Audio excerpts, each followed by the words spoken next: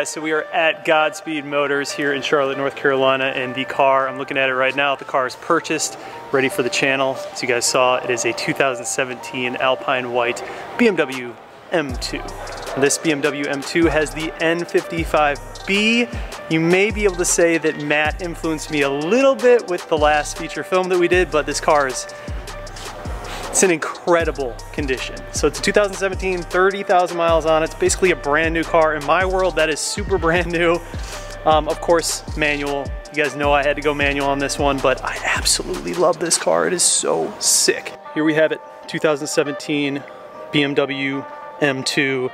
It is absolutely flawless. The exterior, perfect condition, no scratches, no chips, no dents. It's immaculate. It's honestly a really, really good spec, and I think I got super lucky when I found this one. I was looking at M4s, M3s, all sorts of different cars, and this one stood out. So super happy that I got it in the Alpine White. You know the E90 is an Alpine, so now we have two Alpines. However, pretty sure we'll wrap it pretty soon. But look at how clean this thing is, dude. Look at how good this thing looks. Oh, I'm so excited. I'm so excited. So the front end on the M2 is super aggressive. In my opinion, much more aggressive than the F80 and the F82. That's one of the reasons that I went for this M2, because I just felt like the body just looks so good on this car, and the power to weight ratio is phenomenal. This has the N55B, so it does not have the S55, which I'm happier about because I think the N55B just sounds a lot better. I already got the mirror caps, yeah. So the interior is beautiful on this car. It has a lot of Alcantara, a lot of suede. It has Alcantara in here, blue stitching, carbon fiber, all the way around. It looks absolutely phenomenal. I'm really, really hyped about this spec. So it's black, all black on the inside, and of course, Alpine White on the outside. Also important to note that the car is bone stock, nothing done to it. However, of course, your boy was online last night already ordering parts for this car. So as I told you guys before, I'm just rolling up here to finish up all the paperwork, already paid for the car, finished everything, taking this home tomorrow. The E90 M3 actually goes into Sensational to finish, get wrapping. We're gonna go ahead and take this one home. And I hope you guys enjoy it, man. I'm super, super stoked that we got the M2. It sounds phenomenal.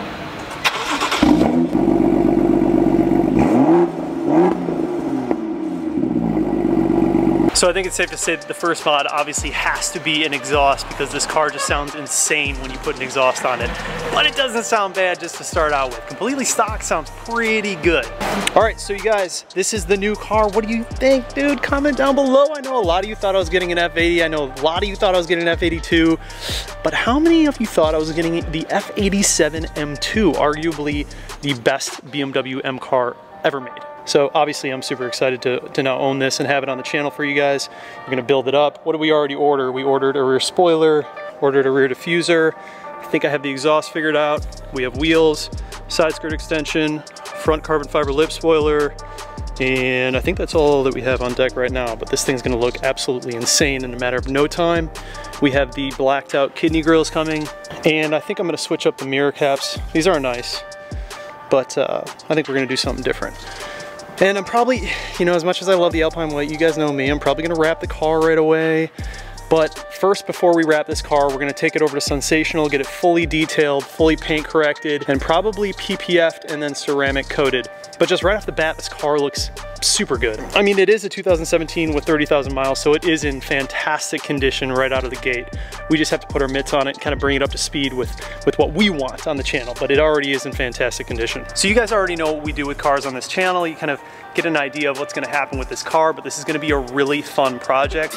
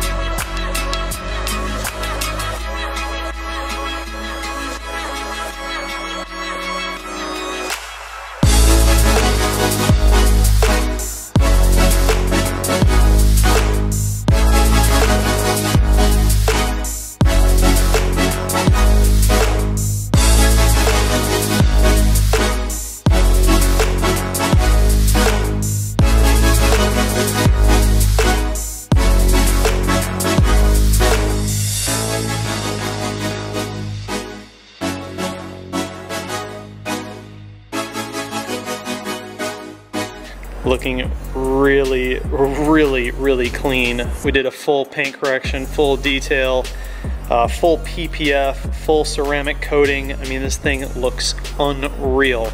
So let's start with the front. The most obvious stuff, we changed the grille out to the gloss black grille. Now, right now it is just all gloss black without the badge, but my stock grille, the inner parts, they weren't in that good of condition, so I didn't want to reuse those with the badge. I might purchase a brand new one just so I can have the M2 badge on there, but for right now, this is fine. In addition to that, we obviously tinted the headlights with the same tint that I used on the E90 and the F30. It's Thic Dyno Shade. Looks super clean. Just wait till you see the headlights on it. Looks really good with the headlights on. And then we also used some black vinyl and made our own eyebrows, which just covers up all that chrome up top, and it just looks way more aggressive. Again, once you guys see the headlights on, you'll see what I mean by that. All right, so continuing on to the side here, obviously this is part of that blackout package. We have the blacked out side marker. And then on the front, we also changed out the corner light to an LED, so it is white right now. I meant to buy an amber one, but they sent me a white one, so I might just roll with it. It actually looks pretty good. I'll show you guys what it looks like. Then we move on to the paint matched side reflectors. The reason we did that is because paint was just going to take too long, so I went ahead and bit the bullet and paid $175 from I&D. They're actually on Amazon. Everything you guys see in this video today is gonna be linked down below, but they were $175, which was kind of a tough pill to swallow, but I will say the paint match is really, really good. I was a bit questionable about it when I first opened it because it just looked darker, but this is like an off-white. This car is an Alpine white, so it isn't just your standard white. It's a little bit darker. But the paint match looks really good, so I'm happy with it. Glad I went with the I&D ones. Moving on to the tint. So we have 50% ceramic on the front, and then we have 20% ceramic all around. Obviously the top is in gloss black. And then for the shark fin, rather than painting that, because like I said, paint was gonna take too long, I just went ahead and ordered a little carbon fiber shark fin off of Amazon. It was like super cheap and easy to put on. That just covers up the white underneath there. So obviously with the tint, this thing just looks way, way better. Anytime you guys do just a simple roof wrap and tint on the whole thing, I mean, it just completely changes the way the entire car looks. Like, this thing just looks so much more sinister all around with the headlight tint and the gloss black accents that we went with. Like I said before, this is just like the first thing that I do to any car, and it's kind of the same strategy every single time. I just think it works out really well. Then moving on to the back, we ended up tinting these reflectors down here with a dark smoke. So they almost look black, which just kind of hides them. The OEM reflectors are really, really bright. They're almost as bright as this red. And now they just kind of tuck their way in there. They almost look like those vents that you can buy for the back. So without spending a lot of money, we just tinted them. On the back right here, obviously we have the black M2 badge, which was just a must with the entire blackout package. And this car is obviously going to be receiving a lot of new parts coming here soon. I'm just waiting to do any aesthetics and any performance. I want to do suspension first. So once my coilovers come, they should be here this week. Once the coilovers arrive from ISC, go ahead and bring this thing closer down to the ground because it is sitting really, really high up. Just looks like a little 4x4 buggy right now. But once we get this thing closer to the ground, then I'm going to go ahead and start doing all the other stuff. Going on to the inside, I went with the blue start stop button. I just wanted to do something different this time around. This car has a lot of blue accents on it, so I felt like blue would just be the way to go. It's gonna kind of match everything else that we have going on here. And then to finish off all of the tint and the PPF and the blackout kit that we did, we obviously ceramic coated this car with a layer of 9H base and a layer of top coat light, all by Ceramic Pro. That's why it looks so incredibly wet. Sensational. Lewis, the man over here, actually crushed it. He only had this car for like a week and he just knocked it all out. The really impressive part about this PPF, you can't see any of it. It's all tucked. So the car, I had to ask him. I was like, yo, are the fenders PPF? And he's like, oh yeah, for sure. It really is. Like, there's really no way to tell that. There you go, just a tiny little bit. But you obviously can't even tell that it's PPF. It just looks so clean. You guys did such a good job. Thank you, man. I appreciate it. So yeah, that's kind of the full package. Like, that's the first thing that I do with all my cars. We didn't get to the wheels. We didn't do anything with the wheels yet.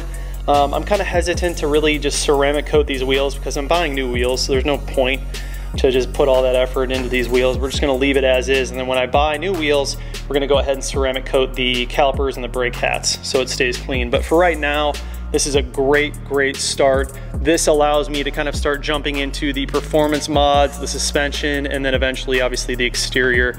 And who knows, maybe something down the road, we might do a wrap, but I am really feeling this Alpine White right now, so we're gonna run with this for a bit and just let it live its Alpine White life for a while before we jump into anything different. So tell me what you guys think. For the starter points, I mean, I just wanted to make this video to kind of give you guys some ideas when you first buy your car, some basic things that you can do to just make it look so much better, especially if it comes with all that chrome on it. The black just always looks so much better, so much more stealth and clean, in my opinion. So that's a really easy way to just make the car look way better. Black up here. And a lot of these parts, I mean, they're OEM BMW, so they weren't cheap, but it does look really good. I mean, just look at that compared to what it was before. This is just like a whole new car. All right, so I want to show you guys the front with the tint.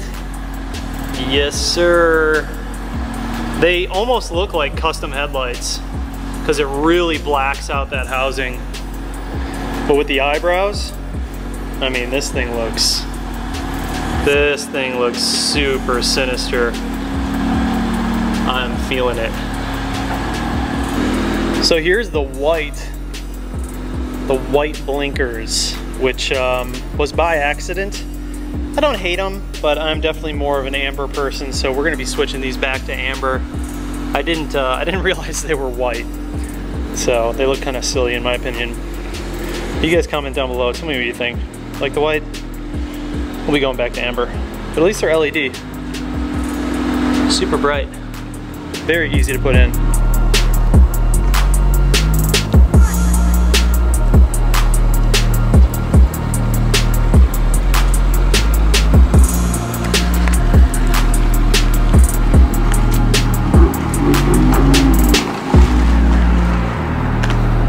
My monster truck. Feels so high up compared to you. Seeing it out in the light. Looks super nice. Dude, these headlights, what a difference. Just with the tint, I mean, it makes such a big difference. Eyelids and tint. Game changer. Look at that. That's crazy. I dig it, man. Look at how much more aggressive it looks from the front with the headlights. Got the black grills. Yeah, it's nasty.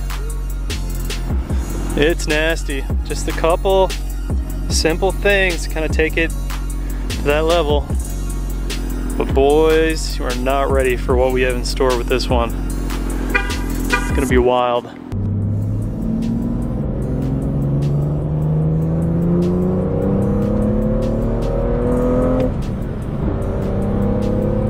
God, this thing pulls, man. It feels so good. Just stock.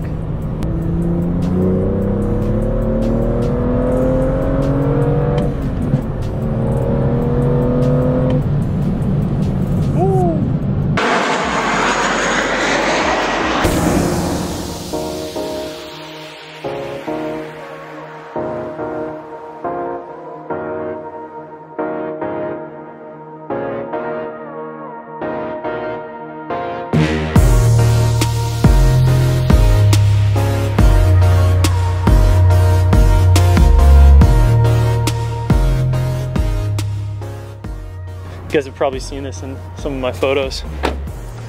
This spot's so sick. But planes fly out right over here, so you can catch planes in your photos. And yeah, just looks dope, dude. Man, what an amazing job Lewis did on this car. It just transformed it so much. I'm so happy with it. So many cool things happening to this car in the next 2 weeks. This car is going to turn into a monster. Man, that headlight tint, that really transformed the front.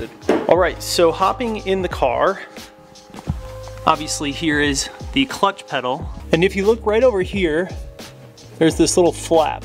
All right, so what you guys are seeing right now is where the actual clutch stop goes. And if you notice, this little plastic nail looking part goes into that metal circle. However, my car actually doesn't even have one in there. They are supposed to come with like a tiny little disc that fits in there, stock, but maybe mine got replaced or misplaced or lost or something along the way, who knows. So we're gonna put the whole thing in there with all of these discs just to try it out, because right now before the clutch pedal actually engages with first gear, it has a lot of play in it. So I'm gonna put this whole thing in there and we'll see what the difference is with the driving experience, but I'm gonna pop it in and kind of show you guys exactly where it goes. Just pop it in there just like that. And if you wanna remove it, and if you need to remove your stock one or this new one, just use the pliers and pull it out. All right, so first time pressing down on the clutch pedal with the new clutch stop. Oh, wow. Whoa. There is far less travel. That's actually really nice. Feels good.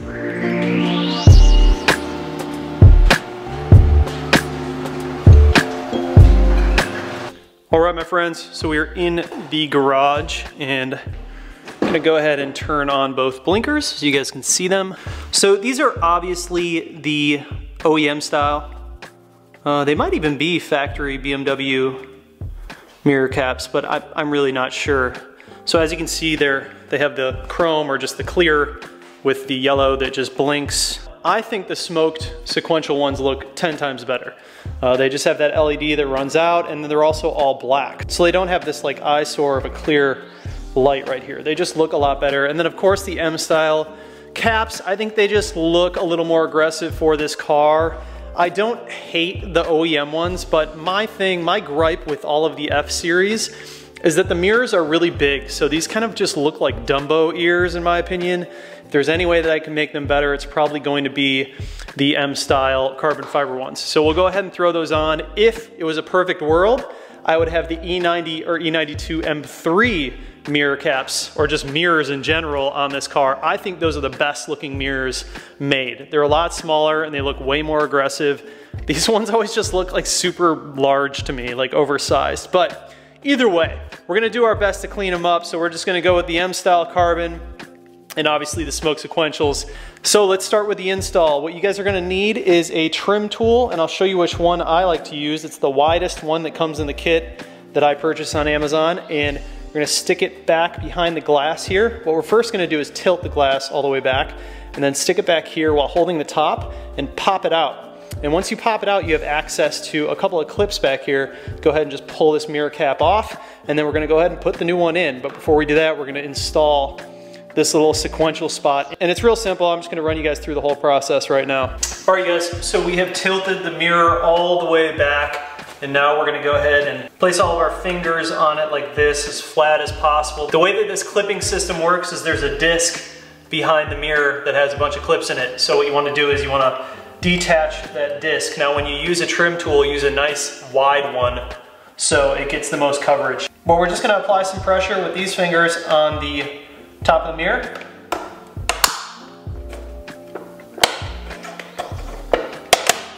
Start pulling. It should just pop out like that. I'm actually gonna wrap this in a little bit of cloth so it doesn't scratch the car or anything. All right, so there is the clip, circular clip. And like I said, you're just putting that trim tool under here and applying pressure on the bottom until you hear a little click, and then just go ahead and use your fingers to pop out the rest of it. But that's basically what you're taking out. So I just found something out that's kind of weird. Whoever makes these mirror caps, do you see how there's like a hole right there? Someone was using screws and washers. See the other two right there? They're all rusted out. They shouldn't be installed like that. They should actually just be these clips that you just pop in and pop out. So I don't know if someone botched an install or these are just some like super weird cheap mirror caps. But yeah, pretty weird. So really it should just be these clips and you just press those together and then pull out and it comes right out. So we're gonna go ahead and pop those out and then take off the whole cap, and hopefully it didn't affect anything with these clips so we can still use these.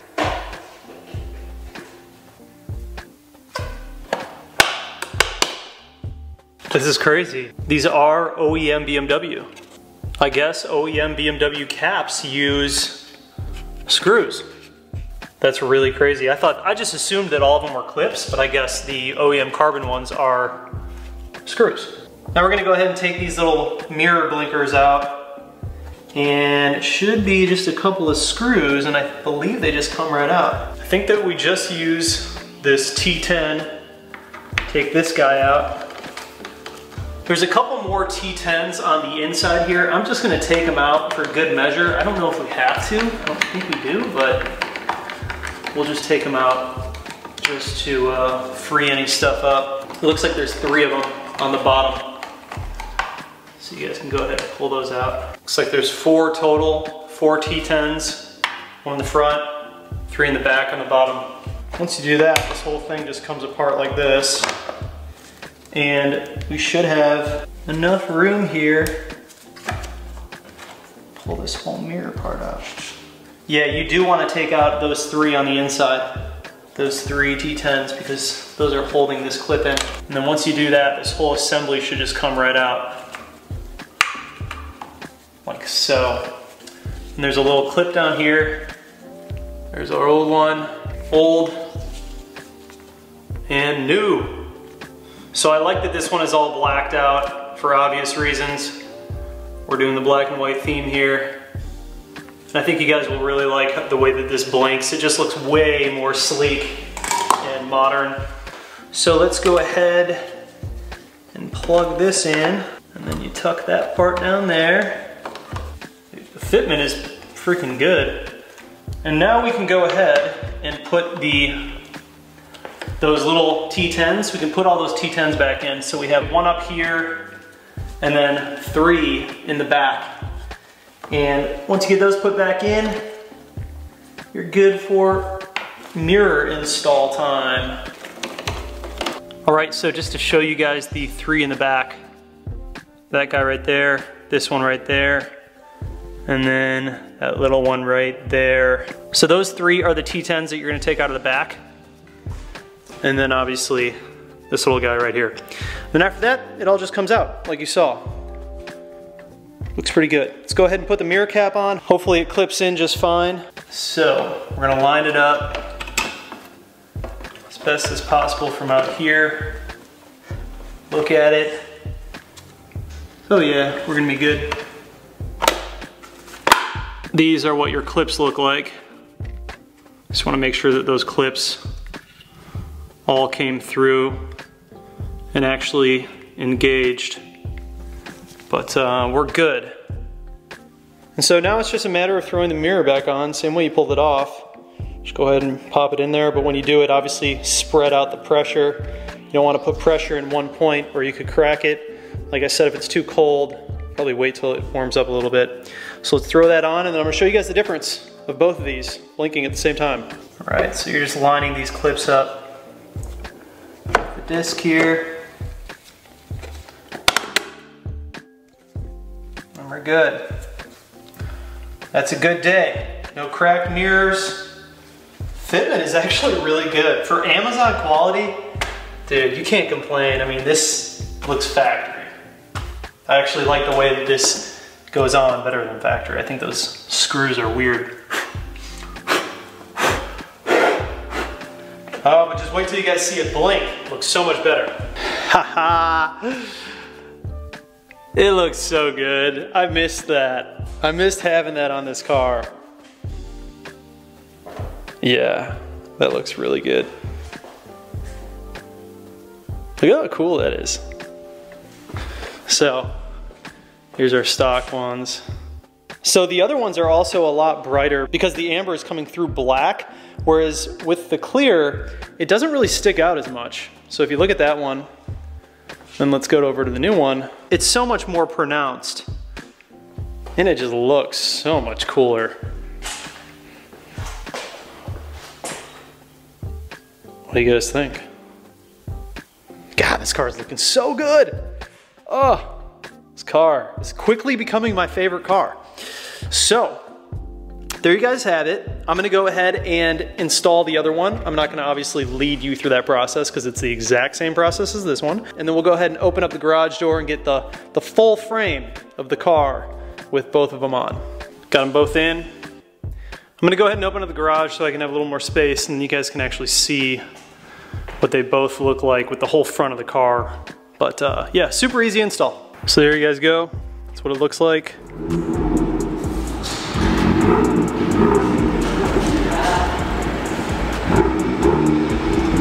I need your opinion on something.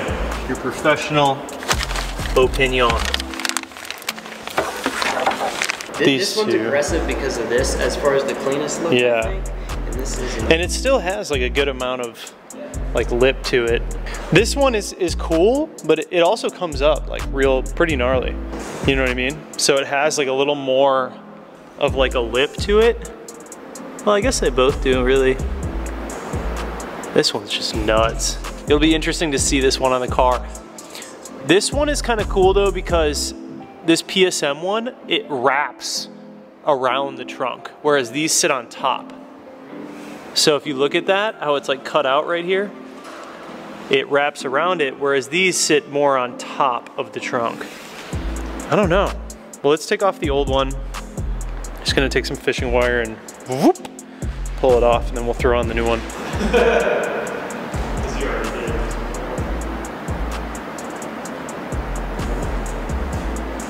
So this isn't actually like the final option. This is like a midway option. I also have something else. But for right now, until I have the car with new wheels and lowered and all the other carbon fiber parts, I'm not gonna do that final thing because it just wouldn't really make sense with the whole car. So we're gonna wait to get to that. But for right now, let's go ahead and figure out which one of these are gonna work. All right, so here's the first one. M Performance. It is, it's really clean. I don't think it quite does it justice through the camera, but it looks really good in person.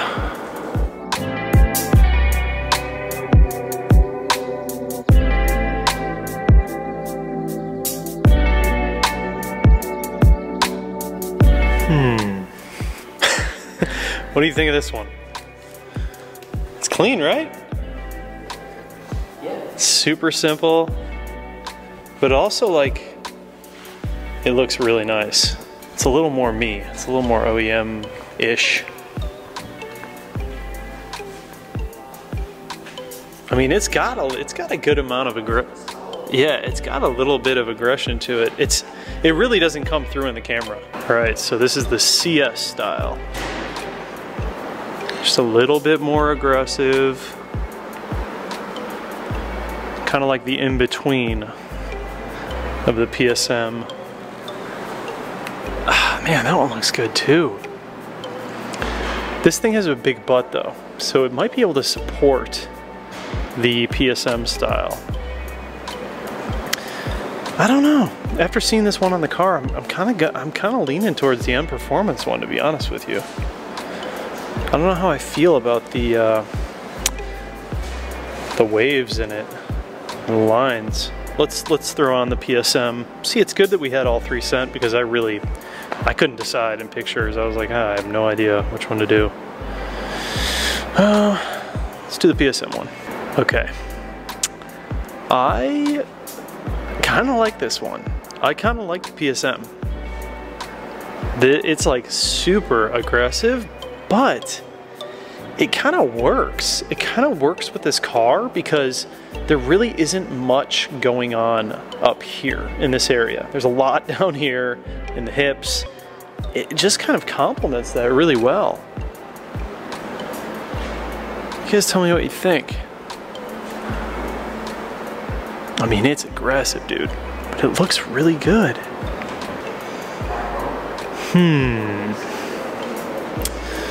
I am perplexed. See, I mean, I don't know. I think that the PSM takes the cake. It's either PSM or M Performance, in my opinion. You either go all in, or you just keep it subtle. This PSM looks rad. The camera really does not do this justice. You guys gotta see it in person. It looks way better in person. But I just like the lines on this. After much deliberation, I'm going PSM. It seems to fit the best, and it seems to look the best because this car has a very large butt, a very large rear end, especially down here. And when you have the super aggressive spoiler up here, I feel like it offsets that really well. And obviously I have a rear diffuser coming that's pretty aggressive too, so I feel like it's gonna work the best. Usually 9 times out of 10, I would do the M Performance because I like to keep it clean and simple, but I wanna go a little bit harder on this one. And we're gonna dive into the PSM. I think the PSM is gonna be the move. I'm gonna go ahead and load it up with 3M, line it up, and throw it on. You guys comment down below and tell me which one was your favorite. Tell me which one you would have preferred to see on the car. Last minute idea. I want to, at some point, paint the inside of this Alpine white. I think that would look really good.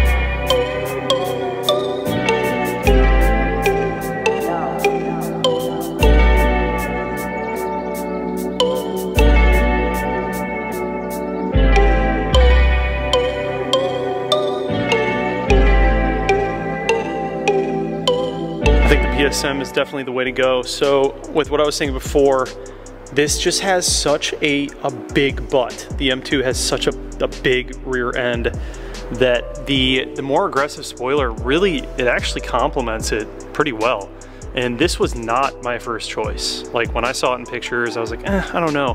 When you see it in real life though, it looks really good on this car. And also, you know, I'm trying to step out of my comfort zone a little bit here because I would have always gone for the M Performance. I would have played it safe and done the clean route. And I just want to do something different, you know? I want to do something a little bit different with this one. It's not like I don't have other options here in case I want to switch it up. But yeah. For now, we're gonna rock this bad girl. So Lewis is gonna throw on some Ceramic Pro real quick. You know I gotta get that ceramic coating on here. Get it nice and cleaned up.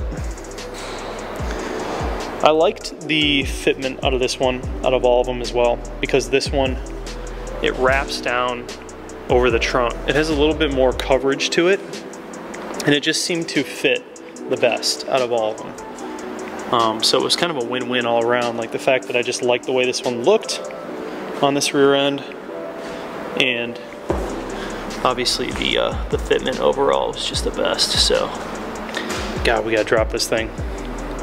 Little 4x4. We're gonna have suspension in soon. The juice.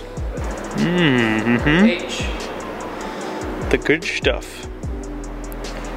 Popping out the Dom Perignon of ceramic. Can already smell it. That's a lot. It's stinky. That was a lot. Get it nice and slick.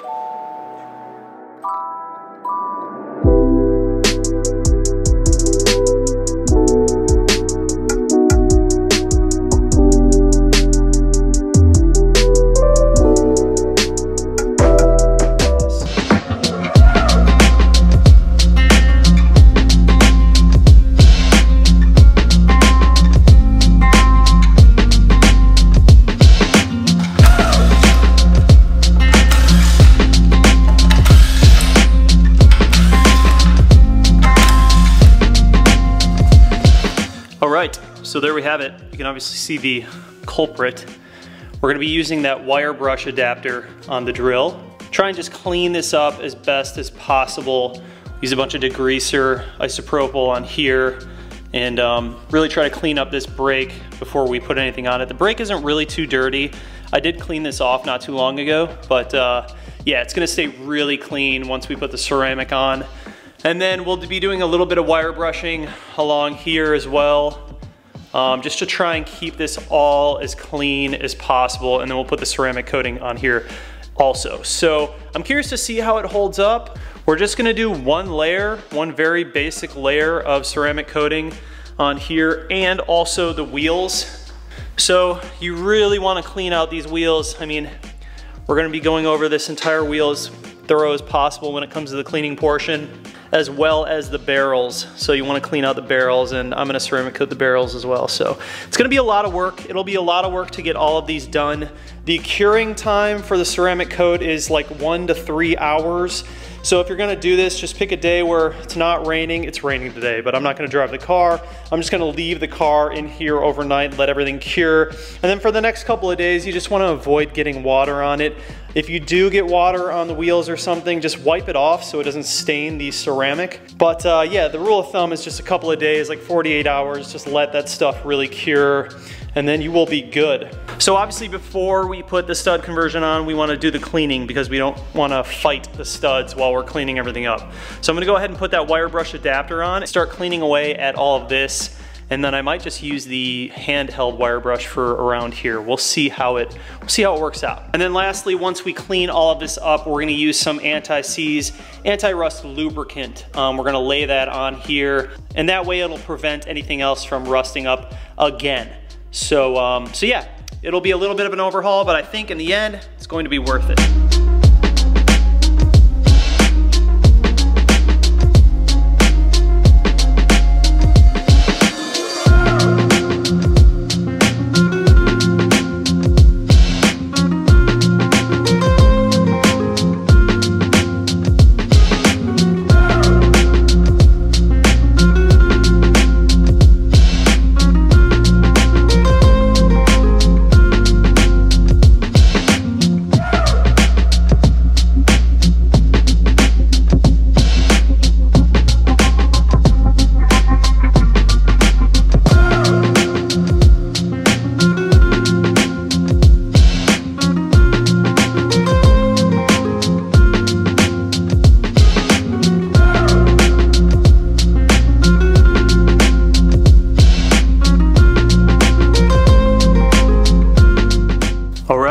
So this is where I'm at.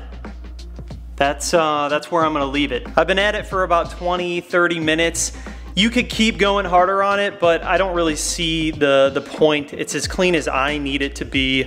Obviously these aren't new brakes, so if they were new brakes, it would be really easy to keep them clean, but obviously I'm taking older brakes that have a lot of wear on them, and I'm just trying to make the hats a little bit better. So we've cleaned it to the point where I think it's good enough.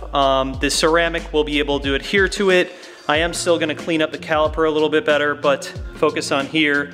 And the different little drill attachments that I used, a couple of different kind of brushes to get in there and really clean out as much as I possibly could. It was kind of hard to clean up in these crevices, but it really doesn't worry me too much. So I'm gonna clean up the caliper a little bit better, and then the next step, we're gonna throw on the ceramic coating for the hat and the caliper.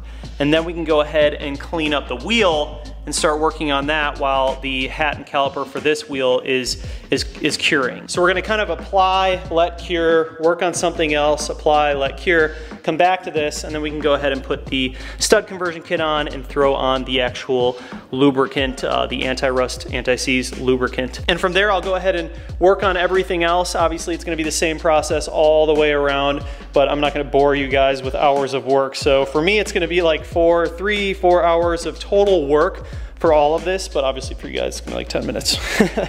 Must be nice, must be nice. All right, so we got the ceramic out here, and with most ceramics, you want to apply it, and then you actually want to wipe it off, which is just like evening out the layer of ceramic. However, this application says that you do not wipe it off. If it's on a textured trim, you don't wipe it off. I think it is smart to apply it and then wipe it off gently because you're evening out the layer of ceramic that you lay down. So they do give you this little brush right here. We're gonna apply the ceramic onto here, and then we're gonna work the caliper first. I'm gonna go over the entire caliper. I'm gonna let that sit for about 45 seconds or so, and then I'm gonna go ahead gently with this cloth and just kind of flatten out the surfaces, make sure that nothing is uneven. It's not gonna be as big of a deal on here. When we get into the brake hat, we won't wipe any of that off. We're just gonna let it sit because that is a textured surface.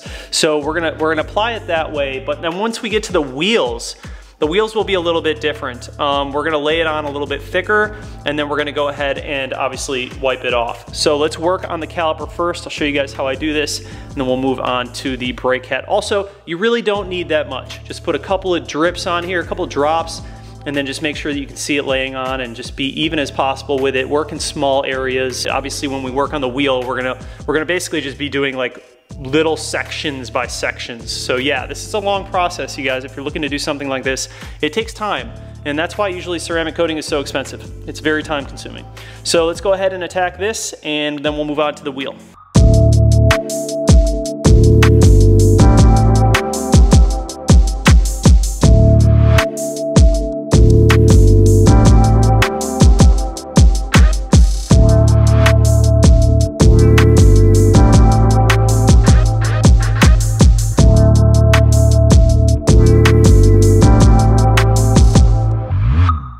So I just applied it on, and you're gonna feel that it's kind of tacky. That means that it's curing onto it. I think when you're actually doing a brake caliper like this, it's probably better off to use a clean rag rather than this guy, because obviously that's just a block and it's hard to kind of get into all those crevices. But I wouldn't worry too much about the back of the caliper. Obviously, you don't even see it. So you could, I mean, the real right way to do this would be to remove the whole caliper and go through that, but we're not gonna do all that. That's just, it's a little too much work for what we're trying to do. So we're just trying to keep it as clean as possible on the outside and make it look good. Make it look good. So I let this sit for probably about 45, 60 seconds. I'm gonna go ahead and take a textured cloth, this cloth that comes with it, and just gently even everything out.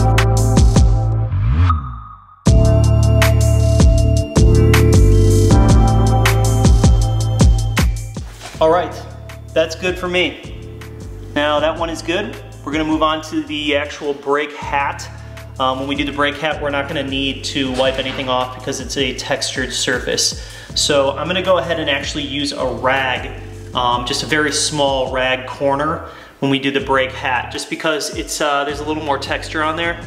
And this brick is really gonna be great for wheels, but not so much for applying on this.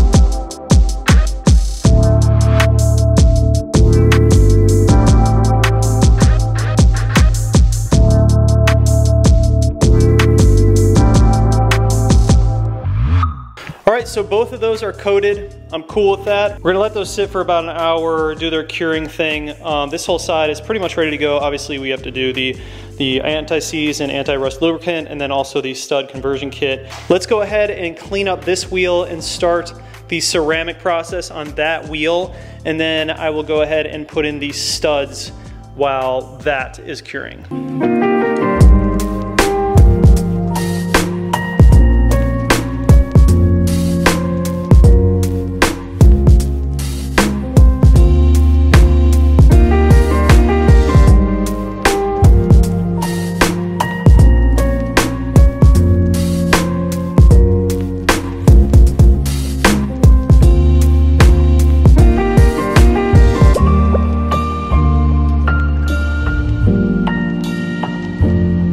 All right, after going to town on this thing, it's clean.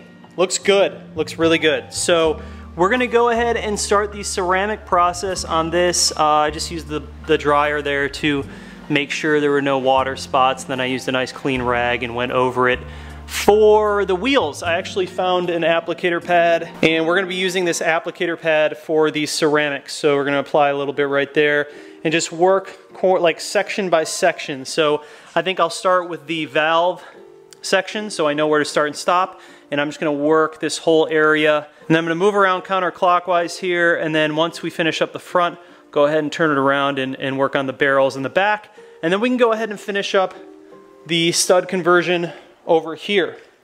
So we're almost there. One wheel. Man, it's been a lot of work just for one wheel. So it's gonna be this is like a full day project for me, and this car is obviously just gonna sit for the next 24 hours. It's gonna sit and let everything cure that we work on today.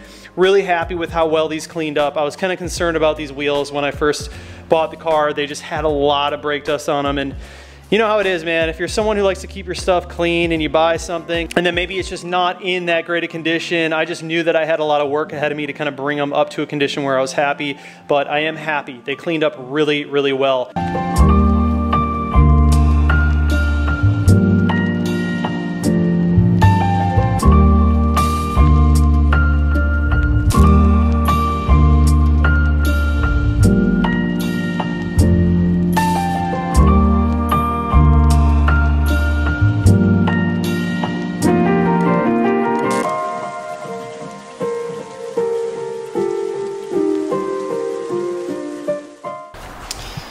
All right, I did it pretty fast. I mean, it's so humid out, and the ceramic is getting sticky like fast, and you don't want it to harden like that. You want to be able to even it out before you let it fully cure. So as soon as you start feeling it get sticky while you're applying it, like I was applying it and it was immediately turning sticky. So that means it is time to try and level it out as soon as possible.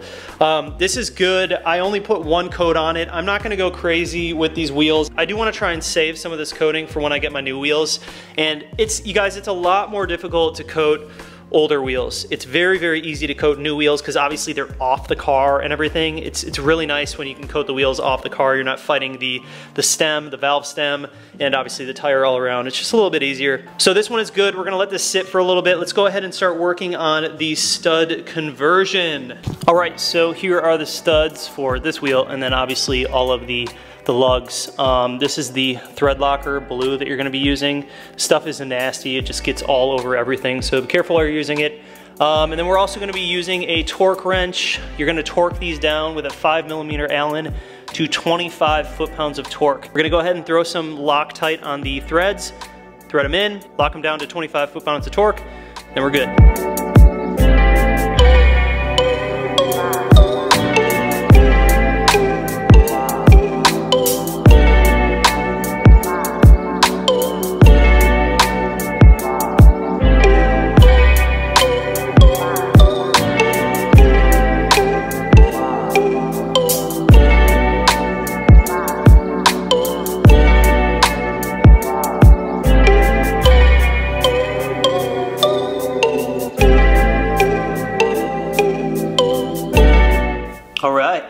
There we go. We're all studded.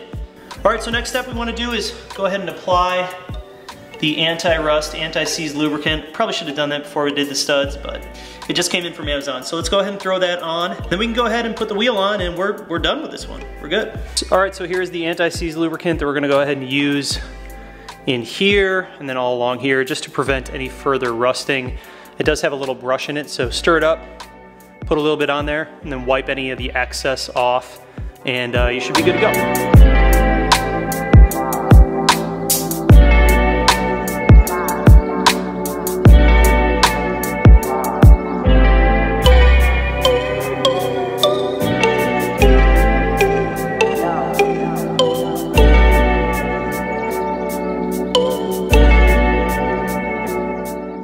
All right, got it all on there.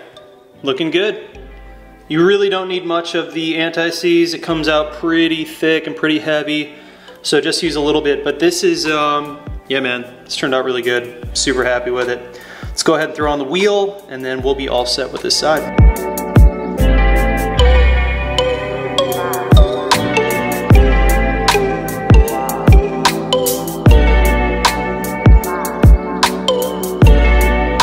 Hey, man, this turned out so good. Look at how clean all of this looks. So these are 78mm, no spacers, stock wheels, same setup I ran on my E90 M3, and I just think they look really good. The length, it's nothing too aggressive, but it looks very clean. Obviously I went with the blacked out ones. And we're gonna start working on the rear diffuser first. So the way that you take this off There's a couple of these little plastic rivets that you just pop out along there, and then over on the side, over here, that is going to be an 8mm along with that little plastic rivet. So you get a few of those, you just pop them out, pull out that 8mm. And then when it comes to these side blades, for these, you can really place them however you want, but the idea is to basically have something like this. So I'm gonna put the rear diffuser on first, and what we're gonna do is we're gonna line these up based off of the placement and the fitment of the rear diffuser, and then we can go ahead and put in some pilot holes and decide how we're gonna place it. You can really have this, like, you can run this as aggressive as you want. You come out super far if you wanted to. So we'll go ahead and start with the rear diffuser, and then we'll work on the side blades, then we'll turn the car around and work on that front lip. This should be pretty straightforward. This is what I use to pop out those plastic rivets, and then here are the bolts and nylon nuts that I'm gonna use for the front lip. I have a bunch of self-tapping screws, and then we have some 3M here, and my drills and all that stuff. So I'm gonna go ahead and start taking off the rear diffuser, and we'll go from there.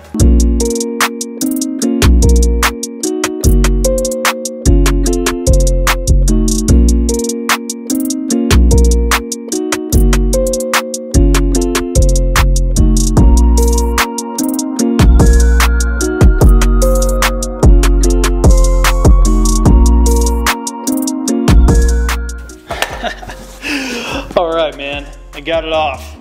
That thing is a pain in the butt to get off. The way that I did it is, the sides come off pretty easily, but once you get to the center part, this clip, this clip, this clip, and this clip are a nightmare. And you just wanna be able to wedge in a trim tool. Obviously not on the paint. You wanna go underneath so you're not hitting the paint, but you basically just wedge it in here and go down like that, and then that'll allow you to pull it out. But we got it off. All right, so before we lay on the new diffuser, you're gonna often find that on the stock diffusers, you have these little lips on here, and that's to catch on the actual rear bumper. Well, many carbon fiber parts do not actually come with those lips. They just come with flat pieces like this. So what you're gonna wanna do, over here, you don't have to worry about it too much because this usually fits in just fine, and we have screws down here that are gonna hang it in. But on the edges, to make sure that this actually hangs in, I drilled a little hole there, and then I drilled a little hole in the side of here. And what that allows me to do is, after I put the diffuser on, you can put in one of these, and what this will do is actually allow it to stay in the bumper without it coming out. So you're gonna wanna do something like this. Just put two little drill holes into each side, and then that should allow the edges to stay in. Everything else will be just fine as long as you're drilling the correct holes underneath for the stock rivets.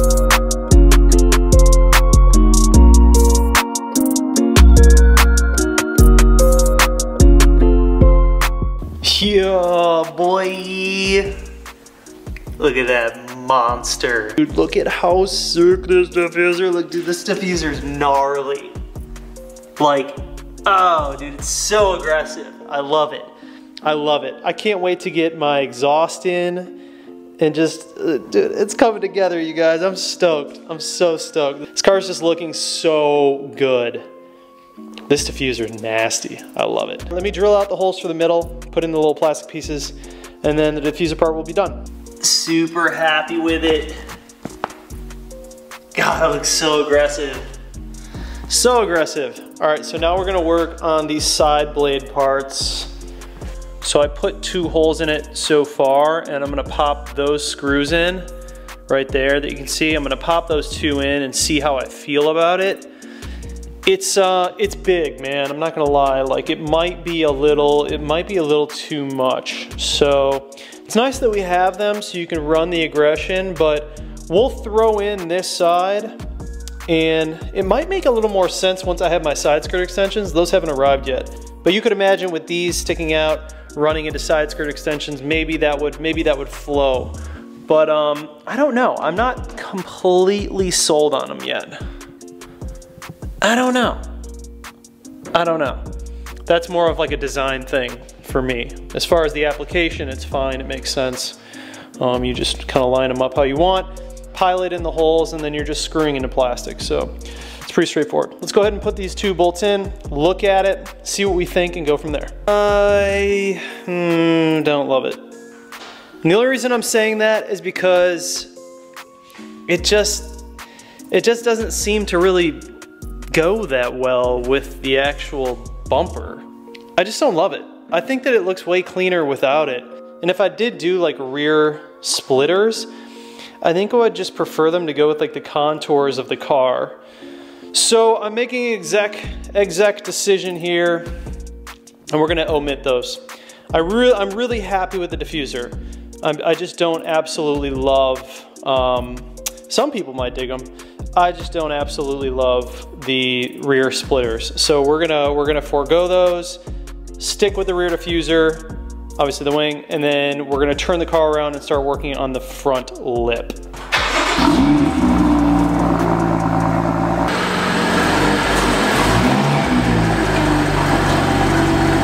All right, so first thing first, I'm gonna take some isopropyl and I'm going to clean up the entire underside of the car so we can make sure any 3M that we do put on here adheres nice and well. And then we will go ahead and mock it up and make sure that everything lines up well. I've already actually done that, so I know it fits well, but we're gonna go ahead and mock it up and kind of figure out where we're gonna be drilling for that in terms of making sure that everything is secure underneath the bumper. My plan is to use a collaboration of a couple of these bolts for reassurance and some nylon nuts, but mostly self-tapping screws and 3M, and we should be good. The bolts, you really don't need to go too crazy. The bolts are just extra security, just to make sure if anything does happen that the lip does not come off. So I'm thinking 2 or 3 of these. We're gonna see how well I can fit my fingers back there without taking off the entire bumper. All right, so I just hit it with some isopropyl, and we're gonna be taking out this guy, a bunch of 8 mils. Once we get it adhered to the actual bumper, then I can start drilling for the actual bolts. Then I'll put the bolts through and sneak my hand back here once all this is dropped and tighten them down. So that'll be good. I think that we're probably just gonna do 3 actual bolts, and then I'll stick to self-tapping screws for everything else.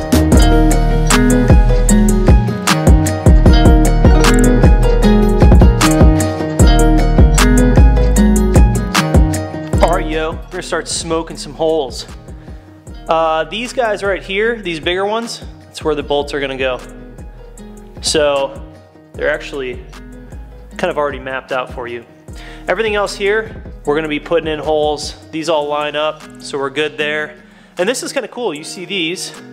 This is to attach a splitter. So if you wanna run a splitter, you can run a lower splitter. Pretty sick. So yeah, it's time for me to get the drill out. I'm just gonna start smoking these holes. I got quite a few to drill. But the nice part is they all line up with the factory screws. So super convenient.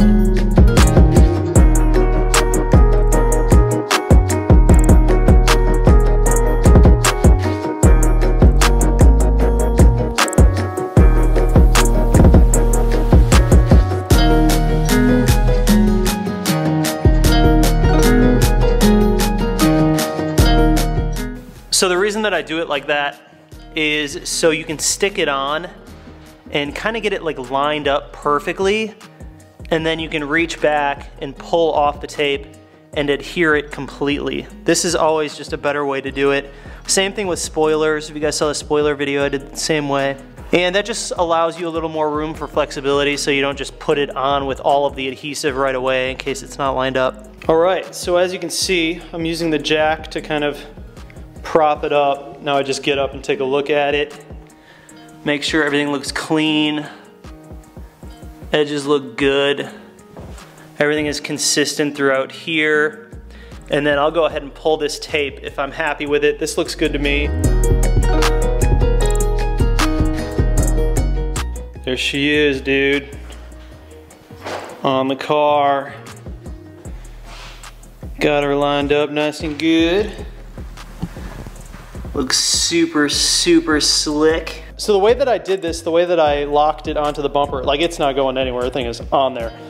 We have 3M tape. We have 1 on that side, 2 in the middle, 1 on the other side.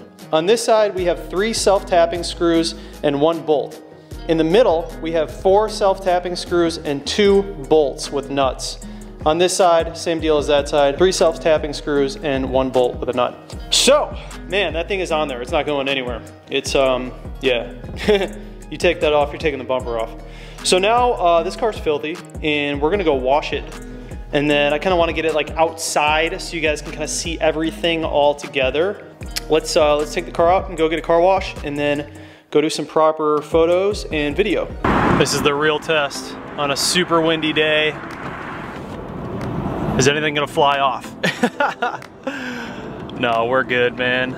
Those things are bolted on there so tight. So yeah, not a bad install process. Pretty straightforward. I've done a few lips and diffusers in my day. There's always a little bit of modification. If you guys aren't comfortable working on your car and just, yeah, drilling holes through carbon, it's probably something you should just have a shop do. But like I said, I've done a few of these, so it's pretty comfortable doing it. I'm gonna go wash the car up quick, just do a simple, quick wash, see how the ceramic coating is holding up on the wheels, and then we'll go to a little parking lot and take a look, do a little walk around of the new diffuser and the new lip. See you guys there. I'm not in the colors.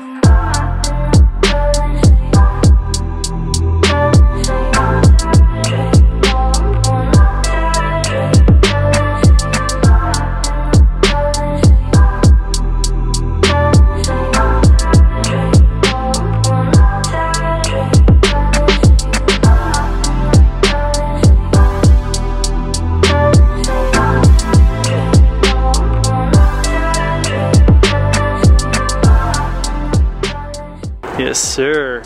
Looking good. Looking real good. Super happy with everything. Fitment, quality. It honestly worked out really well. This entire thing just looks freaking amazing. A little walk around action for you guys. Diffuser.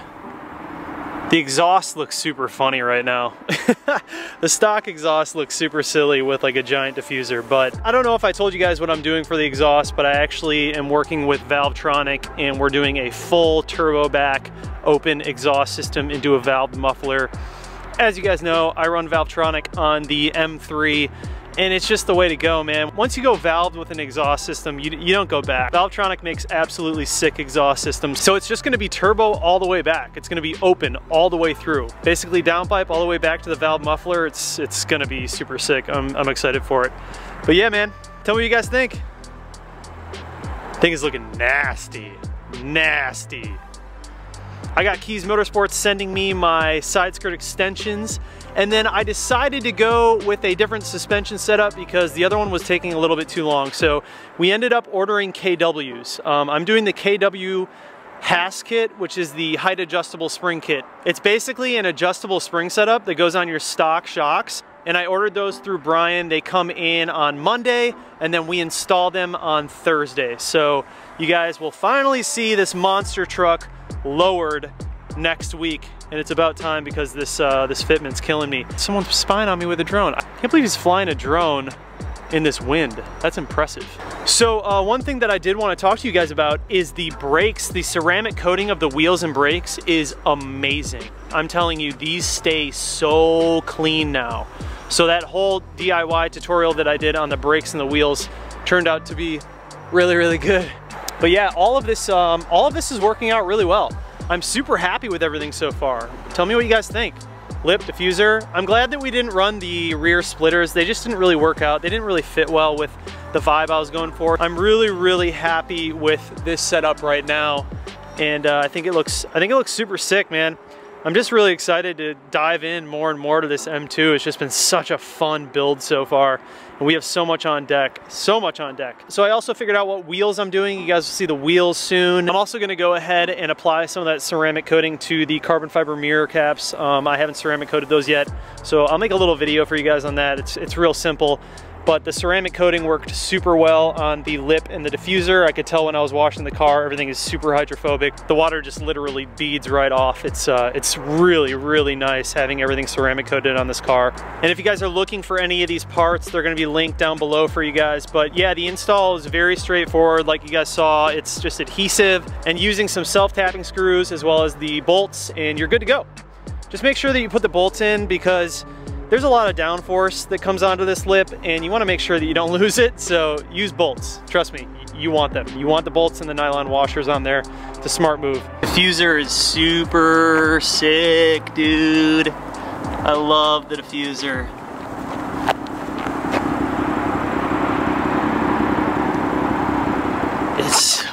It's so aggressive with like the 3 fangs down the middle. And I think it really pairs up well with that PSM trunk lip.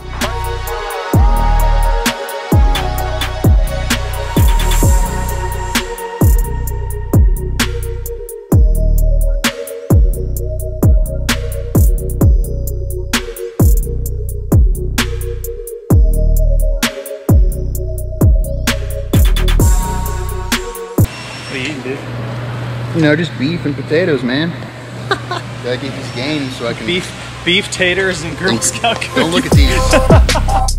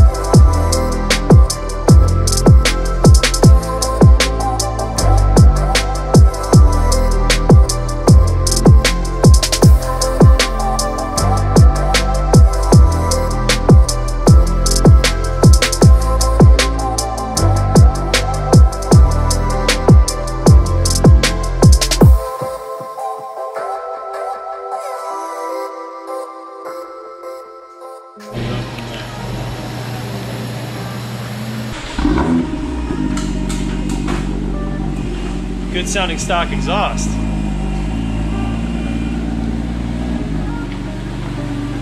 Dude, it looks good. I got a case in the auto lodge about that throttle fault. Oh yeah. Yeah, man. Oh, it definitely went down. Dude, it's literally the perfect drop. That was a good call on getting those. Damn, that looks good. Too many times. 4 inches on the dot from the ground. That's good clearance. That's Oh good yeah, for, that's solid. Transition. Front mud flap. Splash guard is 4 inches. Had a lot of people worried about that. There's no way you're hitting that. 4 inches. And the back is 6 inches. So you're not scraping any of that. It's a good looking drop, man. That looks nice.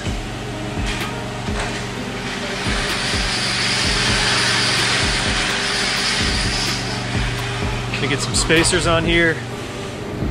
1 finger. And these have to settle a little bit, so it's a fantastic drop. Same with the front. 1 finger.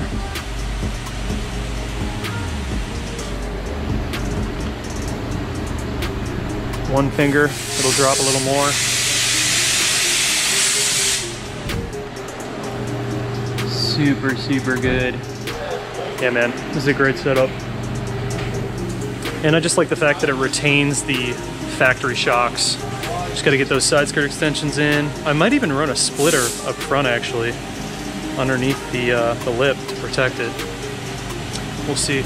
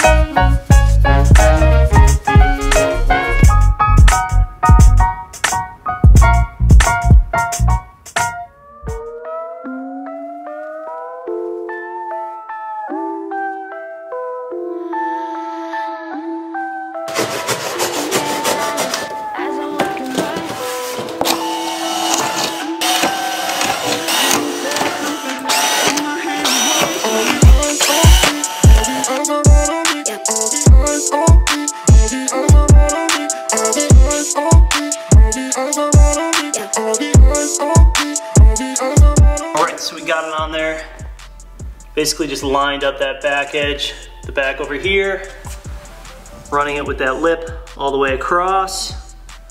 It's nice and straight, looks good. Comes up to the front right there just like it should. And we're gonna go ahead and put in all those self-tapping screws that are just gonna be the reassurance to hold it in. And then we should be good.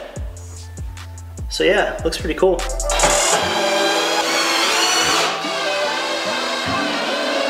Those are the self-tapping screws that we have in there. Looks good. This thing's not going anywhere. It's rock solid on there, super good. Yeah, so that's what it looks like, guys.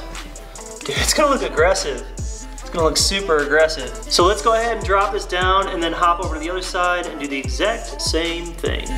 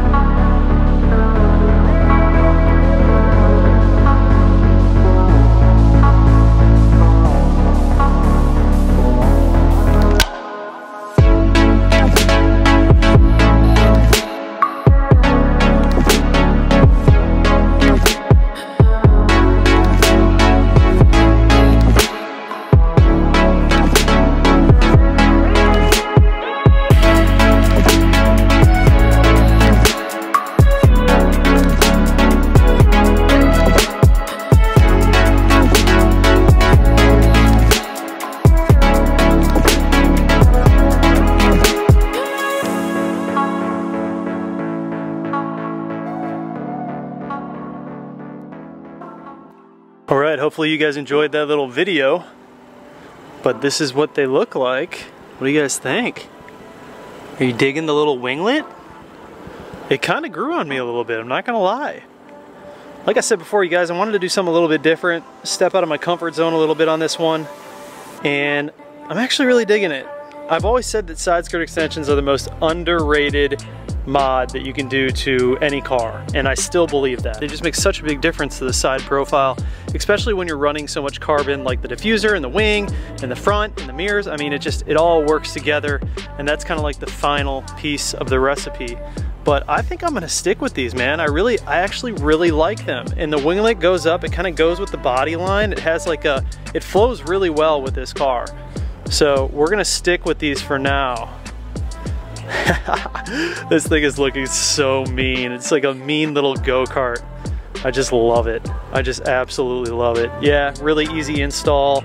Only took 15-20 minutes. A little bit of 3M, some self-tapping screws, just line it up, clean up the area good, and you'll be all set. So a huge shout out to Souvenir for sending these out. If you guys are interested in them, I'll link them down below. But I think they look really good, and I think they just added on to the overall carbon drip, carbon aggression on this car. And I'm pretty stoked about them, man. I also have the flat ones coming without the winglet, and those are just a little more subdued. So I can throw those on at a later date, but for right now I'm gonna stick with these because they're different. I like them because they're a little bit different. A lot of the ones that people are running currently, they just have like the little winglet. They don't have the full side skirt extension and the winglet. So I actually really like having both with like the little lip that comes out and then runs into that little winglet. Just like a nice little addition to it, sets it apart, makes it a little bit more aggressive than just having that little winglet. So it's definitely a minor touch. Like the side skirt extensions are very minor, but they're one of those things that when you see it in person, it makes just such a big difference. It's always hard to pick up side skirt extensions and really show how much they change the car on camera or like video or photo. But in person, they always make such a big difference. And it's one of the first things you notice, especially from a side profile. Let me know what you guys think. Let me know what you guys think. You just wanna dream of sin, sickness floating in our veins, players in a spotlight game.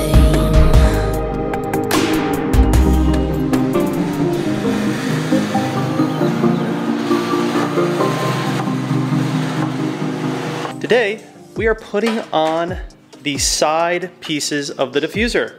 And honestly, dude, I was just looking at the car outside in its entire essence with the skirt extensions and everything that we have going on, and I honestly think that this is going to work out really well. So I did make a boo-boo on this side. I tried to just do this off of like looking at the bolts underneath and smoke these holes, but they didn't match up as good as I wanted to. So what I ended up doing is I just used a little bit of anti-seize lubricant, and I put the anti-seize lubricant on the bottom of these two bolts, which are 8 millimeters. So I just placed a little bit of it on there, and then I took the carbon fiber piece and laid it onto those two bolts where I thought it looked good, and they left a little mark, obviously, and that's where I ended up smoking the holes. I figured that would be the best way to kind of line it up and get the measurements for how I wanted this to lay so I could actually look at it on the car and then put some holes in the ear. The only problem that we have now is this is the factory 8 millimeter bolt, and this little bolt is only long enough to go through this carbon fiber piece. So I'm gonna run over to Home Depot because the thread pitch on here is rather specific. So if you just try to use like a regular screw that's long, it won't work as well. So I'm gonna go and get one that's twice as long as this because we'll need it. This bolt just happens to be the exact same length as this carbon fiber. So I'm gonna get one that's just twice as long so it goes through the carbon fiber and into the car, and then we should be good. I might lay on a little bit of 3M as well, and then we'll see if I need any self-tapping screws. But I think from this point forward, we should be okay. So I'm really excited to see how they actually look. I wasn't planning on putting these on in the first place. As you guys saw when I did the diffuser, I just decided to not use them because they look too crazy. But once I kind of put everything else on, I honestly think that these are gonna make a lot of sense, and I think they're gonna look really good. Especially with the rear mud flaps, like they line up to the mud flap really, really nice. So everything looks super clean. It's almost like just a whole package that is just kind of being completed when you put these on. And like I said before, I wasn't expecting on using them, but I think they're gonna look solid. So I'm not going crazy with them. They're not gonna be like super aggressive far out, but you could run it like that if you wanted to. I'm gonna have them real nice and snug up to the diffuser and inside, so they just have a little bit of aggression on this back bumper. Super excited to check them out. I'm gonna run over to Home Depot real quick, my second home, and grab a couple of these, and then I'll be back and we will start this process of putting them on. And we back. So I bought a bunch of different stuff. I bought these to use as the factory screws. And I bought some washers to use with everything. These are the closest ones to this thread pitch. So try and make those work. I also bought some longer self-tapping screws in case I need to put more in here for security, but I'm also gonna clean these up and then do 3M tapes. There's really no way they're gonna come off. They're gonna be nice and sturdy. So I'm gonna jack the car up. It's just gonna be a little bit easier when I throw these on. Have a little more room under there for the drill, but this should be pretty simple.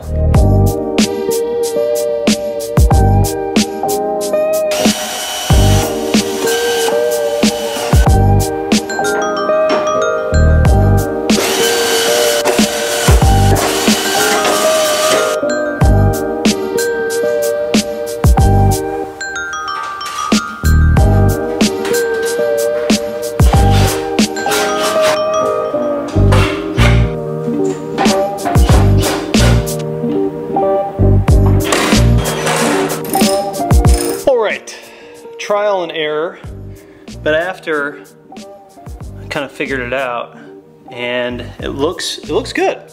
It's okay sturdy. I give it like an 8.5 out of 10. Like it's good. It's not going anywhere, but I might have to pilot one more self-tapping in there. Because the 3M, there's just a little tiny gap in between this, and it's hard for the 3M to really get in there and stick. So the screws are doing most of the job. I've got 4 in there right now. Those are the 4, and I might pop one more in. And those are just going into like the plastic under trays. So you're kind of just hoping that those hold, but it snugs up to the end right here pretty good. And I think it's gonna work. It looks massive when you're up close to it, but once you're kind of like far away and you're seeing the essence of it all, it works. It does work. So what I did was I flipped this one over and literally just mocked up the exact same holes. And then we should be okay. I should be able to just repeat the same process on this side. So that's what I'm gonna do, and I'm gonna see how it turns out. And then, yeah, hopefully cross your fingers, it works out.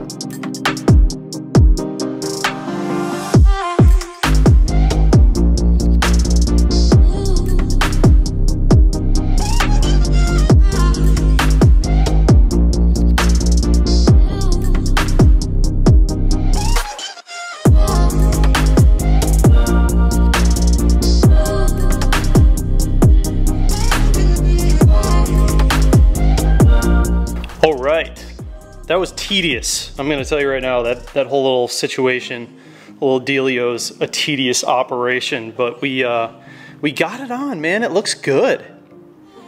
It looks good. It's pretty aggressive. I have to really see it out. So I'm gonna pull the car out of the garage just so we can kind of like do a walk around and see it and take it in a little bit and look at it, but I do like it. I'll probably pilot one more screw in each one, like dead center on each one. The way to do it is to definitely just figure out your holes for the first one and then just flip it over, put it on top of your second one because they are the exact same size, and then just pile it through so all your holes are identical on each side. So that was what I did. I used the first one as a mock-up, flipped it over, plopped it on top of this one, and then piloted the same holes into that one, and it just bolted right up. So I do have to be honest though, like after kind of seeing it in the garage and up close and stepping back, I think this is gonna work. I think it's gonna kind of complete the whole package of everything that we have going on here. And I don't know if you guys saw in my last video, but I did add just one more little bit of carbon.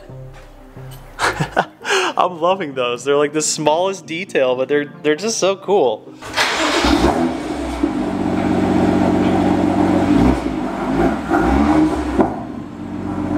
Alright, so I will be the first to admit this is teetering on the edge of too aggressive. But it does look good. There's no doubt about that. Give you guys all the angles here. Usually I know right away when I see it on the car if I'm gonna like it or not. But I've got to admit, man, I'm on the fence with this one. Maybe just because I'm not used to it. Like I just have to get used to seeing it on the car. It does work with everything though. But it's aggressive, man. Like those little splitters, they definitely change up the whole rear end. I'm gonna need you guys to chime in on this one. What do you think? Should I run them? Should I run them? I think if I'm being like super picky though, ones that followed the contour of the rear bumper a little bit better would be better suited for this car. That's just my opinion. When I look at it, that's kind of like what I envision. So I might try and source something like that. I'll run these in the meantime and just kind of see how I end up feeling about them. I'm on the fence right now though. I was on the fence when I initially put them on, and I'm still kind of on the fence even with everything else. I just don't, I don't know. Car's filthy right now. No judgment. Everything else is looking freaking spot on though. This car's looking sick. But yeah, I don't know about these. I'm still trying to figure that all out. I'm totally on the fence, man. This usually I know right away. Like usually I see it on the car and I'm like yes or no. I don't know, man. M Performance shift knob. And it is very, very sexy. M Performance logo on it. It's got the 6 gears on top, and then it's got the Alcantara boot. How sick this thing is, dude. It feels so good. The way that this shifter feels compared to the one that's in the car. Like the other one in the car is like really chunky and big. This one is super small and it just like fits your hand perfectly. I love this thing. Super slick. Carbon fiber, Alcantara over here, and obviously the top with M Performance. Yeah, man, this thing's sick. It's a large chunk of change, no doubt about it. It wasn't easy to spend $250 on this little shift boot and shift knob, but like I said before, it's OEM, so I think it's worth it. All right, so here's the stock one next to the new one. You can just see like the shape difference and the size. It just feels like such a better quality. Like this one just feels so good, and obviously matches the carbon. This one just feels like a normal shift knob. There's nothing wrong with it really. But this one, when I felt Matt's, I was like, oh dude, yeah, I need this one. It's sick, man. Like, minimal, but it just makes a big difference. It's gonna tie everything together once I get like the digital steering wheel and the M2 competition seats. It'll be gangster. In order to do this, you just pull up like super hard. Don't do it near your face because you'll probably smack yourself in the face if you do it. You gotta pull up super hard and then this will come off, and to get it on, you literally just pop it back on and you should be good. These are really just clips, like you can see on this one. There's just clips that go around the circumference of this, and that's how you get those off. So I don't think you need any tools for this. I think you can just do it by hand. So yeah, these just pop out super easy, just like that. And then this shift knob. Oh, there you go. That thing is on there, wow. Pop this on like so. Bam, dude, oh, it looks so much better. Holy crap. It looks so much better. Yo, seriously, this looks 10 times better. 10 times better. Wow. I'm such like a minimalistic freak, and this is just, the minimalism of this is so, oh my God, dude, it feels so good. Holy crap. It feels so much better. Oh, dude, it feels so good. Wow. I gotta program my garage opener. This feels way better. Holy crap. It's the little thing. It's just all these little things that I do to these cars that always have like the biggest difference. Dude, it feels good. It feels so much more like race car. yeah, that feels great. Feels great. There's like far less padding on the shift knob. So like when you have the shift knob prior with like the big knob, like the big oval knob on it, there's all this padding, and it kind of, I don't know, it takes a little bit of the experience out of shifting. This one, however, you feel way more connected to the actual shifting. Like you feel, like you can actually feel the gears a little better, and you can just feel it. It just feels a little more stiff too, like a little bit harder to get into gear, which I kind of like. It feels a little bit more like, I guess you could say, notchy in a sense. In a good way though, not in a bad way. Yeah, it's really nice. Man, it just looks 10 times better too. Like it's so much more minimalistic than the other one. The other one is just like big, bulky, like plastic looking thing. It just looks so cheap. Man, this feels so good. This feels so good. Talk about changing the driving experience with like the most simple thing.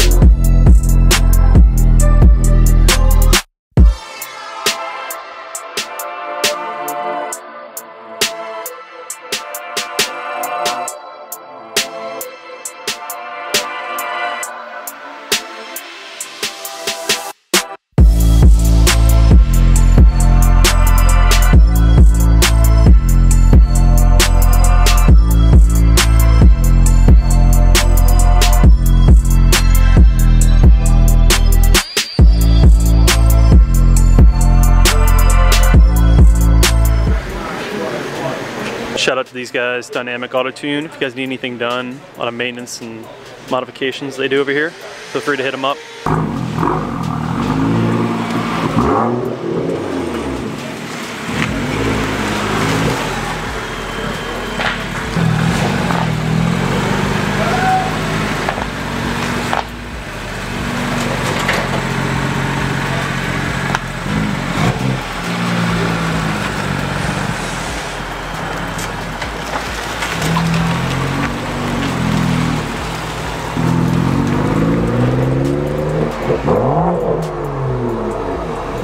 It sounds good. It's super throaty. It's got a nice throaty sound to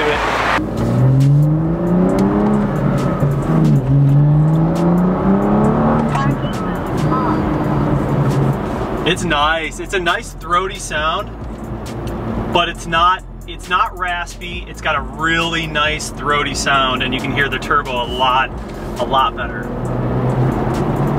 This car is going to sound insane with the downpipe, like insane.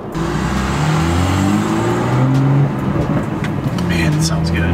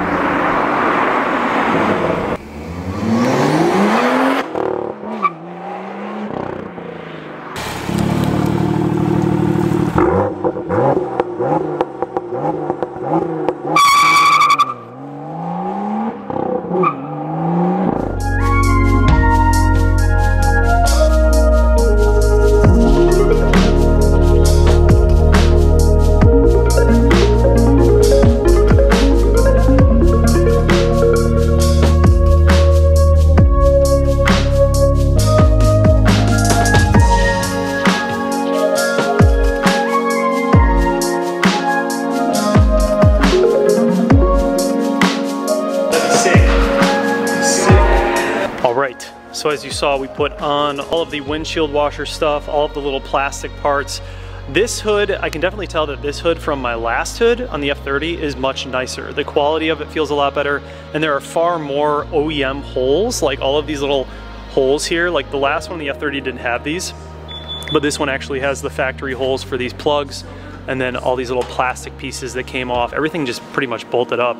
It was like an exact fitment. We haven't closed it yet, so we don't know how the fitment is. I'm waiting on Lewis, he's working with a customer, but once he's done, I'm gonna go ahead and, you know, that's the big moment. Close it and see what happens. Transferring everything over is very, very simple. We left these relatively loose right now because we don't know if we need to adjust anything when we actually drop it, but I will let you guys know. I was gonna look at it first, make sure it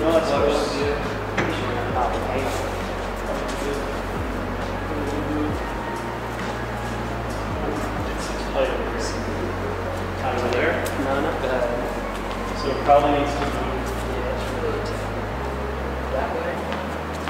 Yeah. Oh, it probably, you know what it probably is? It probably needs to come up on the hinge.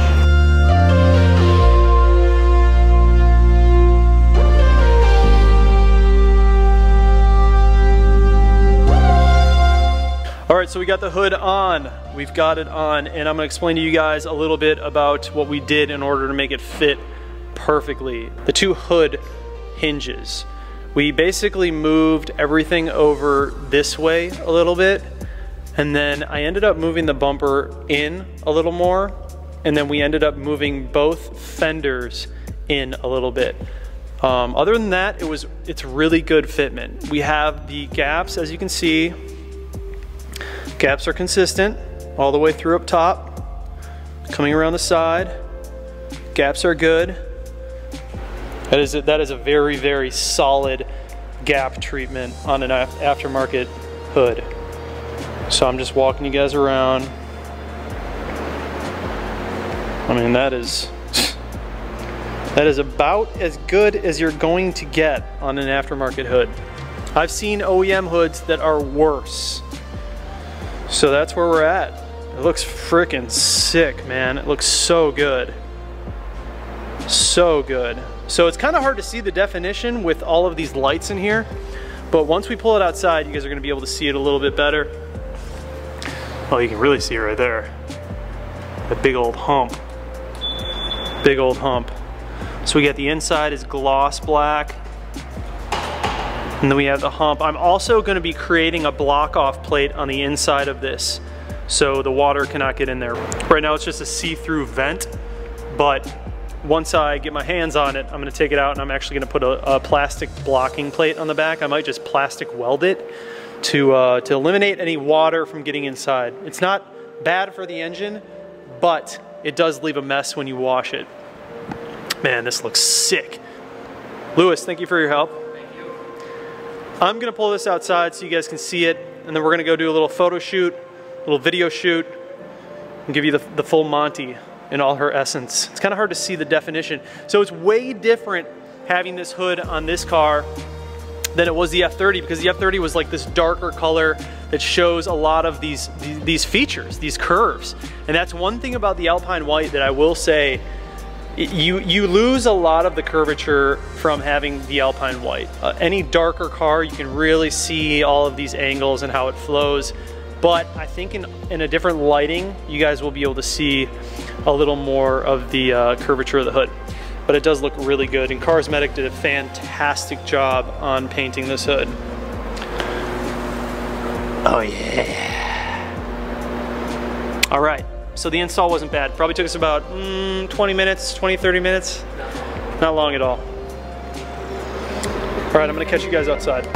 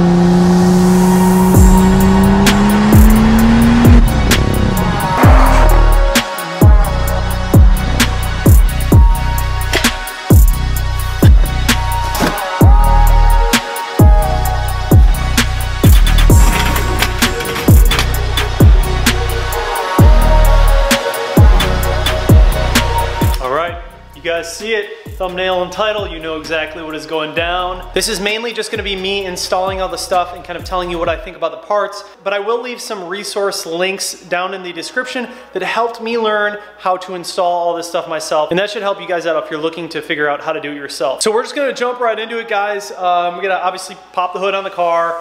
We're gonna jack it up, put it on jack stands, and then it's possible that I'll have to take off the front bumper to fit in that front mount intercooler, but I'm not gonna do that unless I necessarily have to.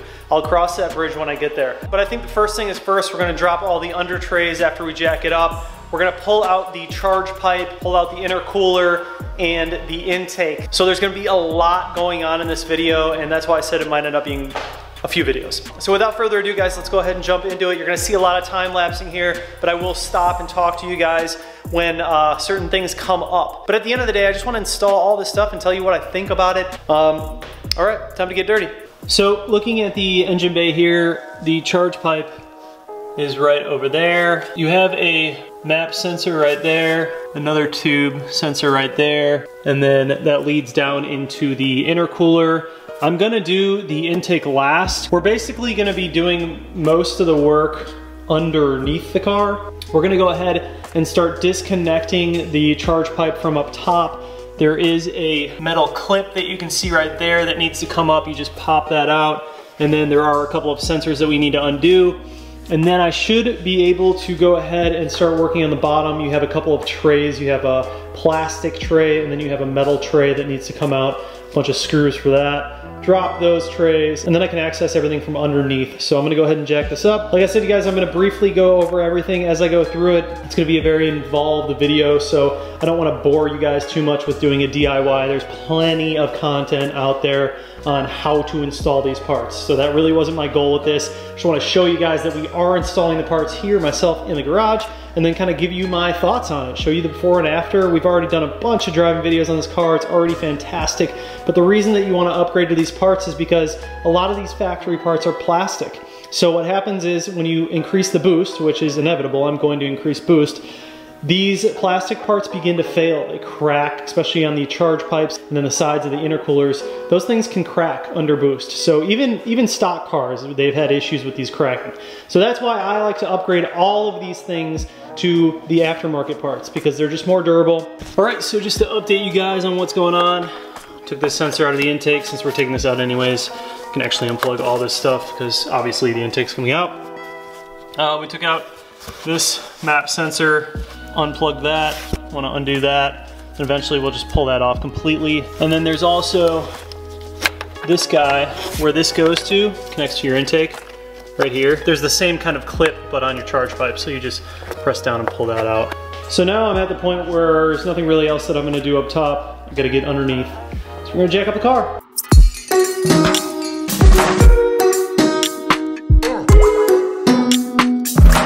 Got it all jacked up.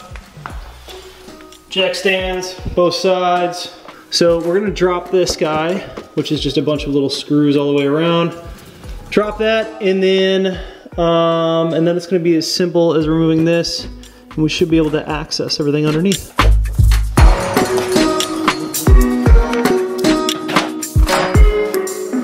All right, so we got the plastic off, and really it's just a bunch of bolts. I started taking out that metal pan, but I don't think you have to. I mean, that's the intercooler right there. I can see the charge pipe. So I think I'm going to keep that on for now. I did undo a bunch of the bolts, but I think I'm just gonna leave that on for now in case I run into a problem where I can't reach something, and then I'll go ahead and take it down. It's just a couple more bolts, so it's really not a big deal, but I can leave it in place. It'd be a lot easier to put it back together. So this guy, in order to pull out the intercooler, you're gonna see a Torx right there. And that Torx, I believe it's a T25, I could be wrong, but it's a little Torx on each side. Then you just disconnect the other clip that looks like this. This one came from the top of the charge pipe. Just pull that out. And then really we just start wiggling out that intercooler. You just have to be careful, it's gonna be dropping a lot of debris, so make sure that you're wearing some glasses. But I'm gonna start working on it. I'm gonna pull out those T25s. I'm gonna disconnect the rest of the charge pipe and then drop her. Just to show you guys, we are underneath the car right now. And this is the clip that you're trying to release. Basically just pop it off like that. And you gotta pop it off on both sides. I need both hands to do it. but then you just pull that off and that releases the bottom end of the charge pipe. Then we just pop out these Torx, 2 of them, 1 on each side, and then we drop this whole intercooler.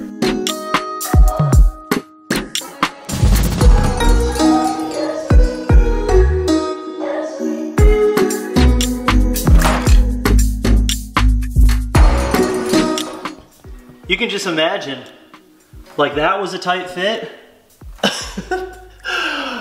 How in the world are we gonna get this in? It's gonna be a very tight fit, but we'll make it work. So you can see everything is just plastic on here. These just tend to fail over high boost. These plastic edges, and this thing is not very efficient. Also, this thing is super beat up. And we have this nice big ass CSF one. It's gonna be going in. There's our charge pipe. So I'm gonna disconnect the charge pipe from the top. I think it's pretty loose, but we should be able to just pull that out. All right, so charge pipe is off from up there.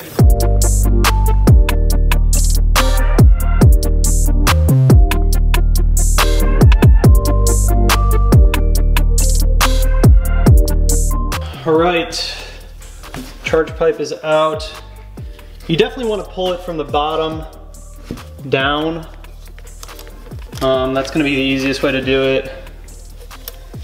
But yeah, you just want to look this over, make sure there's no oil up in here. No oil in mine, I already checked. But we're looking good. I'm working on the charge pipe assembly right now. Basically just take this little black cap off because that's where that little plug that you pulled out is gonna go. Put our map sensor in, and then you make sure that you want to use the screws that come with the charge pipe because they're made for metal, whereas these ones that are on the stock one are made for plastic. And then all of the clips and the bushings or the little sealant rings on the stock one can actually stay with the stock one because this one comes with new clips and rings for the entire thing, which is nice because a lot of companies don't include that. So I got all of this assembled here. Basically, I just mocked it up and put it together in the exact same shape as the stock one. And that will kind of give me the adjustability that I need, tighten everything down. I did put a little bit of thread locker on this guy when I screwed it in just to make sure that it didn't get any boost leaks. These are for meth port injection. We are not gonna be running that, so we don't need to worry about them. But this is good. So we can go ahead and undo these clips, and then I'm gonna go ahead and throw it in the car. So when we're putting this back in, we're gonna start at the top and fish it downwards. And then if we need to adjust anything, we can adjust it on the bottom side. But we just wanna make sure that we line everything up here. I think that's the easiest way to do it. And then everything else for the charge pipe is pretty much good to go. We just plug it back in. And then obviously the side that goes into the intercooler.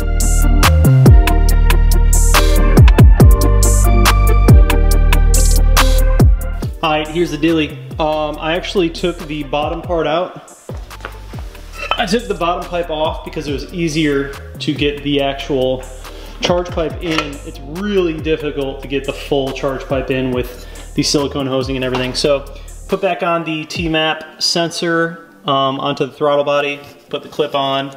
We're good, that's all connected. Plug this guy back in to the actual charge pipe. Everything seems to be good. That's all good. So now I'm gonna work on the bottom side. I'm gonna put the other ring on. I'm gonna take this clamp, put it on the other side of the silicone hosing. So there's the charge pipe. You can hardly even see it. But basically, charge pipe is right here. And I'm gonna connect the other side and then try and put that silicone clamp back on. So you do have to drop that metal pan.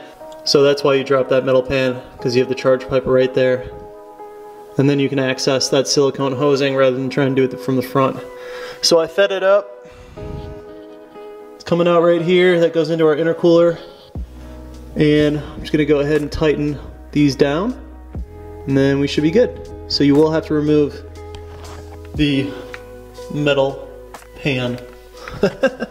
Super fun trying to film this. I mean, it's just a blast. All right, so we have the charge pipe running how we want it. I did leave that clamp a little bit loose, so when I put on the intercooler, I do have some flexibility, and then I'll go ahead and tighten everything down while I have access to it. I looked at doing the boost pipe in the inlet, but it is literally so cramped.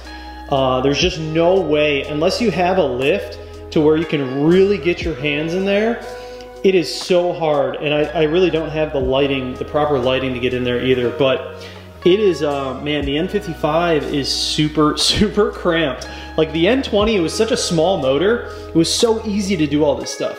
There's just way more room. So I figure I'm just gonna go ahead and do the intake, and at least today, we'll be able to do intake, charge pipe, and front mount intercooler. And then for the boost pipe and the turbo inlet pipe, I'm just gonna have the shop do it. It's gonna take them far less time to go ahead and knock it out than it would for me. I'm gonna tackle the intake right now, and I'll lead you guys through that process. Pretty simple, we've seen a couple intakes done on this channel before, so should be relatively easy.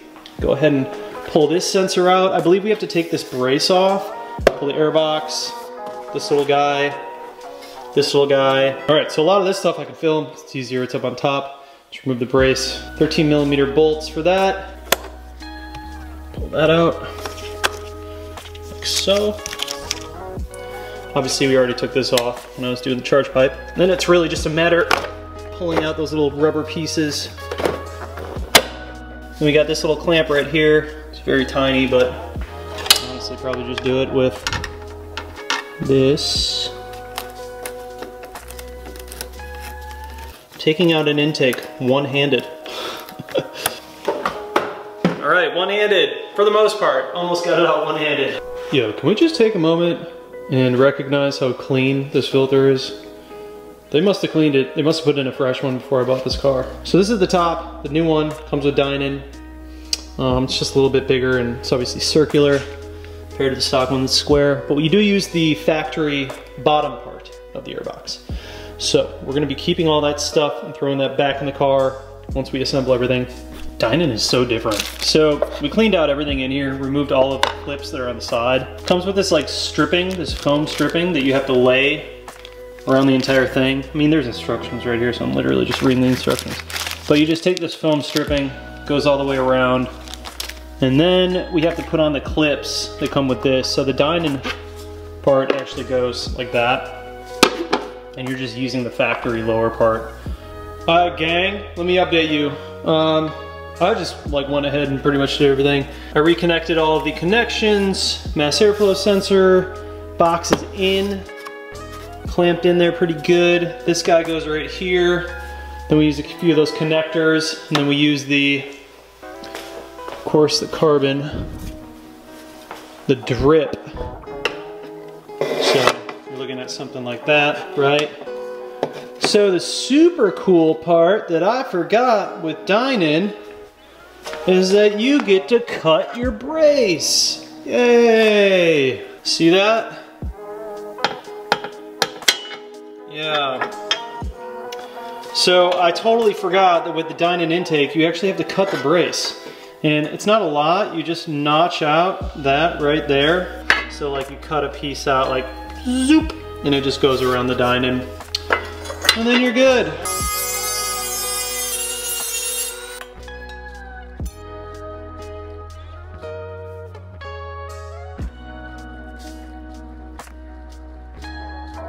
This is pretty much done. It's kind of a tedious intake, I'm not gonna lie. Like a lot of little foam parts that you need to put in and all that stuff. It's pretty easy, just follow the instructions, it'll guide you through it. We're gonna go ahead and put this silicone piece on right here.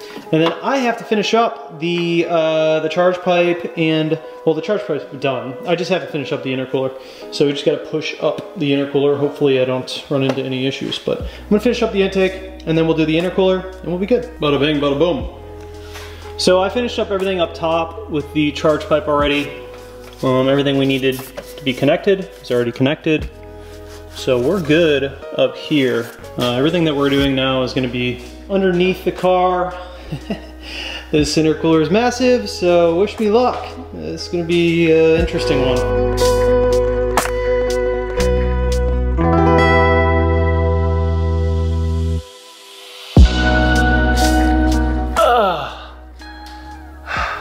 I did it. I'm gonna try my best to explain everything that went down. I've been under the car for probably 2 hours, just trying to get the intercooler to meet with the charge pipe. And the problem was the charge pipe wasn't meeting up to the intercooler right. first of all, the intercooler is really, really heavy. It's a lot easier if you use like a jack or something to hold up the intercooler while you're trying to finagle stuff, but basically the bolts that CSF gives you, like the bolts for the intercooler are no good. Don't use those. I tried using those. They strip out, they're cheap. They're like Phillips head, screwdriver heads. No bueno. Use the OEM bolts, and I'm gonna show you guys all this. Use the OEM bolts that are on the factory intercooler, but you need to make some, like I got lucky because I had these plates. You need like a washer plate that goes in between the intercooler and that OEM bolt. And I'm going to show you what I mean, and you'll understand once I show you. I just got really lucky that I had something that fit it perfectly. That is the washer piece that I was telling you guys about. And the reason you need that is because the screws that come with it are like the same size as this screw, but they're just longer and cheaper. So you want to use the OEM one with a washer, but the normal washer isn't big enough to fill the gap in this intercooler. So it'll just like lopside and like go all jacked up. So you need something like this. You need something like this that is gonna hold the intercooler up against that. And then obviously, I've got my clip. You've got this side of the boost pipe coming into the intercooler. But basically, you have this side that goes from the intercooler to the charge pipe and the charge pipe up to the throttle body. But the issue with this one is that I had the entire charge pipe in and I was trying to put in the intercooler and it just wouldn't match up. Not to mention, dude, this intercooler is just massive. This intercooler is huge. It's huge. So it weighs a lot and it's just a pain in the ass to move around. All right, that's enough talking. I'm gonna finish this up because it looks like those clips aren't seated. So I'm gonna seat these two clips and then from there, just button up the car and kind of recap everything and yeah, hopefully it starts up. I did notice that the radiator belt was super close to the charge pipe, so I had to move it around again.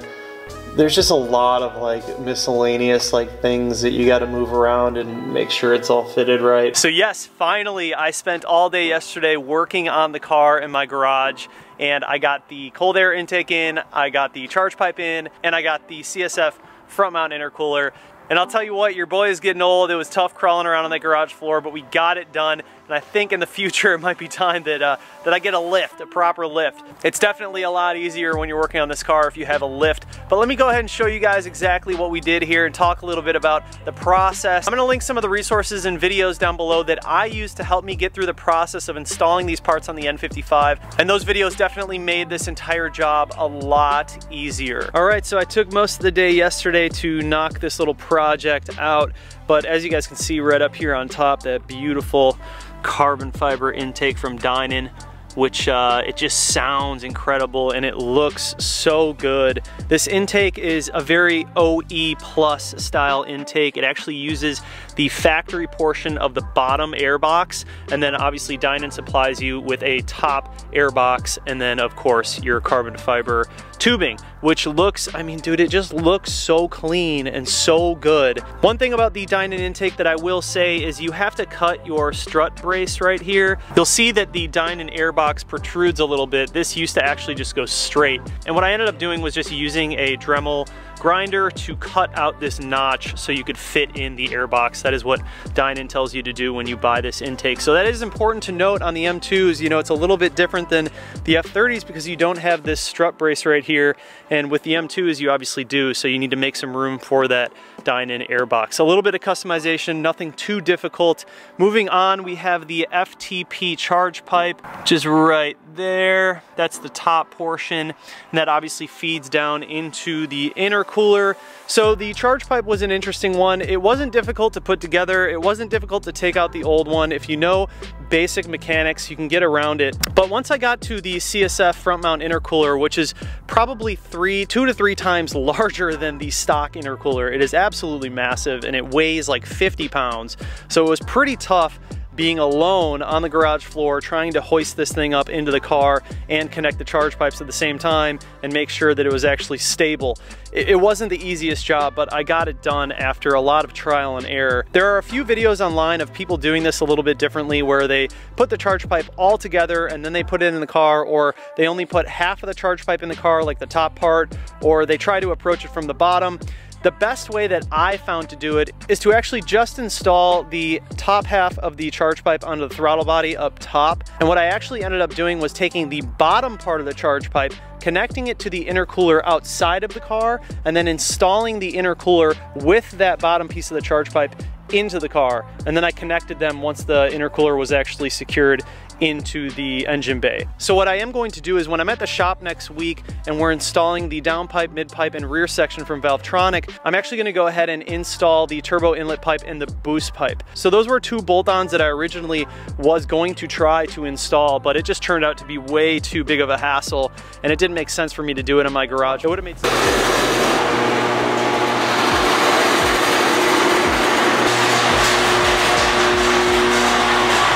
All right, we are in the car and ready to flash the M2. We have plugged our OBD2 to Ethernet cable into the OBD2 port. We have plugged the Ethernet side into my laptop here. You guys will see the screen now showing that we are up on Boot Mode's website. I have my agent running, everything's ready to go, OBD connected, car's in here, vehicle's been read. Now we're gonna go ahead and go to OTS maps. We are looking for stage 193 octane. You can see it right here. And obviously they have a bunch of different ones. Stage 2, stage 2 race gas, stage 2 E30, all sorts of crazy stuff. We are just doing the basic stage 193 octane tune here. Let's go ahead and get the tune. Are you sure you'd like to acquire stage 193 octane map? Yes. Now it's gonna go ahead and add that tune onto my dashboard. You can see here I have the stock tune, and then I have the stage 193 octane tune. I'm gonna go ahead and jump in here. All right, this is an OTS map. There are no updates available at this time, so this is, we're assuming, up to date as it is. We're gonna hop over to configure because I already know that there's some things I wanna change based on previous stuff. I'm not really gonna go too far into messing with the burbles. So we'll just go with the OTS exhaust burble settings. That means whatever this map is set up with is what we're gonna run. And if I want to configure something different later, I can go ahead and do that. So the GTS startup roar is interesting. It is a it is basically an increase in RPMs as soon as you start up the car. So it goes then comes back down to idle. All right, so if you guys look here, catalytic monitors, we're gonna turn that off. So that removes your check engine light when running a catless or high flow downpipe. I'm gonna be running a catless one, so we wanna go ahead and check that off, and that way we will, tomorrow when I install the downpipe, I won't get any check engine lights. So that's kind of what I was talking about before, and that's really the biggest reason that I'm doing that, because I don't wanna be driving around with codes flashing on my dash. So that's it, really. That's all I'm doing. This is like super basic. I'm not going into anything crazy. So let's go ahead and leave this as is, save the changes. Yes, save those changes. Cool, Mac configure changes, reflash, good to go. All right, so now we have the 93 octane tune set up how we want it with the configurations and everything. We're gonna go ahead and flash it. Make sure you guys have your seatbelt plugged in. That is something that you need to have. If you have like a suspect battery, make sure you're hooked up to a battery charger, all that good stuff. We're gonna go ahead and just flash this now. So the first time flashing takes a little bit longer than usual, but in the future, once you've been flashing a little bit, it's a lot faster. So just gotta get through that first one that takes a few minutes, and then everything gets progressively easier from there on out. Now with the OTS burble settings, it might be a little overkill for me. I did have a good amount of burbles running on the F30, but I'm not the biggest fan of like super obnoxious burbles. I actually like the way that the car is now. It's not over the top, it's rather refined, and that's kind of how I like to keep my stuff. You can obviously customize your burbles to do whatever you want. You can have loud pops seldomly, or you can have loud pops all the time. I mean, you guys can really set it up to however you want. The best way to learn that is obviously go into configure and just try out different settings and reflash the car until you find the perfect combination for you. 99% completed. Clearing all the codes in the ECU.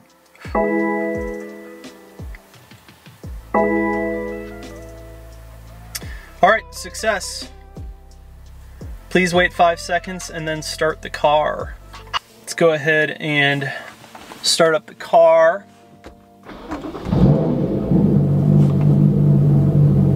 So when you guys do the initial startup after flashing, you'll see that check engine light over here.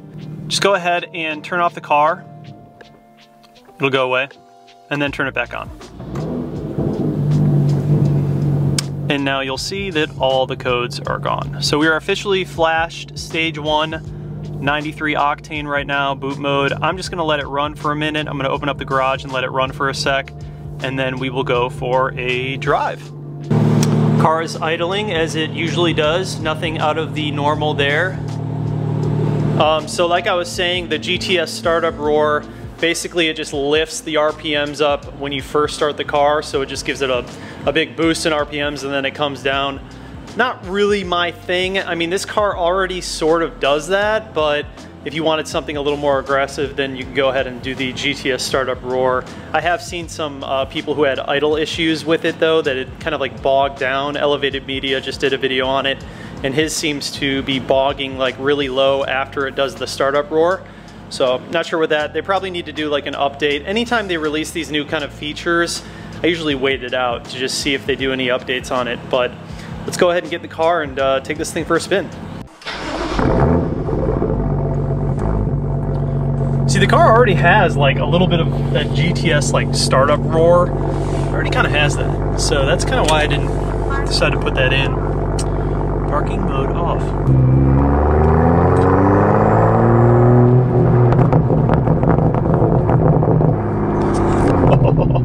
Burbles are loud.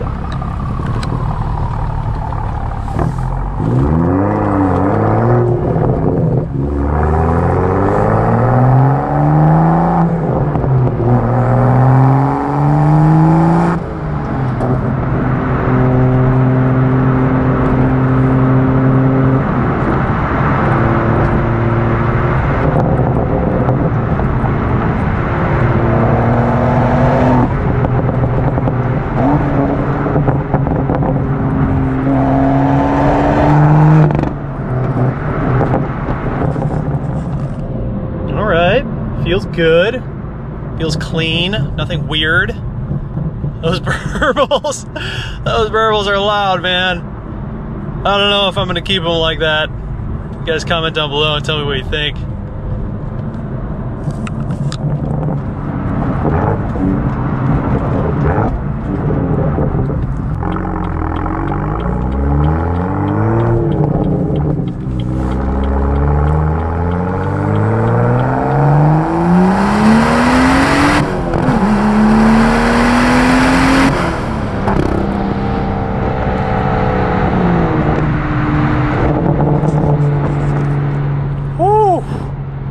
Yeah, it feels good. It feels really nice.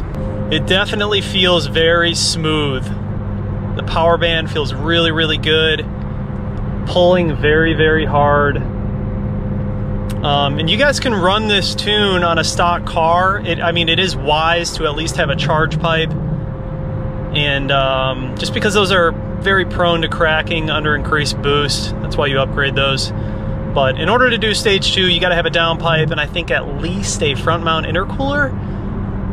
So that's, I mean, we're set for that. We already have all that, so we're good. But yeah, this feels really good. So these are just the OTS map burbles, like I said before. Just kind of off the shelf setup, but I'll probably be changing them. They seem to be just a little bit over the top for me. I like my burbles to be a little more refined.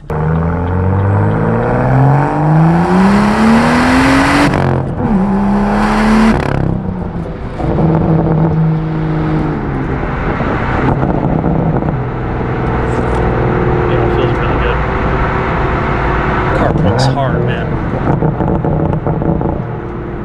It's like I thought this car was great stock, you know, so it's like anything on top of that, it's just an added benefit. But these tunes, they do a lot for you when you have all of the supporting bolt-ons, you know, the exhaust, the intake, the charge pipe, the intercooler. Those things all kind of play a role into the tune, and you really feel a big benefit from having all those on there. So I'm super excited to get the downpipe on. I think it's gonna make a big difference in the way that this car reacts and sounds. And you know, if you guys are looking for the easiest way to get power into your car, downpipe and a tune. Like that's really, those are the sweet spots, man. You get a downpipe and a tune and it just completely changes the car, especially on these turbo vehicles. When it comes to these tunes, I tend to err on the side of reliability over like full gas power, being that this is my daily driver, and I try to have the perfect balance between a little bit of power so it's fun to drive, but also reliable. And I really think that, you know, every time I've used Pro Tuning Freaks, they seem to hit it on the head with these tunes. So you can also run an MHD tune. I've heard great things about those. I think that these tunes, it just comes down to what your preference is and what you're really looking to get out of the car. Obviously, there's gonna be people out there, no matter what you buy, that are gonna bash the product. That's just the way it goes with anything. There's always gonna be someone who has a bad experience, and they're always gonna voice their opinion. So really, it just comes down to what you guys are looking for and what your preference is and who you feel like supporting. And for me, obviously, you know, I'm sponsored by Keys Motorsports. I push their products, and I've never had any issues with Pro Tuning Freaks boot mode. So I just keep, if it ain't broke, don't fix it, man. So that's why I just keep using their products, and it's been great.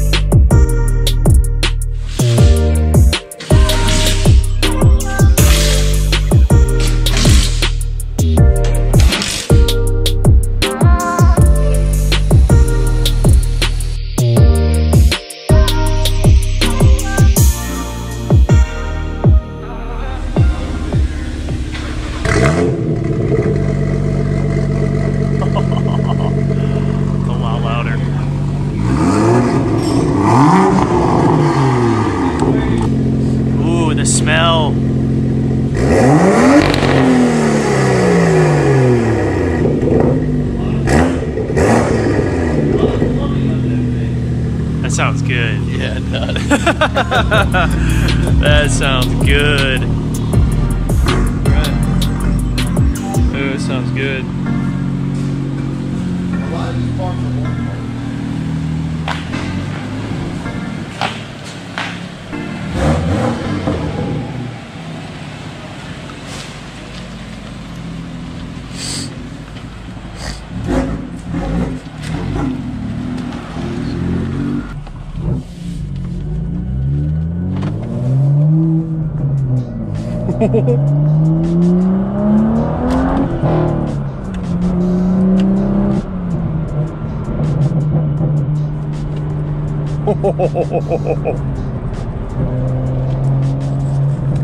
Dude, it sounds insane.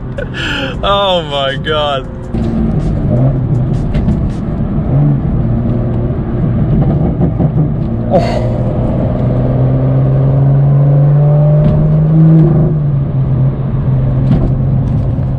Bro, this sounds nuts. All those little farts that used to be in between gears are now just like crazy aggressive, like growls, like pops and growls. Dude, this car sounds insane. It feels good. It feels really good. No lights on the dash.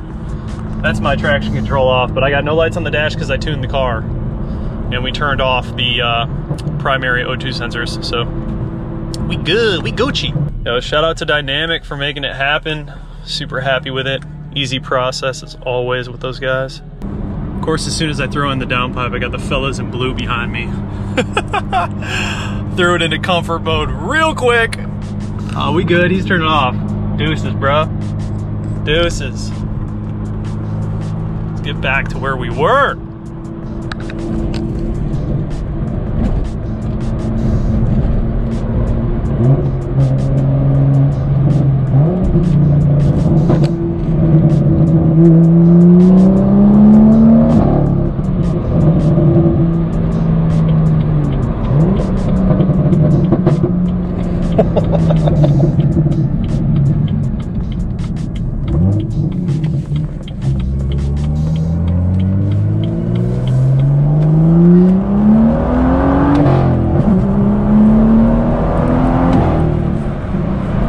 Holy bro.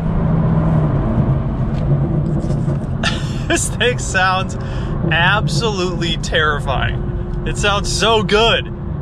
Bruh.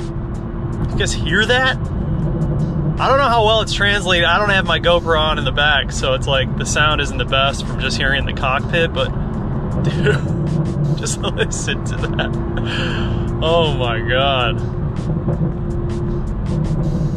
The only downside that you guys will eventually realize if you run a catless downpipe is that it is stinky. It's pretty stinky, so that's just part of it. Like, you kind of just accept that fact that it's a little bit smelly when you go catless, but but it sounds, dude, it sounds ridiculously good. Like, this car is awesome. So it sounds good, it feels really good. The car, like, definitely opened up a bunch. You can definitely feel it, especially in like higher RPMs. Pulls super hard. So we're just stage one. Stage one with the catless downpipe, dyne and rear section, and basically full bolt ons, except for the boost pipe and the turbo inlet pipe. I also ordered a diverter valve.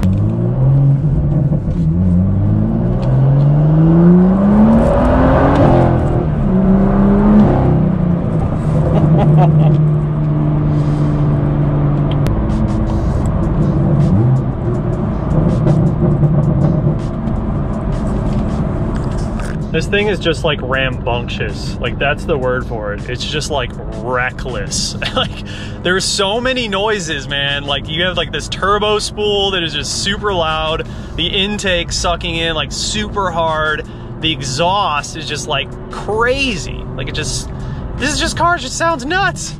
It just sounds nuts, man. Like, the whole package of it is just ridiculous. There's one thing about when you buy a car, like, you gotta make sure every time you get in that car and you drive it, it just brings a giant smile to your face. And like, this car has done that. Even when it was stock, this car has always brought just like the biggest smile to my face. And everything that I've thrown at it, like, it responds beautifully to all the modifications. I'm gonna be doing a bunch of point of view videos coming up with the GoPro set up in the back. And we'll get some proper like driving clips of the car so you guys can hear it. But for this video, I just wanted to show you guys like the overall sound of it, how it feels, and obviously like the install and everything.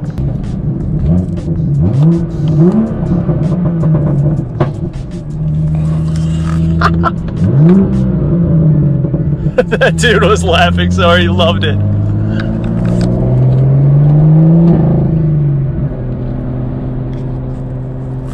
Dude, so we have like distinguished pops when I rev it.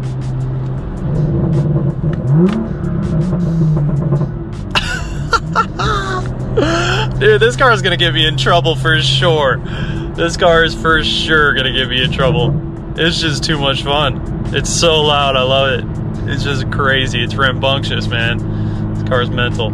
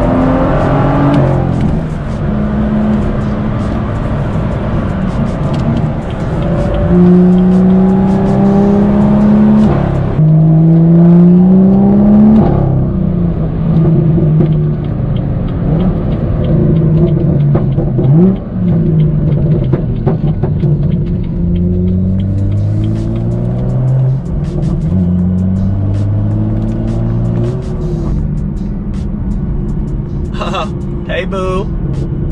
Hey, boo.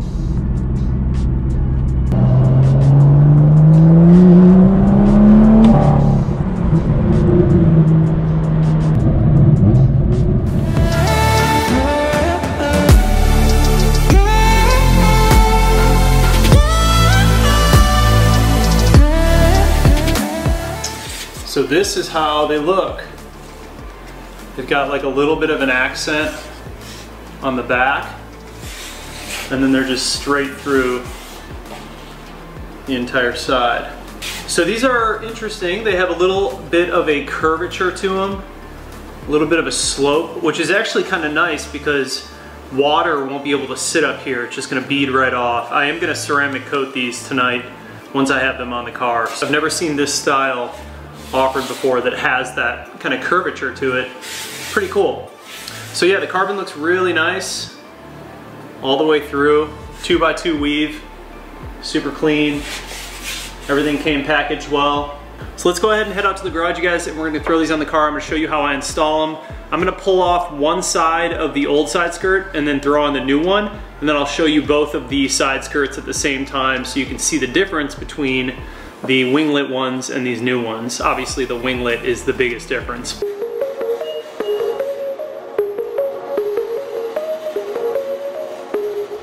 Debba-donk-a-donk. All right, we're in the garage. And as I spoke to you guys before, I was talking about taking off these rear side diffuser splitter dealios. I think I am gonna do that.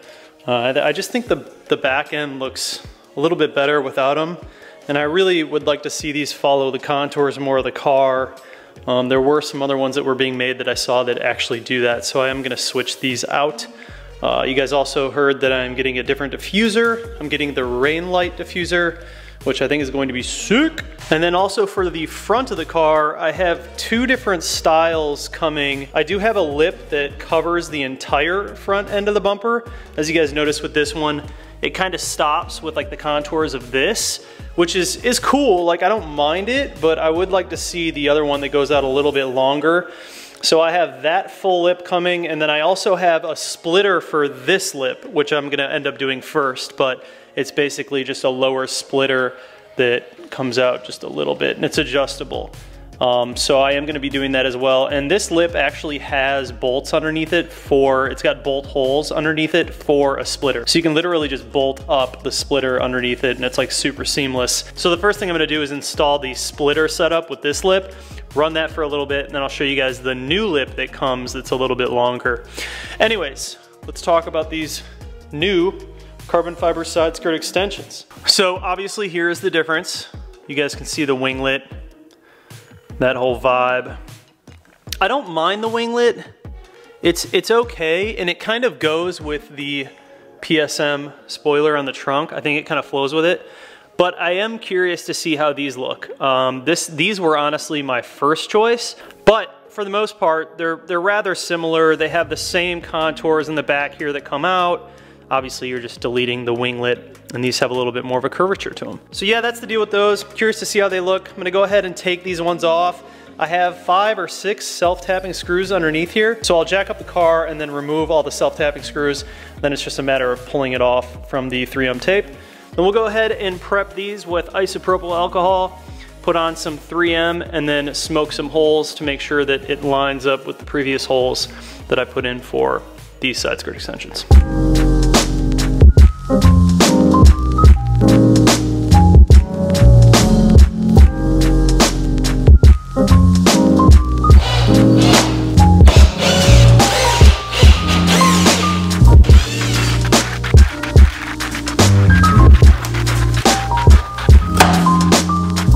A little bit of isopropyl in a rag. Gonna clean up the contact point underneath the side skirt.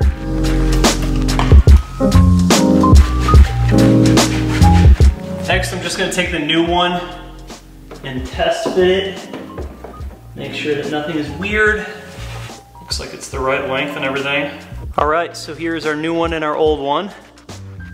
And what I'm gonna do is, I'm gonna line these up together and just put holes in this one where I had them on here. So I'll probably do less though. I don't need nearly as many. I'll probably do 1, 2, 3, 4, 5. I think I had 6 in the last one. Just a little bit overkill. So we'll use some of these self-tapping screws that I have in here and smoke some holes.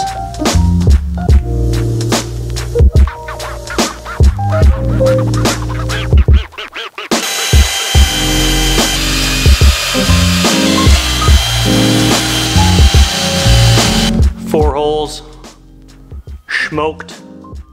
That's really all you need, you guys. You don't need, I mean, I had 6 on the other one, and that's overkill. You don't need that many. You could probably get away with just doing the 3M tape, but obviously we're not gonna roll that dice. 4 self-tapping screws, 3M, we'll be good.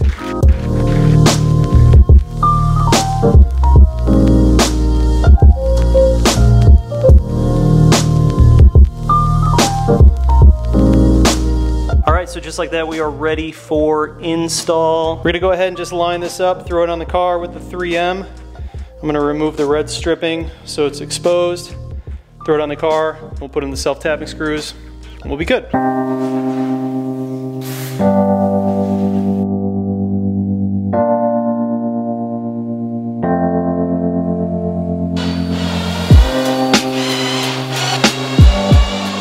Bam, finished product.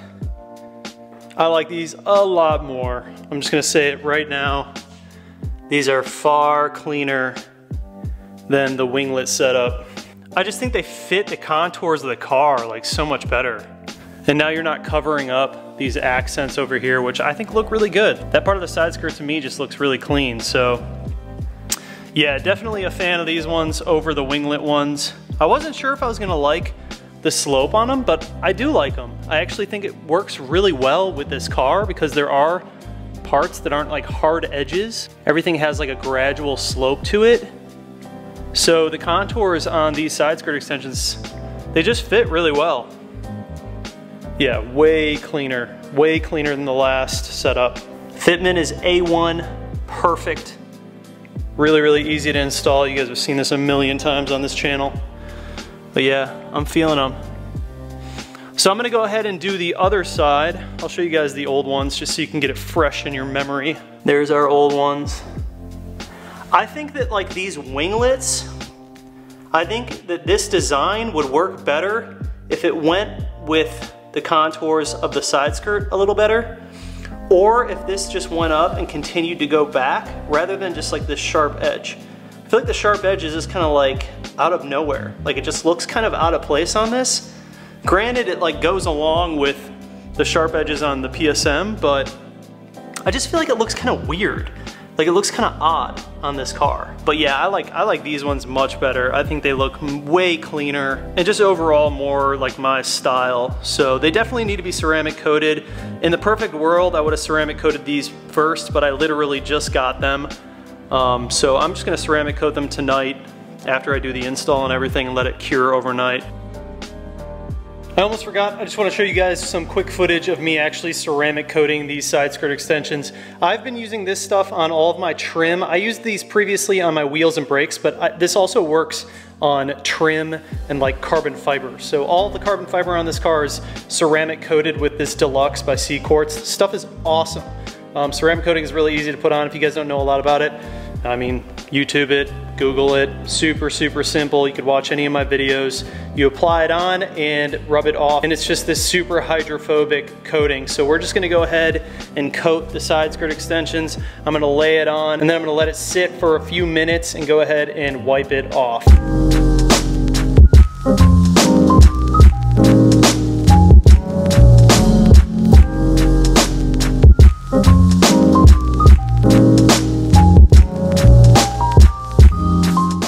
We got it on there. You can just see in the finish, it's got this like really, really nice deep shine to it.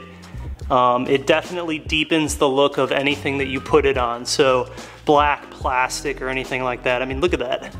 It's just so glossy. So I'm gonna leave this on for a few minutes here, probably 15 minutes. And then I'm gonna go ahead and level it out with a microfiber towel and then let it cure overnight and we'll be good. You just don't wanna get this stuff wet for like 24 hours because that water can get into the actual coating itself. So I'll let it sit, but dang, look at how glossy that is. Sheesh, that looks good. So yeah, ceramic coating makes a huge difference. I'll have it linked down in the description. Back to the video. All right.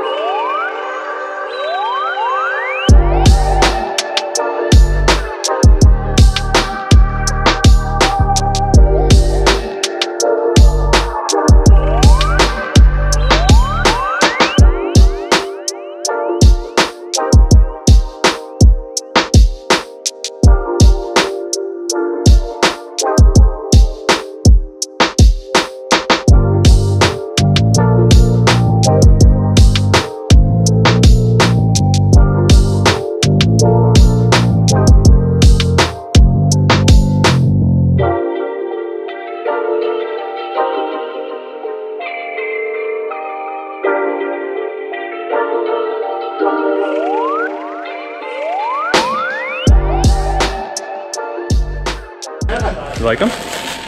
Oh, dude, they look good. Yeah, they're sick. Really good. That's hot. Yeah. That's a good choice.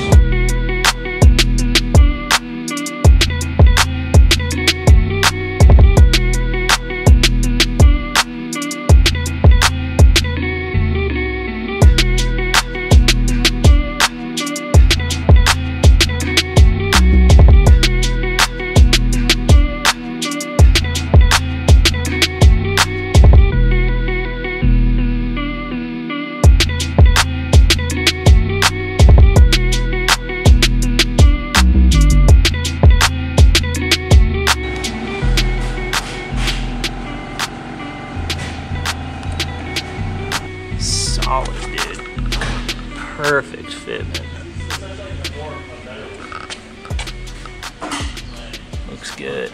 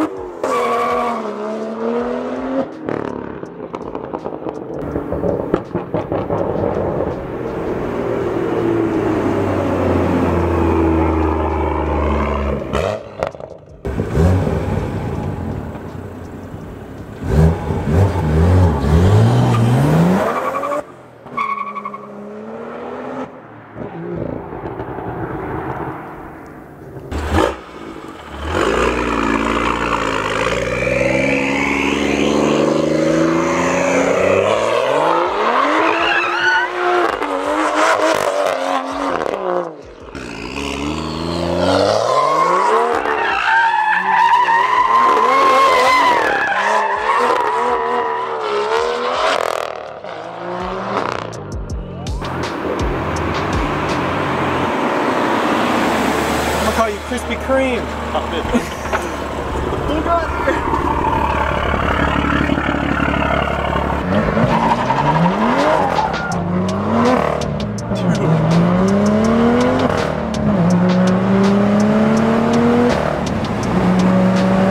In the car, figured I'd give you guys some point of view and talking points about this whole exhaust setup, which I'm absolutely loving. It's really, really nice. So right now the valves are closed, and when the valves are closed, it's basically like a stock car.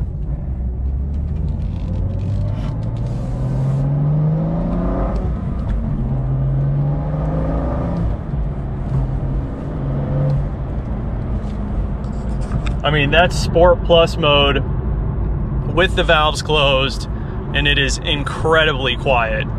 It's probably quieter than it was when it was actually stock. And then when you want to be rambunctious, you can just open it up, and it sounds really good. I'm really, really digging this exhaust setup. I'm gonna open it up.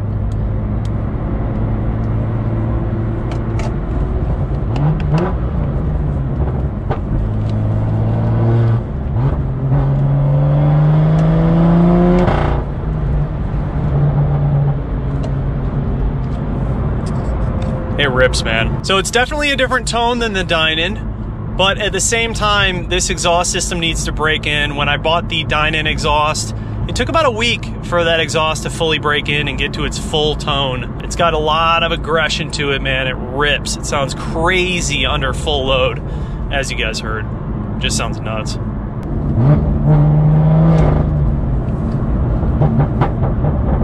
It's definitely a nice alternative to have when you're driving a car that's tuned, full bolt-on, super loud exhaust. It's definitely nice to have that valve muffler sometimes.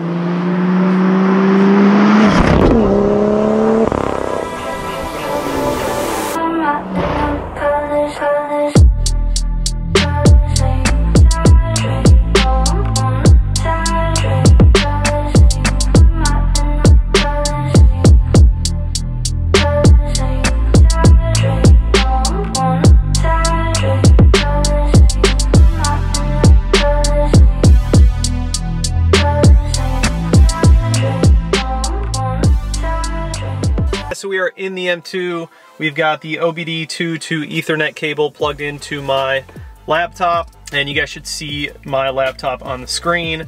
We're gonna go ahead and open up the boot mode OBD agent. We're gonna go ahead and put the car into accessory mode. Make sure you guys have your seatbelt fastened when you're doing this. So right now we're just waiting for the OBD agent to load up, and that is what's gonna connect the car to the computer. And then we'll see, it'll say when the car is connected, and we can go ahead and hop onto the boot mode portal on the website and download our stage 2. Super excited to do this. This is definitely a video that people have been requesting for a while. With the current situation going on in the economy right now, we kind of have to wait until we can get into the dyno, wait until they actually open up for public access. I don't think they are allowing any dyno sessions right now, so we have a couple more things that we need to put onto the car as far as bolt-ons. We need to do our boost pipe, our turbo inlet pipe, and then the diverter valve. I'm just waiting on the diverter valve to come in, and then I'm gonna have all that handled at once, and then it'll be time for dyno. Hopefully by then things will have calmed down and we'll be over this wave of quarantine life. So, all right, OBD agent connection to the vehicle is good to go. We are up and running. Now we're gonna go ahead and open up the boot mode portal where I have all my information, all my maps and everything. So now you'll see my maps. This is what I have now. I have the stock tune N55 M2, that's me. And then I have the stage 1 93 octane, that is the last flash that I've done. Now we're gonna hop over to OTS maps, And we're gonna go up to stage 2, 93 octane. You guys will see here, it does say that a required hardware, so you have to have a front mount intercooler and you have to have high flow downpipes. If you're going to stage 2, that is what you need. If you're doing stage 1, you can rock out with stock, just a stock car. You can go to stage 1. We're not gonna do the stage 2 93 octane AGG, which is like the aggressive tune. Maybe we'll do that down the line. Maybe when we're dynoing, we'll try that out. But right now I'm just gonna do stage 2 93 octane. Boost target, it looks like it goes around 17 PSI, which is fire. Dang, dude, that's gonna be crazy. All right, so I don't even know what it's at right now as far as boost, but so let's go ahead and get the tune. Yes, sir. Bring me my tune. Bring me my tune. Added under our maps. Sick. So let's look under configure real quick, make sure that we have everything that we want on here. GTS startup roar, you guys heard me talk about that in my last video. I'm not really into it.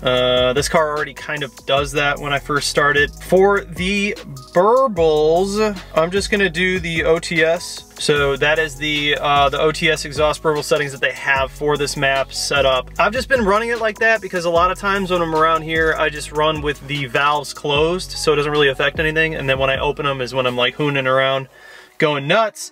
And I like to have a little bit of burble when I'm going nuts. So it's nice to have both of those variables, but you know, I have the Valvetronic exhaust system, so I can really control a lot of that, which is nice. I don't really mess with any of this other stuff. Cold start, not really a big deal with the valve system. If I was still running my dyno exhaust, I'd probably turn off the cold start, to be honest with you. Oh, catalytic monitors.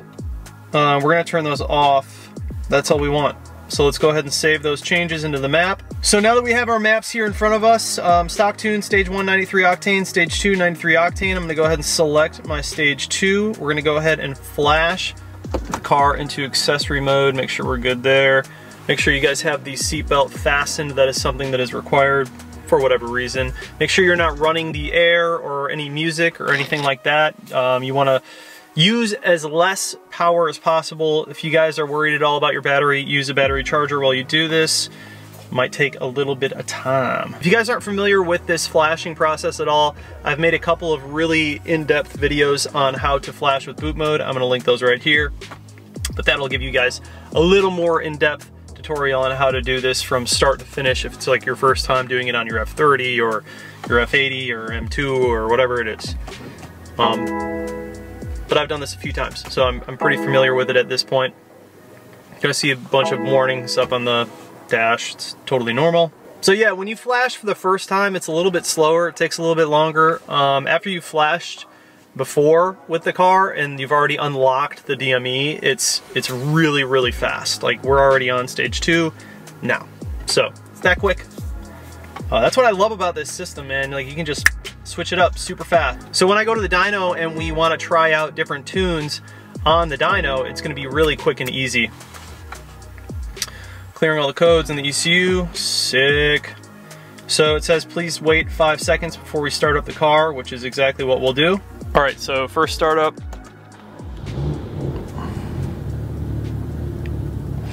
You guys are gonna see that you have a check engine light on your first startup.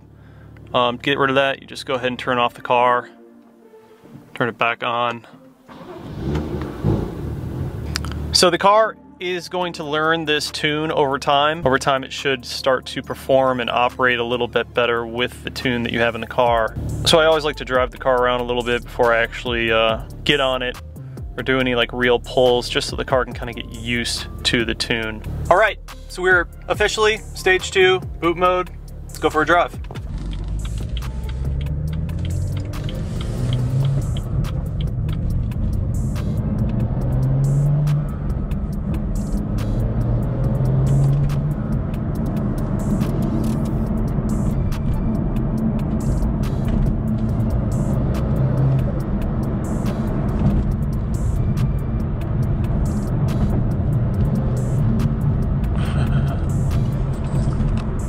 Just easy cruising, man. I can already feel it. It's very smooth.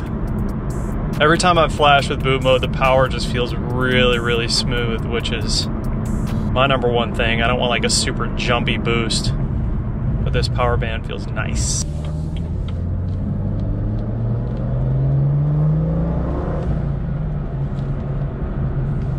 Feels good.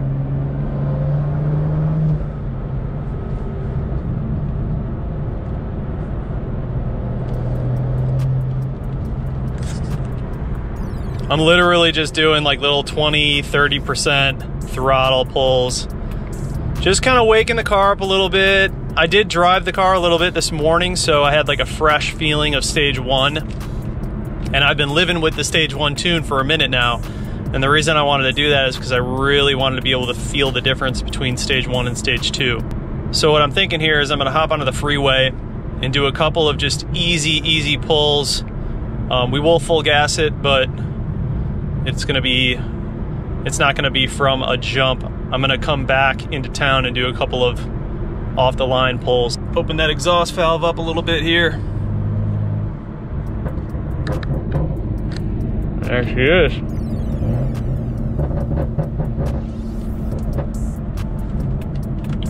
There she is.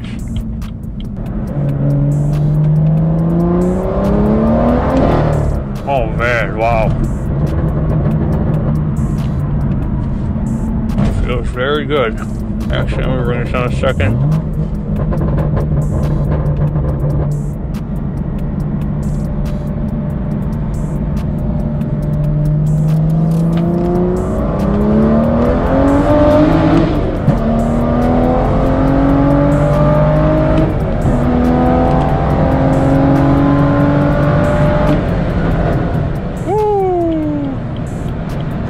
Yes, sir. Wow. This thing pulls hard. Holy crap. Stage 2 is a game changer.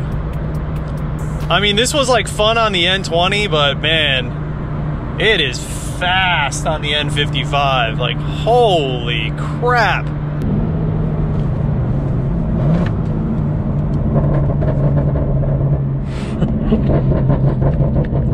Burbles sound about the same as stage 1. I just did the OTS burble, so they rip. They sound good. Yeah, man, that felt really good. So we're gonna do another little freeway pull like that. See how it feels. Second gear pulls crazy hard, man. Crazy hard.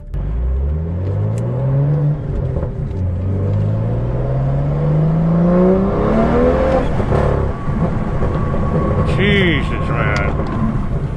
That second gear is violent, bro. That is violent.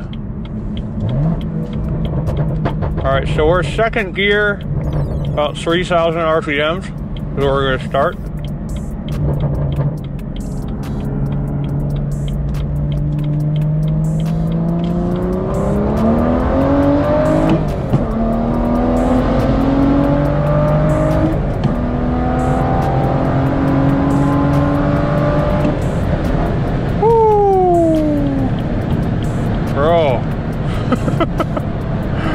Jesus. Man, that feels so good. Holy crap. Wow. Wow. Boom mode is sick, man. Oh, dude, I just love tuning my car. Like, just wakes the car up. It's insane.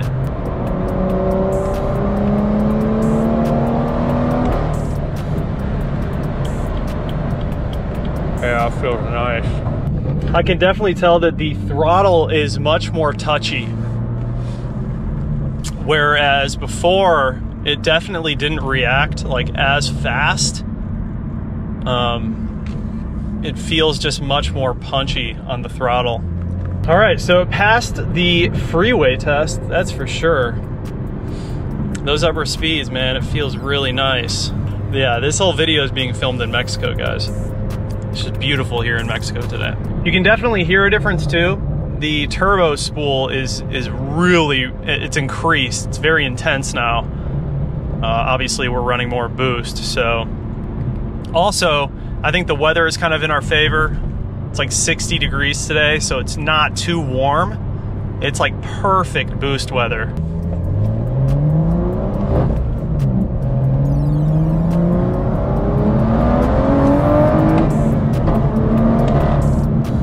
Jesus, man.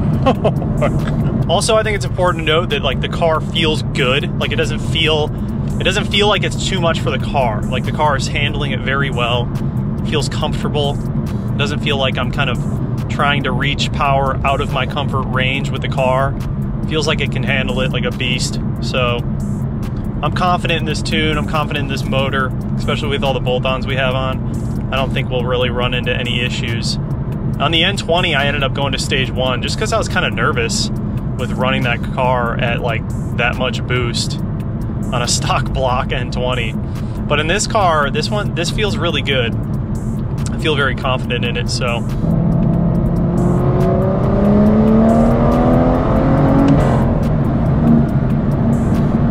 Yeah, man, it feels nice.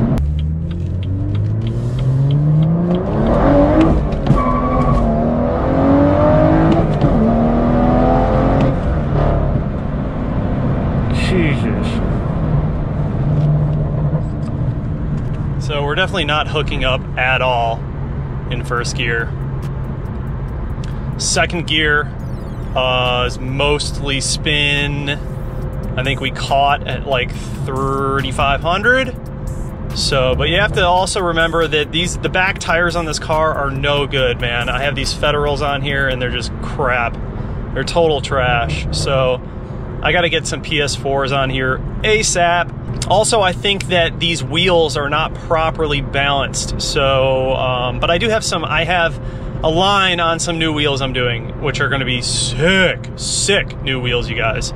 So my direction for this build right now, you guys, is primarily track focused. I'm gonna be doing a ton of tracking coming up here soon. Once all the tracks open up and we kind of get through this phase, I'm gonna be doing a ton of track content. The reason I want to do that is I really don't know a lot about tracking and I want to learn, and I'm going to bring you guys with me and we're going to go through all of it together. I have a set of track wheels coming. I'm going to be doing some really nice tires. It's going to be a ton of fun content. And really, you know, when it comes to the track, like that's the best place to learn your car, and that's why I want to do it. I want to be able to drive this car, actually drive it. There's no point in doing all of these modifications and all these bolt-ons if you can't really drive the car and put it to the limit. So that's what we're going to be doing, man. And there's going to be a ton of track content coming to you guys. Tons of it. So if you like tracking, you're going to be into it. You're going to be into it.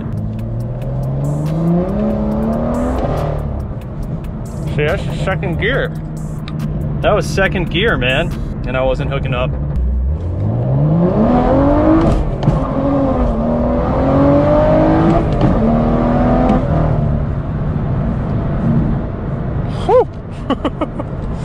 It's all first gear spin. All first gear spin, man. So yeah, that's a problem. We need to hook up. If we're not hooking up, we're not laying down the power. The not hooking up thing isn't necessarily a stage 2 deal. It was doing that on stage 1 too. Not as violently, but it was doing it.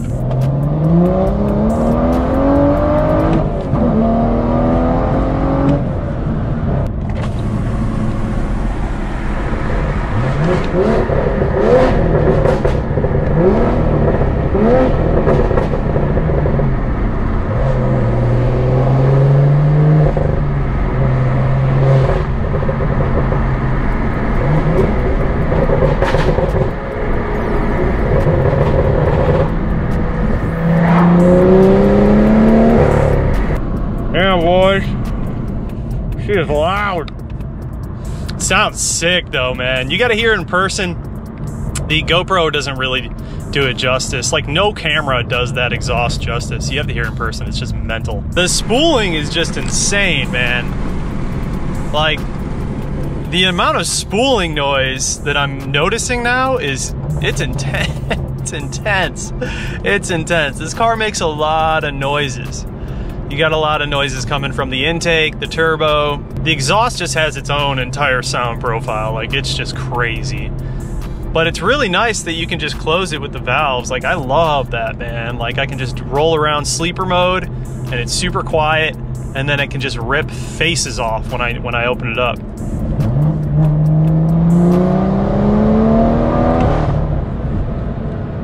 Man, that feels so good. It feels so good. So I noticed in stage 1 there was like a little bit of turbo lag when you're switching gears.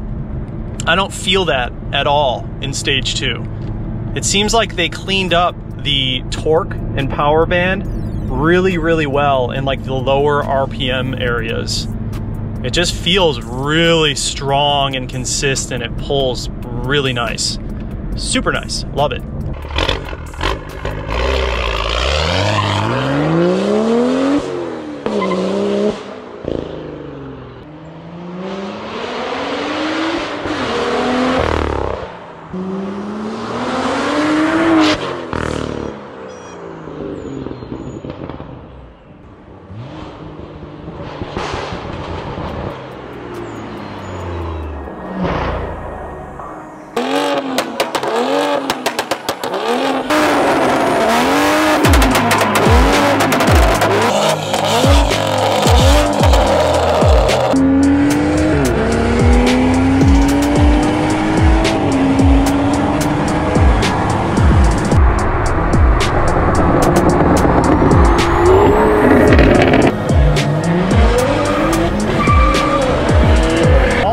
Second, man, it's just dang, that's a good race, dude.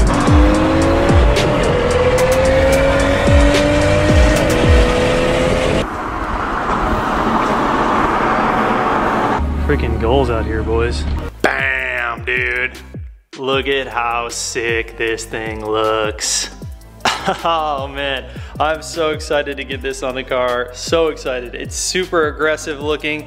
It's very similar to the diffuser I have on here now. It just has the brake light in the center. And so these diffuser pieces that come down, it actually has 4 now rather than 3, how my other diffuser has it. So I think that this is just gonna look so badass on the car, especially once we get it all wired up and it's working. So here's the difference on the video that I saw. The F80 install, it had a positive and a negative. Now this one has a third wire that is a yellow wire. I'm not an electrician, I don't really know where that goes, but we're gonna do some digging around. We're gonna trial and error this thing until we get it right. First I'm gonna try it without the yellow, and then I'm gonna try and add the yellow in to a couple of different places. I have some things in mind. Got some connectors, some wiretapping connectors, some male and female connectors, and then some electrical tape. Not sure if I'm gonna need all that, but it's good to have it on hand in case we do. As far as the diffuser, it looks really good. The carbon fiber looks totally fine for what I'm doing. It passes the test as far as I'm concerned. This thing showed up in 10 days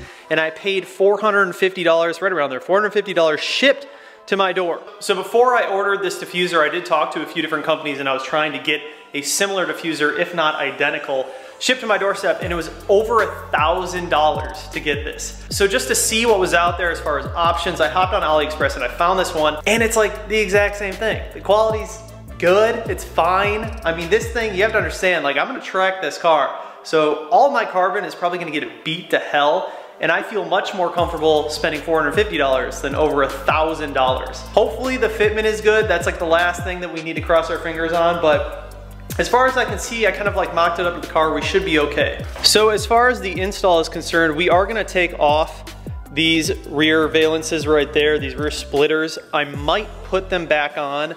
I'm not sure yet. I'm gonna see how everything looks. I haven't seen the car without those for a while, so it just kind of looks normal when I have them on. You have to take those off in order to get the diffuser off, so we're just gonna take them off anyways, and then we're gonna pull out the passenger tail light, and behind there, those are the connectors that we need to tap into. Then we need to run the wire down under the bumper over to the diffuser. I'm gonna show you guys the entire process. We're gonna jack the car up a little bit so I have a little more room, car's low. There's definitely gonna be some trial and error and a little bit of messing around on my part, but once I find the right combination, I'm gonna let you guys know in the video.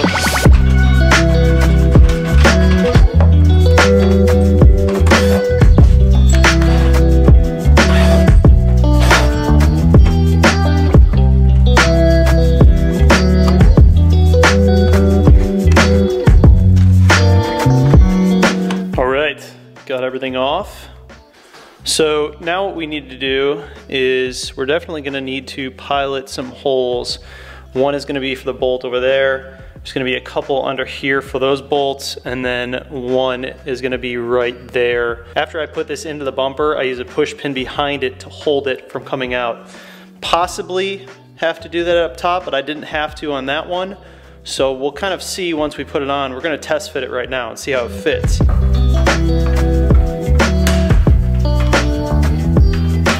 It's not perfect, man, I'll tell you what. Like, there's definitely some things.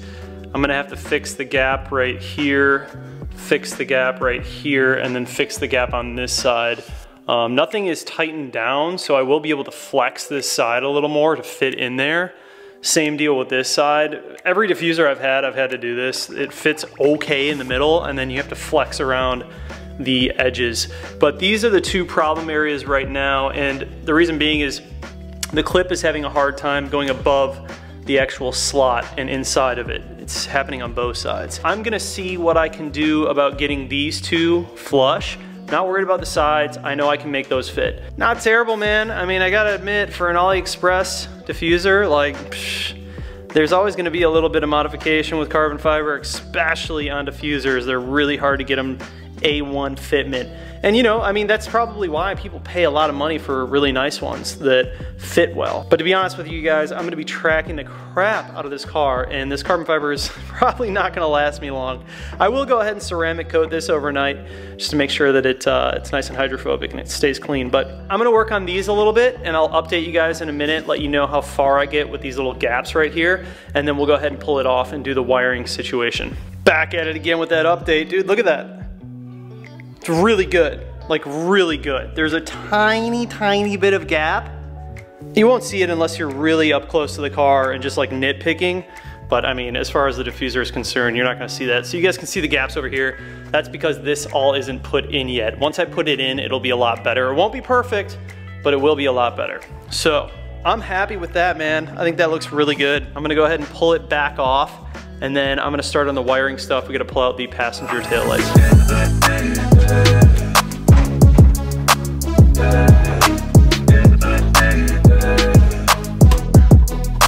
Not even kidding, I figured it out first try. And it looks sick, it looks so sick. So let me show you guys how I figured this out. I went on Beamer Post forums, and under the forum where a lot of people are changing the pre-LCI to LCI brake lights, someone put the actual schematics down so you can see which wire goes to which. So what I ended up doing is I didn't use the yellow. The black wire that comes out of the diffuser goes into our pin number 7, which is brown right there. And then the red wire, which is our positive, is going into the black and blue, which is the brake light. So I'm gonna go ahead and just run it like that. If I need to change it in the future, it's an easy fix because I can just take out the tail light and all the wires are right there. So this is right now, I just have it plugged into the actual pin, and I'm gonna go ahead and actually tap it in. I'll just use these little wire tappers. And the way that these work is you run one of the wires on this side and the one that you want to tap to on the other side, and then you just close these and it taps them together.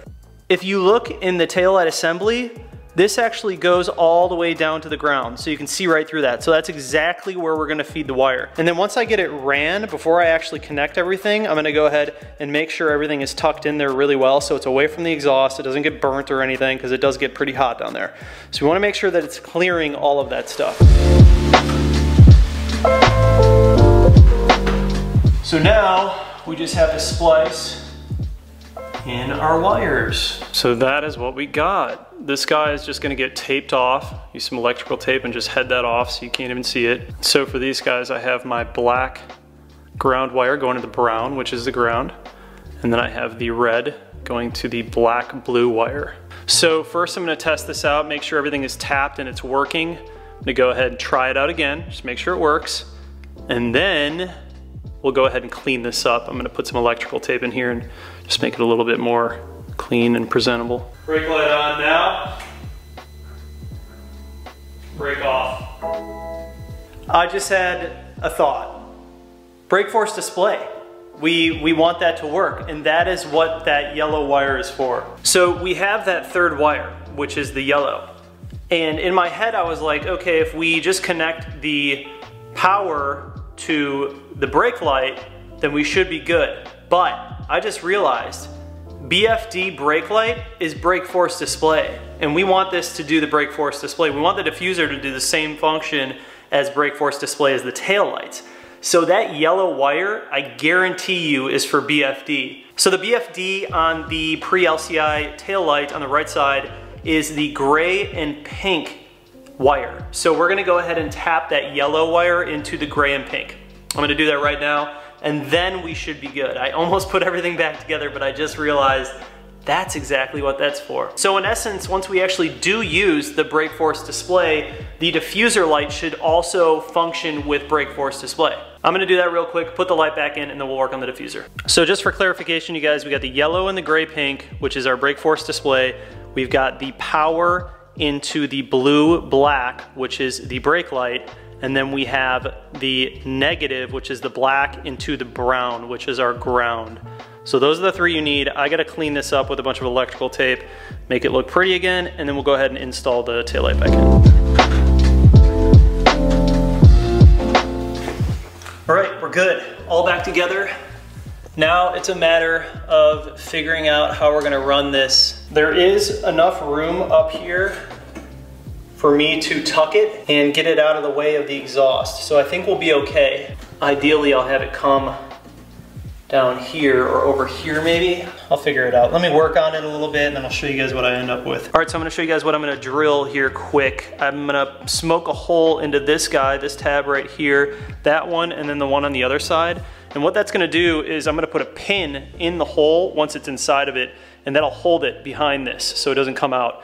The center ones are fine, I don't need to worry about those. And then if you guys look on the bottom side, I'm gonna put a hole right here, and then I'm gonna put a hole right here, and I'm gonna put pins in those, and then these are where the factory holes ended up lining up with the bolt, the two 8mm that go on each side. So I'm gonna go ahead and smoke those holes real quick, and then start putting it on, and then figure out how I'm gonna run the whole wiring situation.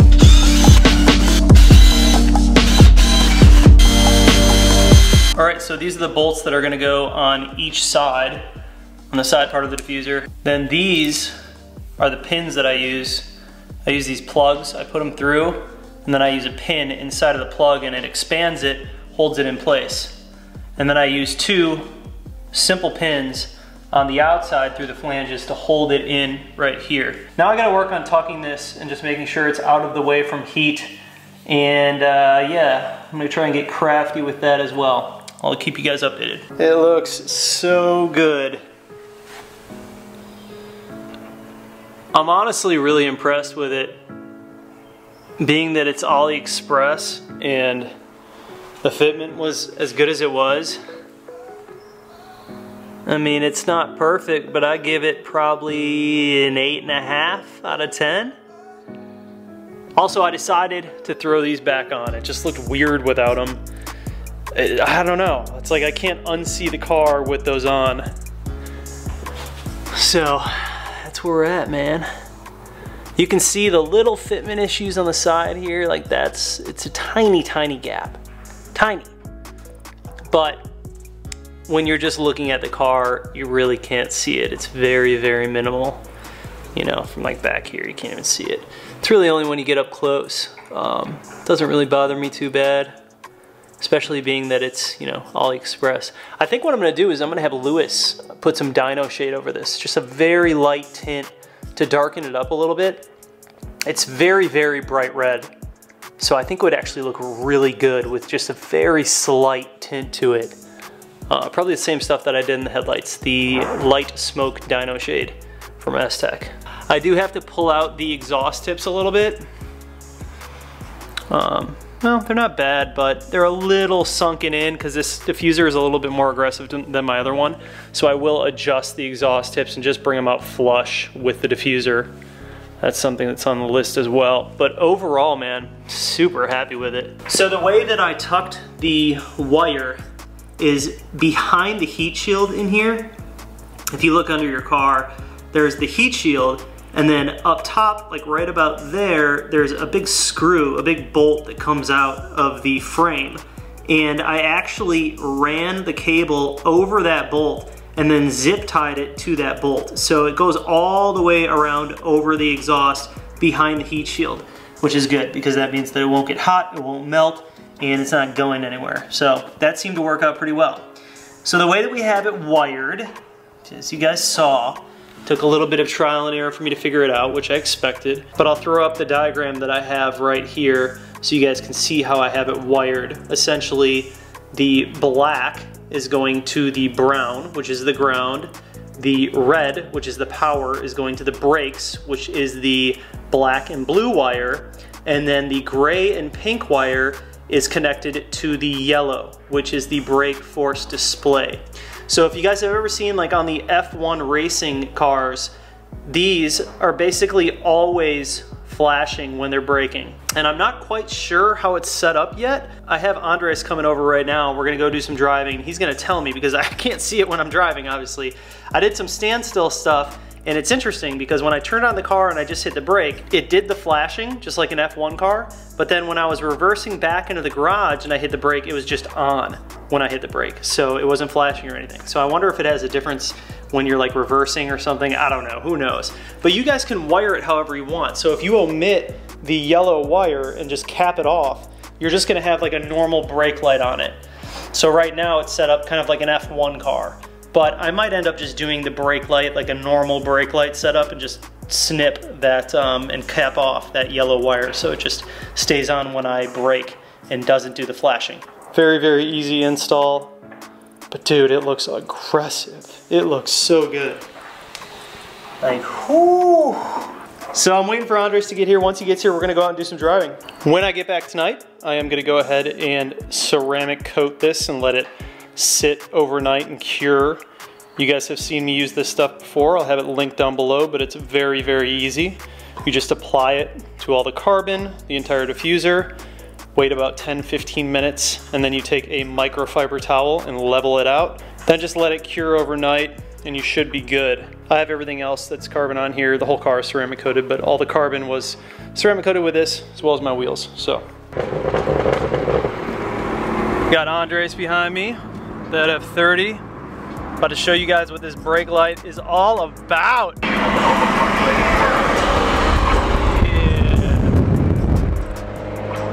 This car looks so good lower, dude. It's fire. Got everyone out here. Twin driven, gray F30. You guys have seen this car on the channel a couple of times. Got my shit, that F30. You guys are always sending me questions about this 335. These are the 335 brothers.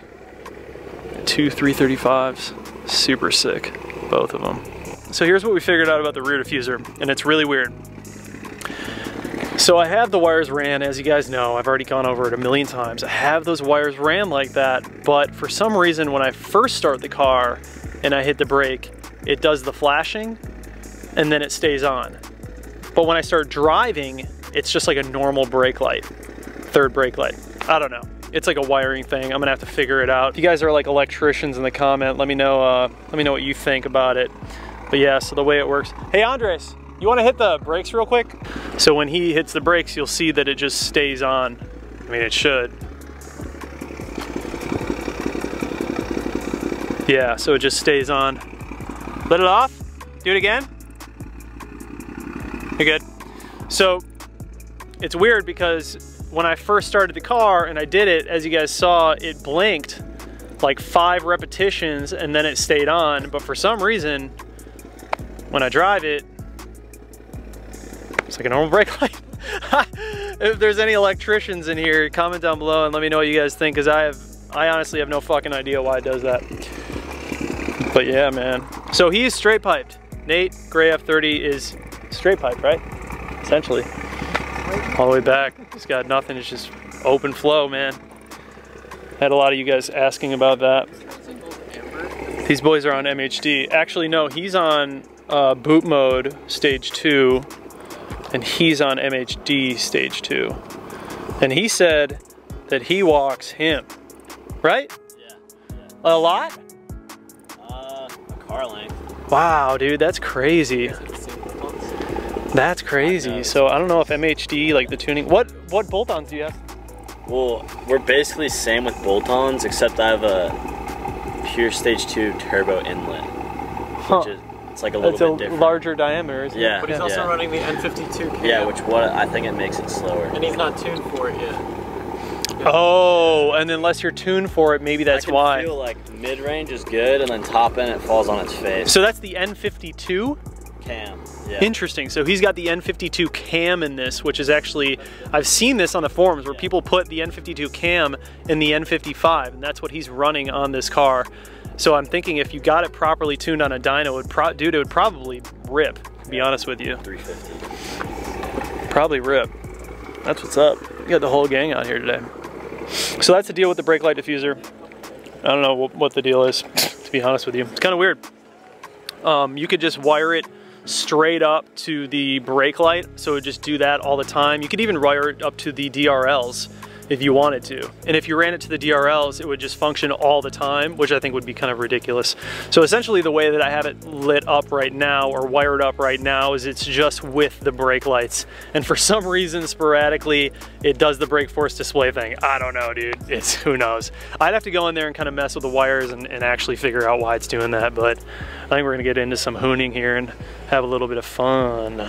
Dude, 437M gang. Everyone's rocking the 437s. Those are the wheels, boys. It's a rev battle.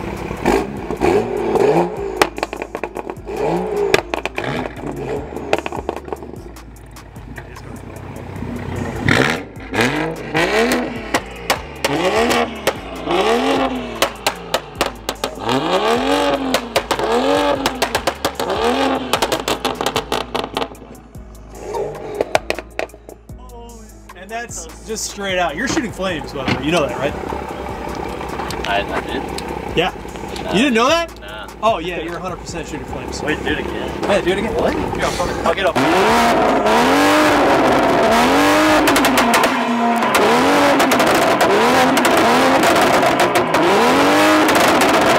So I have it on OEM verbals right now. So the first time when I revved it, it shouldn't have been that loud. I was like, what's going on? I'm on OTS. So I just did the OTS verbals. So whatever's on the map is what I'm running. But yeah, but like, you know, you can like use the slider. Yeah, yeah, yeah. Yeah, the first time sick. I put that.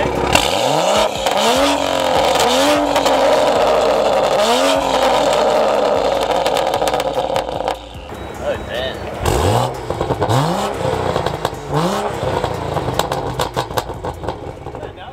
Yeah. That is.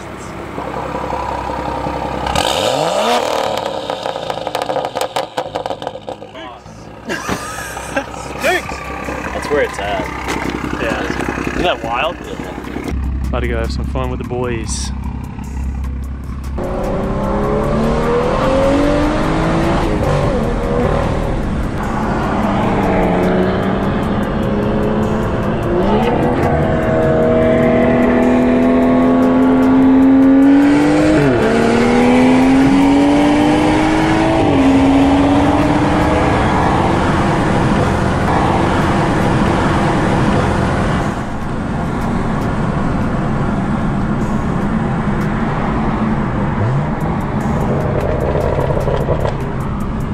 .335 full bolt-ons, MHD stage 2. The whole gang, dude. We got a just fleet of F30s.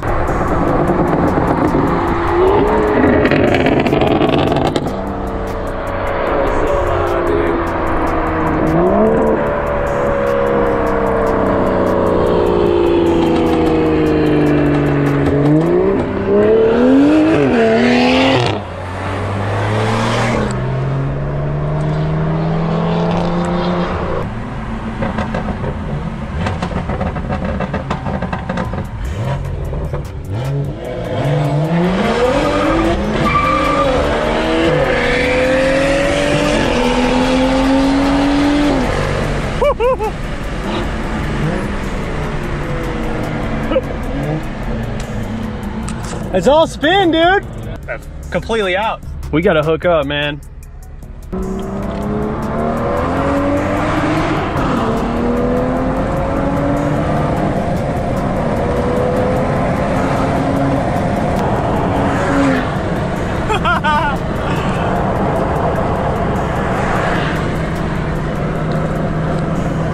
Bunch of savages, what?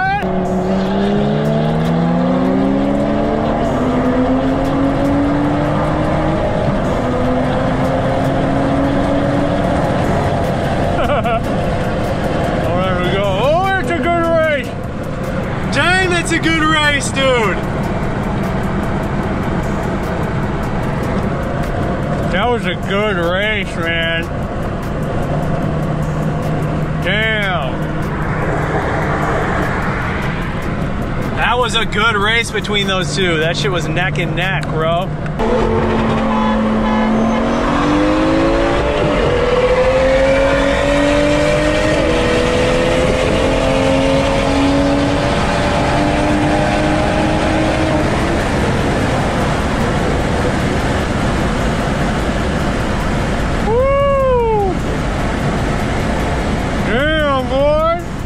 That then there's some driving, folks.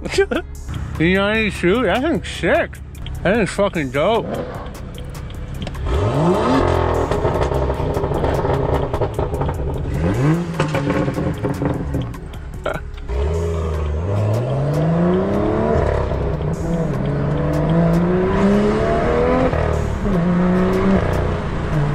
Did you? Who was behind me when I went from with you on the light? Were you any? I got it. Did you see how fucking squirrely I got, dude? Fucking thing. Dude, it does not grip. Like literally, like even on the freeway. Even on the freeway at what 40 did we roll? It let loose. Freaking goals out here, boys. So sick. No, you're good. You good? Yeah. Ken, you're good. No, come back up.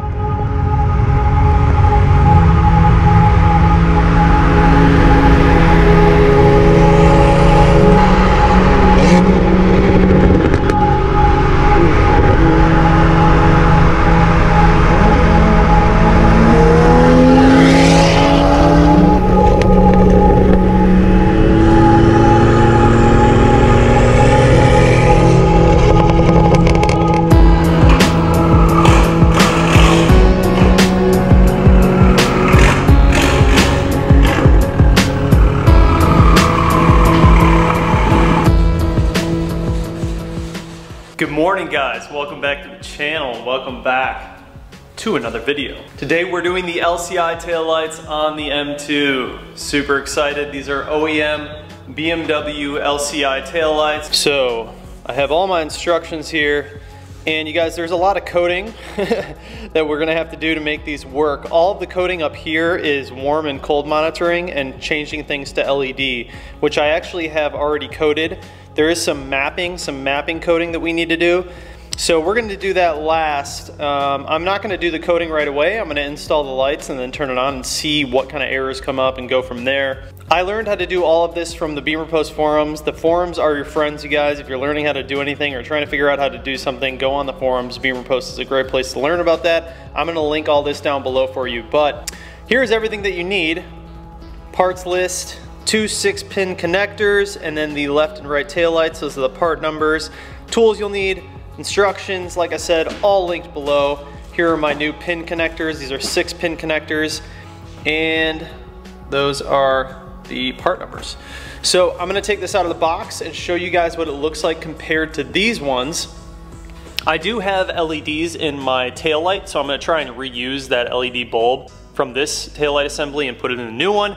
But these are all just normal bulbs. These are just normal halogen bulbs. And you can really tell in photos and in video that the taillights just really don't look that great. They don't look that vivid. So yeah, bulbs are definitely not the way to go. This is similar to like if you do the F30 LED taillights, they just look a ton better. So we have the LEDs here. These also have a little more of like a 3D dimension to them, whereas those are just rather flat. So we're improving the design and the lighting. It's gonna look a ton better. Let's go ahead and pull these out of the box and I'm gonna show you up close what it looks like compared to these ones. All right, so these are the LCIs. I'm gonna leave the clear film on for right now until I fully install them.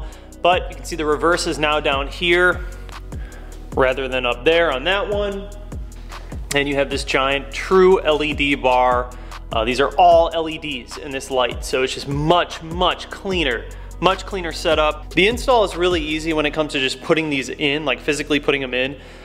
2 10mm bolts, one up there, one over here. Really simple, just pop open the trunk and you'll see it. Just be careful when you pull the tail light out. This is what's holding it in on this side. So you have to be very, very careful when you're pulling it out not to hit your paint or anything. Just take your time with it. Don't rush it. And then this is our new connector, which is a 6-pin versus the old ones, which I believe are an 8-pin. So you have to repin this. Now I will leave links down below for you guys to directly purchase this from where I purchased it, but you can just get all of this stuff from the dealership as well as the new pin connector. Here's the part number for the new plugs that you're pinning into. So we will be doing some new pinning, which is really quite simple. You just take the pin chart and we're pinning it from 8 to 6. Now I also have some things spliced into the right side for my diffuser light. So we're gonna leave all of that. We're not gonna touch any of that. We're just gonna repin it, plug it in, coat it, and we should be okay. I'm gonna start with the left side and then we'll work on the right side.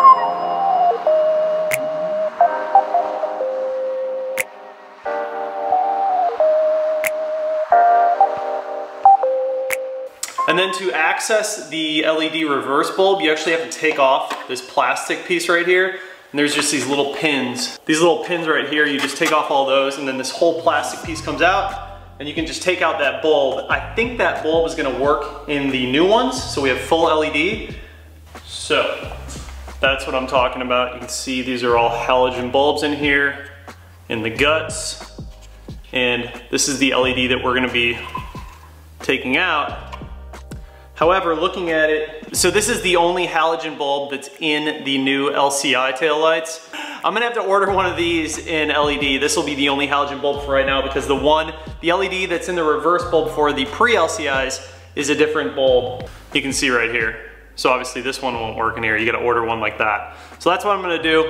For right now, the reverse lights will be halogen. I'll just pop them back out later and replace this with an LED. All right, so I'm going over everything right now, and you can see my connector, their connector, and that's how you're setting it up. So these two wires that remain in the original plug, you don't use those. You actually just tape this off or just let it hang out of the way. And then there's also this guy with these two brown ones. When you go to LCI, you don't use this one at all either. So we'll have two extra plugs just hanging there. You can take the wires out and just wrap them up with electrical tape, but we're just gonna leave it in just in case we ever go back to the pre-LCI. So I'm gonna start removing these wires, and in order to do that, it's actually pretty simple.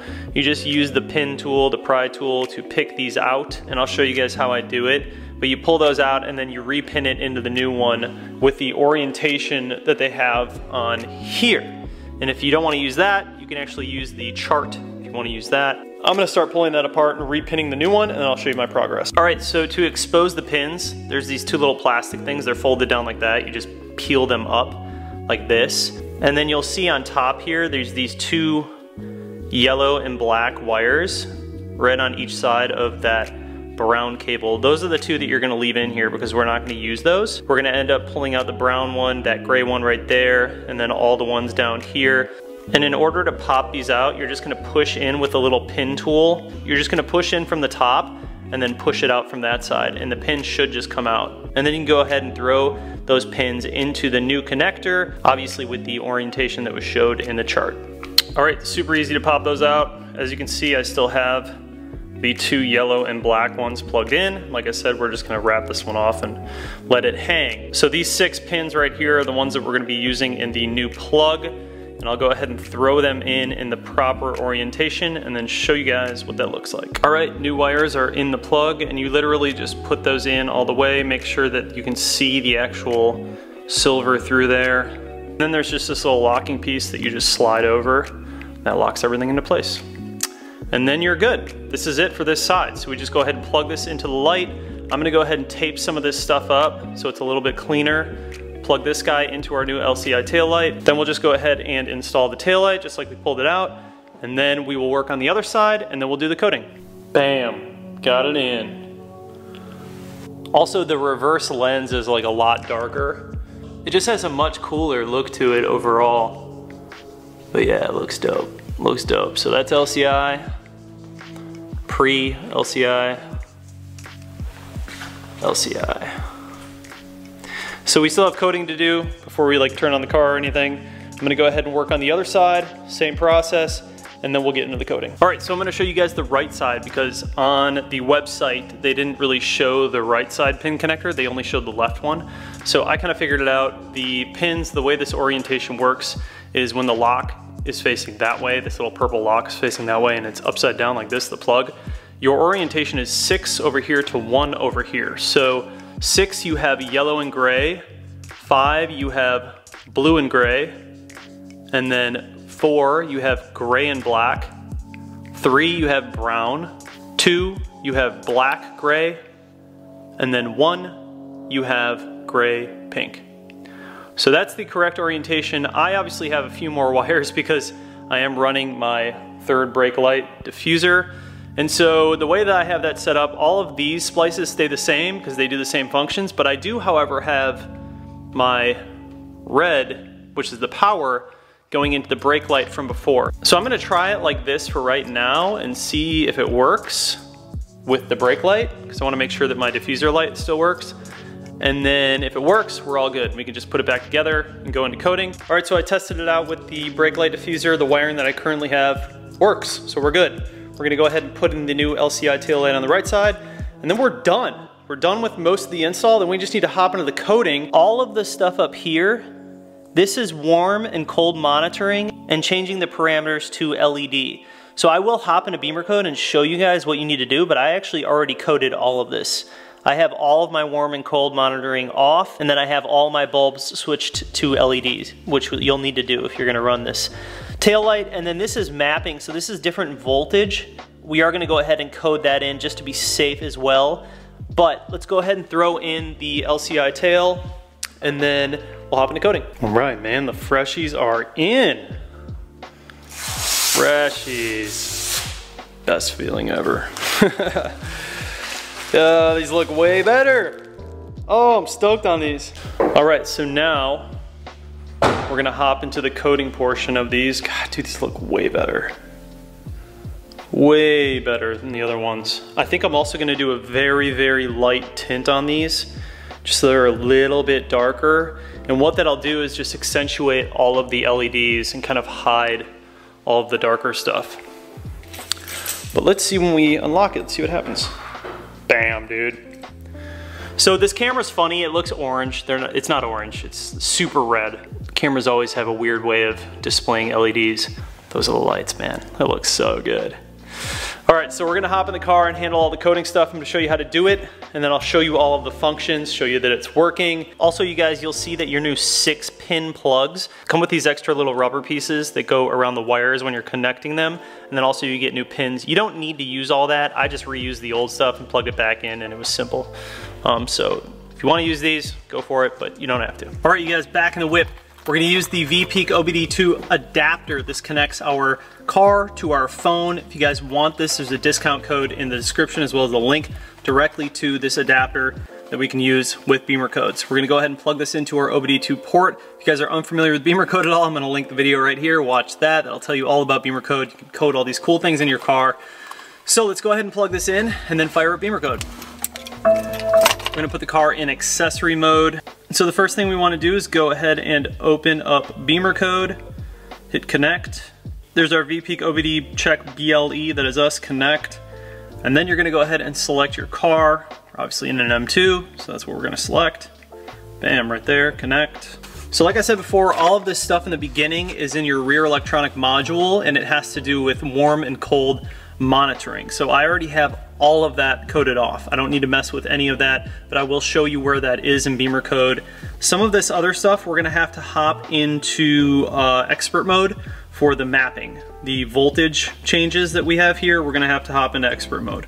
But that should be relatively simple too. It looks like there's 1, 2, 3, 4, 5, 6, 7, 8 things that we need to code in expert mode. If I wasn't doing the actual filming, I could probably get this whole thing done in like 15, 20 minutes. It's super, super simple. So the pinning is obviously the most difficult part, but you guys should be able to figure it out. All right, so I'm gonna show you where all of that warm and cold monitoring stuff is. We're gonna hop into rear electronic module, let that load up. So obviously rear electronic module has to do with everything in the back, your trunk, your tail lights, that kind of stuff. All right, so here we are, we're in here. If you guys scroll down, you'll see voltage monitoring, tail lights warm monitoring, not active, not active, and then I have taillights, lamp, LED. That's what I'm talking about. So all of these need to be not active, not active, not active, and all of the bulb selections need to be on LED. So I already did all mine. I did that a while ago, just because when I was doing the diffuser light, I wanted to turn all of that monitoring off. So we're gonna hop right into expert mode because that is the next step for us. Now, if we look on the sheet, 3062 is what we need, which is LC mapping, lamp mapping. And we're looking for mapping underscore Bremsel underscore LPWM. So mapping underscore Bremsel, level 1. So we'll start with this first one right here. So standard looks like it's at 12 voltage. We need it to be 13.7, so we just change it to 13.7, hop back, and then we do right, which is this one. Same deal, 13.7. And then we go to mapping underscore brake forced, LPWM. So 12.8, we want that at 13.7. PWM, 13.7. Mapping underscore blinker. Where's that at? Here we go. Blinker, HL, PWM. Changing that to 13.7 from 13.8. Look for the right one, change that to 13.7. That's it for 3062. We're gonna hop in 3063. We're gonna code all of this at once. Mapping underscore Nebelschl.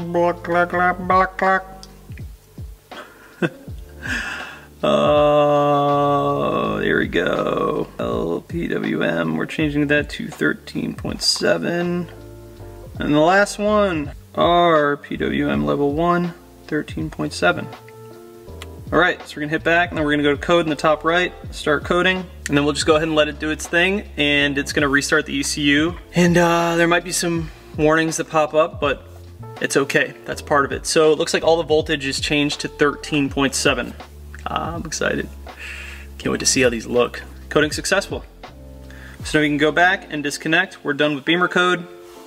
Alright, so now let's hop out of the car. I'm gonna open up the garage so I don't kill myself with exhaust fumes. I'm gonna turn on the car and show you guys all of the functions with these lights, show you that they do in fact work. I did find the link to the LED bulb that you need for the LCI lights. I will link that as well down below. I already ordered mine off Amazon, so once that gets here, I'll just throw in the LED like I had in my pre-LCI lights, and it'll 100% be LED. It's kind of funny that they don't put an LED bulb in the LCI lights for the reverse lights. It's halogen, but whatever. Alright, so here are the brake lights.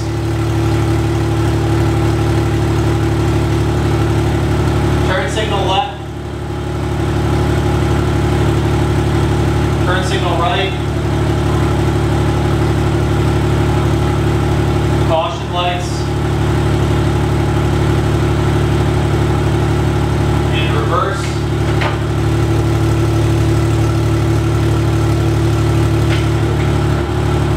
So that was everything.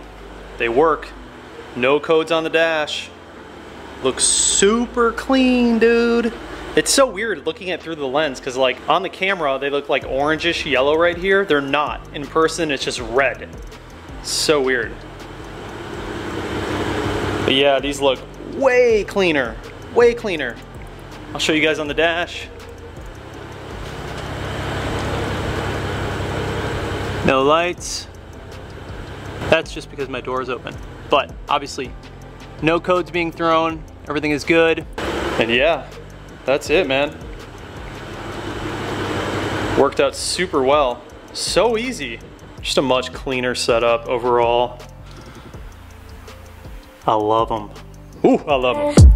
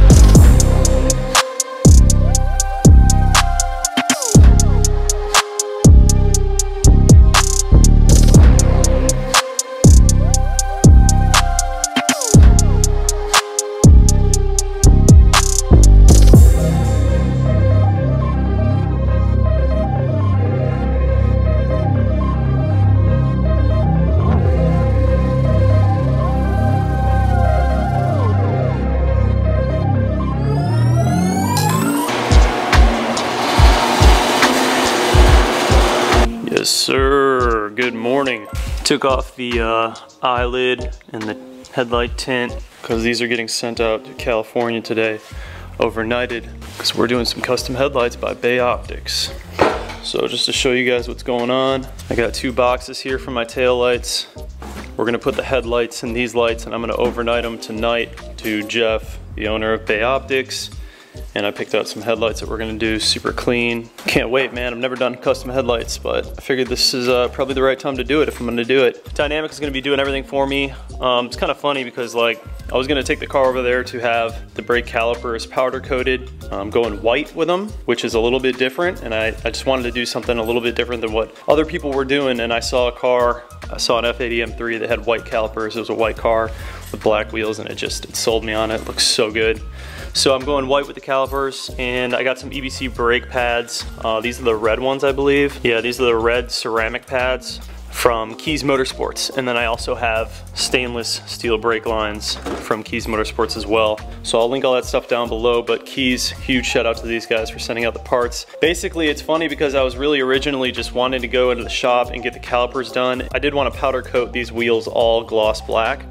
So that was the original idea, and then that kind of turned into, well, we might as well install this stuff while we're doing that as well, because the wheels would be off, and it takes like 4 days for them to do all the powder coating on the brakes and the wheels. And then I was like, well, if the car's down for a couple days, why don't we just go ahead and do some custom headlights? So this whole thing kind of just snowballed. Then I spoke with Jeff, the owner of Bay Optics, and landed on just a really nice like OE plus style of headlights that I've always wanted to do custom headlights on my cars, but I just felt like if any of the cars deserve custom headlights, it's this one, because literally that is like the only thing on this car that I don't love is like the headlights on it. So we're gonna take the car over to Dynamic right now. I'm gonna leave it there. They're gonna pull off the front bumper, pull out the headlights, and then I'm gonna come back, grab the headlights, ship them overnight to Jeff, and then in about a week or so, I'll come back and pick up the car, and we should be good.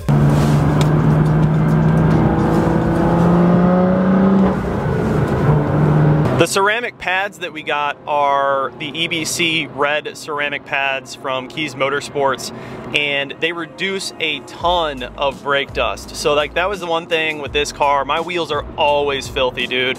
Always filthy, even with the ceramic coating. Like they're just always dirty because this car produces so much brake dust. So I talked to Brian over at Keys and he was like, yo, you should go with these EBC ceramic pads. We ended up doing that, and that should make a huge, huge difference. It should also help out with the braking. It's got a little bit more of a bite. These are more like street pads, street performance pads. They're not really track pads. I'll probably get a separate set for track, but these are gonna be a good setup just for street driving and reducing some of that brake dust. Honestly, when I did the LCI taillights, I was like, man, now I need headlights. Like it was just it's a trickle effect, and it's funny with like this modification process. Like as soon as you do one thing, you get that bug and you just got to do everything else. It's just how the whole mod game works. We're pulling up to Dynamic. Go ahead and drop the car off. I'm gonna come back later, pick up the headlights, overnight them to Jeff over at Bay Optics, and then it's just a waiting game. All right, just pulled up to the shop, about to drop the whip off. So yeah, dude, these all black. White is just gonna crack right through there. It's gonna look so good. These headlights just look so outdated on this car, especially once you do like the GTS hood and the lip and the splitter and all that. Headlights are just gonna bring it out. It's gonna look so good. Huge shout out to Dynamic, man. Those guys are looking out for me, handling everything. Makes my life 10 times easier. So they're gonna take care of it. I'm gonna keep you guys posted along the way.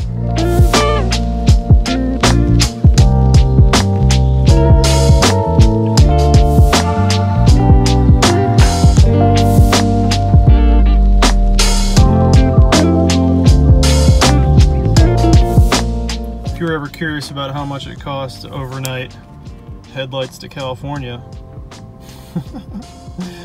Ouch. All right, show you guys what I'm doing here. Don't know if you care about this at all, but I'm making a splitter for the GTS lip. So APR is gonna make me a custom carbon fiber splitter. It comes out 1 inch all the way around. This is the outline of my original lip. And I'm gonna make it all the way around, and then we're gonna bolt it underneath. And then we're gonna put 2 marks, 2 open slots, so we can move the splitter up and down. That way I can adjust the front hang on the actual splitter. So it should be nice. Send this off to APR to get custom made, and should have it back in a few weeks. It's gonna be sick.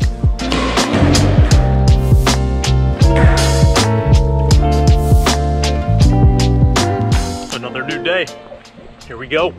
I don't even know what numbered day we're on with this whole video, but the mods have just kind of been like snowballing since the car's in the shop. So this is my second trunk that I bought off of an F22 Alpine White from a junkyard.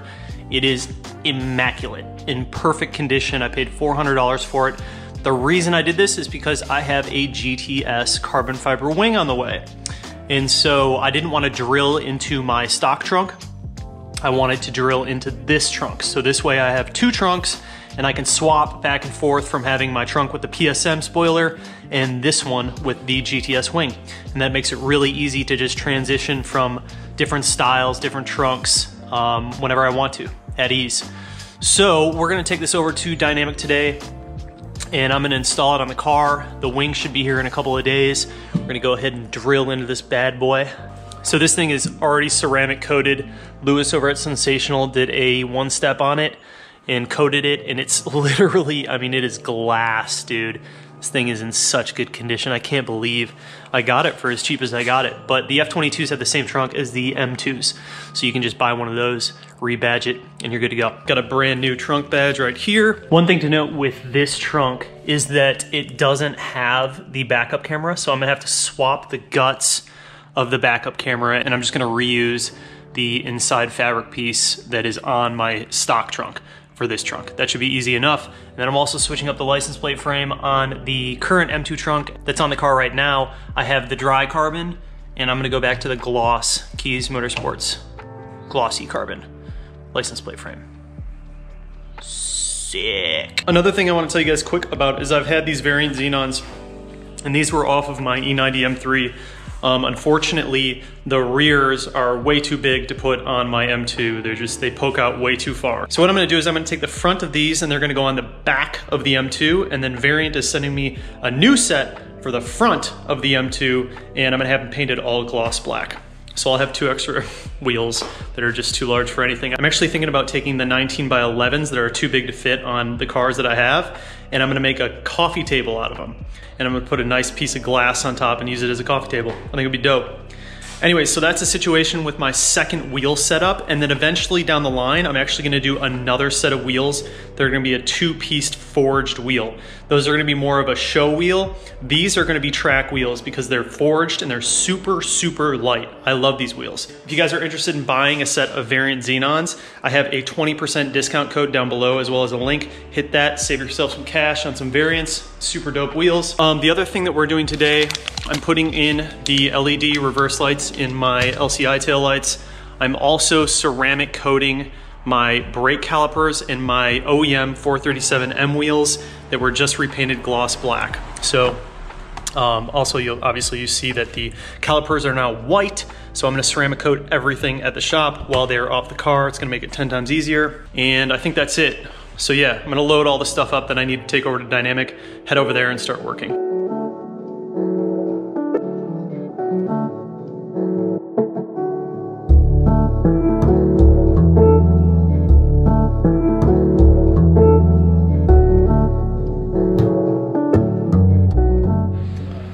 All right, back at the shop. Just waiting on that APR splitter to come in. Car's here, but check it out, boys. We're all black. I finally ordered some new tires too. Got some 4S's coming for the back. But yeah, went all black on these. It's amazing how much better these wheels look in all black. It just looks like a totally new wheel. Did a fantastic job. So I'm about to ceramic coat all the wheels and then check these out. Sheesh. These are gonna pop so hard, bro. So the way they do this is they paint them, obviously sand everything down, and then paint them, and then they put on the decal, and then they clear coat over everything. So it's like legit factory finish. Looks so sick. Dude, these, popping through those, boys, this is the move. So I'm about to ceramic coat everything. You guys know the deal. It's the stuff I use. Link it down below. You can watch this little process.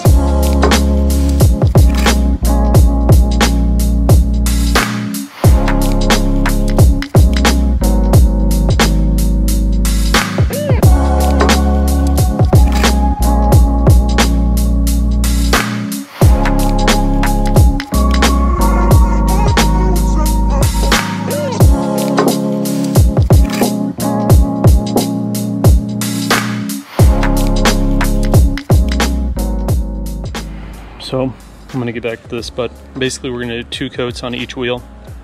Coat the front, flip it over, coat the barrels, let it cure, level it out, coat it, same deal, over and over again to all 4. Then I'll show you guys when I do the brakes. Got them all coated. Look at how glossy these look. You coat them and they just go real deep black. Look insane. Looking good. Now I'm gonna hit these up. Same way I did the wheels.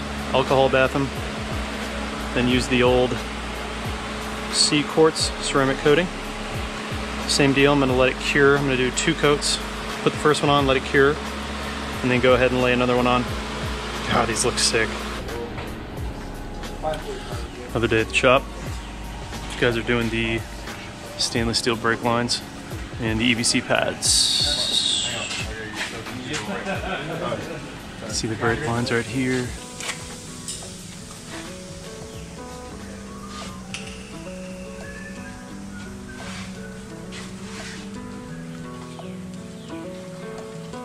Looks good.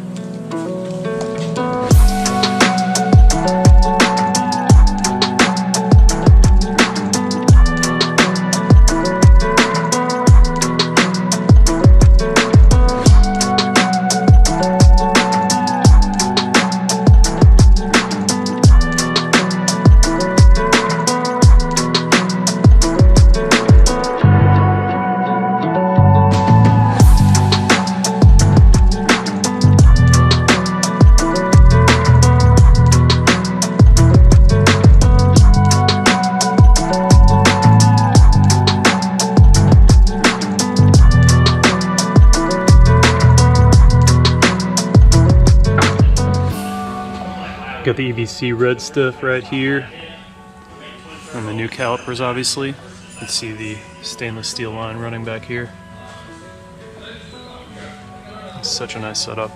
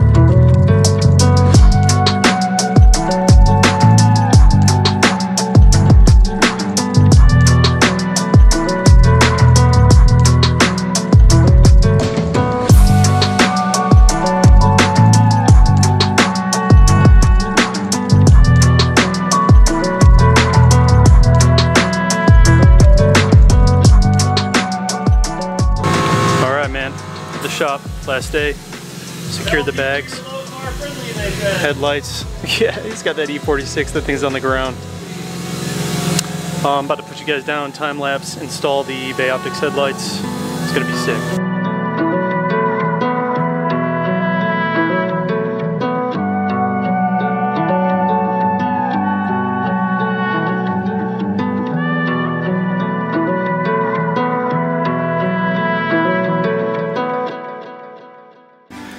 About 2 hours in, got everything hooked up, all the bolts and everything, and then ran the harnesses back there through the cowl. They look great though, can't wait to show you. I'm gonna go ahead and put the front bumper on, and we'll re-update you.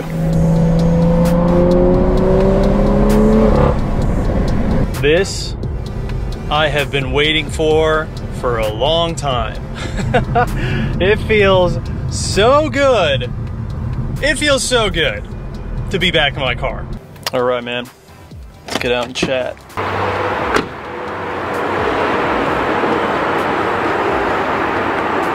Sheesh. This thing is just mental. Full on race car mode.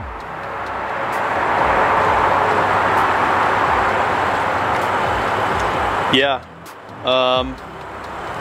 safe to say, these headlights worked out great.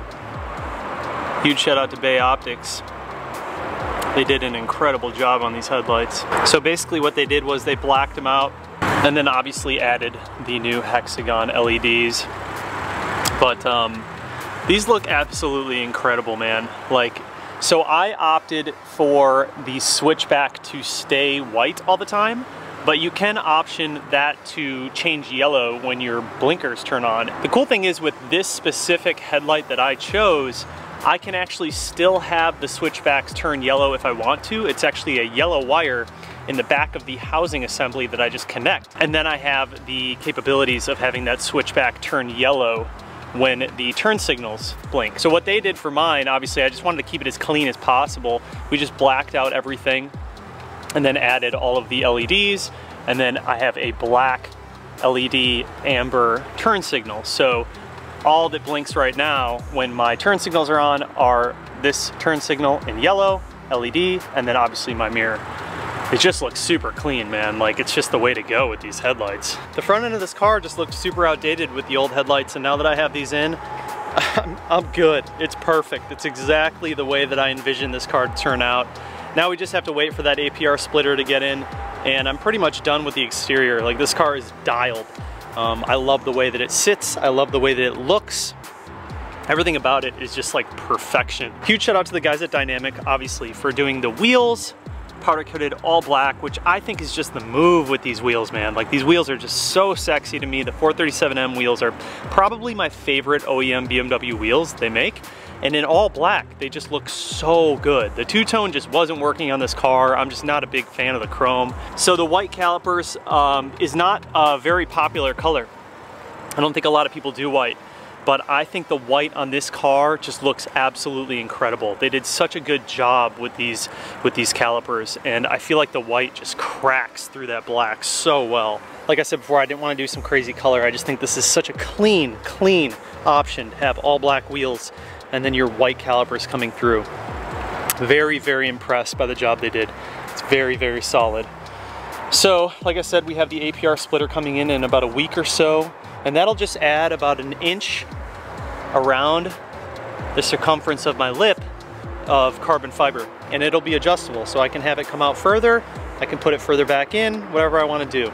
I did get new tires for the back, and Tread Connection is our local mobile tire guy. He's coming in tomorrow to go ahead and put on the Michelins on the back.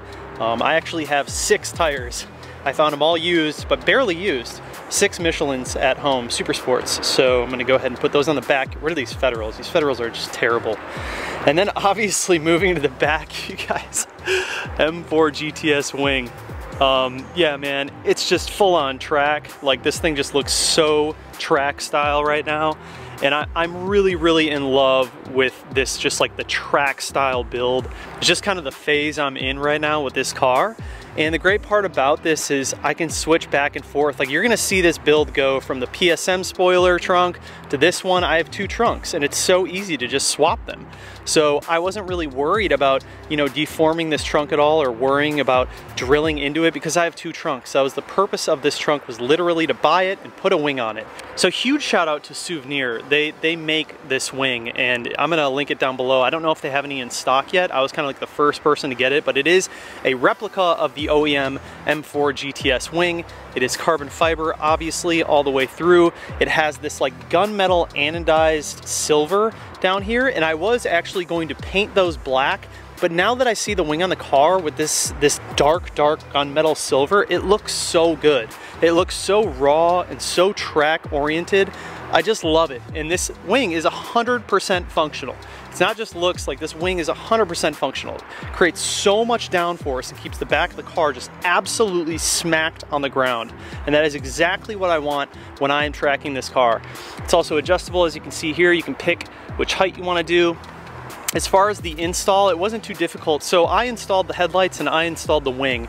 And then obviously Dynamic did the calipers for me, the paint and all that, and then they did my new pads. The wing was interesting. It was my first time ever doing a wing on a car and actually doing it like the correct way. And obviously you have to go ahead and tape up the whole trunk, and then you have to measure. But the big part about the M2 trunk is this wing is meant for an M4, which has a longer trunk. I believe it has a longer trunk.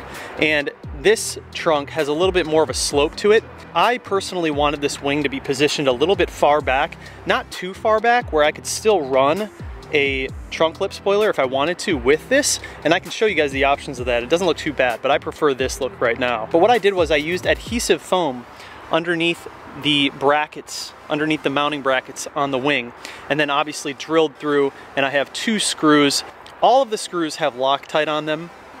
And then also we used washers and mounting brackets. So I actually made some mounting brackets that go on the bottom of the trunk and hold those screws into place, just so the whole thing is structurally sound. I think in the future I might actually end up building an entire mounting bracket that goes all the way across the entire wing and mounts underneath, just to make sure that nothing goes anywhere. It's good for right now, but we'll see how it holds up at the track and kind of move from there. But yeah, man, this car just right now, I mean, it's a presence. Like, this whole thing has a crazy, crazy presence to it. And it looks really good. There's a lot of different style wings that they offer out there, and I feel like the M4 GTS wing is like the perfect medium. It's not too high, it's not too low, it's not too aggressive, it doesn't hang out too far back. It's fully adjustable, it's carbon. Like, it just looks so good on this body style of car. So for the people who aren't into the wing, that's totally fine. I really, really dig it. Obviously, this is my build, so I'm gonna do what I want, but I really, really dig this wing for a track style setup. And I will be switching back and forth between the PSM style trunk and then obviously my wing style trunk. This will be more oriented for track days, which are coming up. We actually have the track. We got word that the track is opening up at the end of the month. So that means that I am going to start tracking my car. So let's talk a little bit about the brake work that was done. Huge shout out to Keys Motorsports. They got me the Good Ridge stainless steel brake lines, and then they got me the EBC red brake pads. So these EBC red pads are ceramic, and what that does is it reduces the amount of brake dust that you're gonna get on your wheels, which is perfect. It's exactly what I want, especially with black wheels, and the bite is really solid. So in the beginning, you will notice there's a little bit of squeal with these pads because you have to bed them in properly. A lot of people don't bed brakes in properly. When you have race pads, you have to bed them in. So what does that mean? For the first 100 miles, you have to lightly brake. So like 30, 40 miles an hour braking, just very, very, very light. And then for the next 250 miles, it's medium braking. So it's a little bit harder. And then from there on out, you're able to just brake as you wish, super hard. A lot of people, they get into their cars when they get new brake pads and they just start braking super hard right away. You do not want to do that. You have to bed in these brakes properly or they will create issues down the line and improper wear, especially to your rotors. So eventually I will end up replacing the rotors as well. Probably just stick with OEM. I don't really see a need to change those out. I also increased the front spacers to 12.5 millimeter. I was running 10 before. I went a little bit wider, and 12.5 is literally perfect. So if you guys have an M2, the way to run these wheels, the stock ones, the 437Ms on an M2, 12.5 millimeters in the front, 10 in the back, and it's flush. Like, it's perfect. There's no rubbing, and the wheel sits absolutely flush with the fenders. So the headlights with Bay Optics took a couple of weeks, which, you know, with everything going on in the world right now is pretty fast, all things considered. It's very difficult to get parts right now, especially with the pandemic going on. So shout out to those guys. Not only did we do the headlights, but in addition to the headlights, they also threw on brand new OEM lenses. So I have brand new lenses. I'm gonna go get these PPF'd by Sensational tomorrow. So they're protected. I never have to worry about it. Obviously at the track, you're gonna get a lot of rocks coming up. But man, I'm so happy and so stoked with how this thing has turned out. I mean, you guys, it just looks insane. Like, it looks absolutely insane.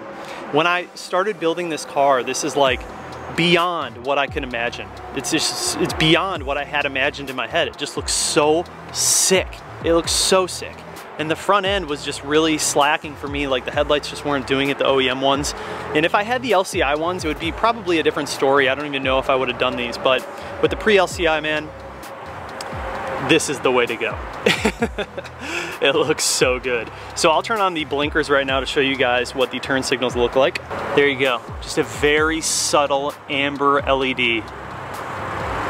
And it's all blacked out. Even the LED is blacked out. So everything is very, very sleek. I mean, this is like so stealth. The front end of this car is so stealth right now. It's so sick.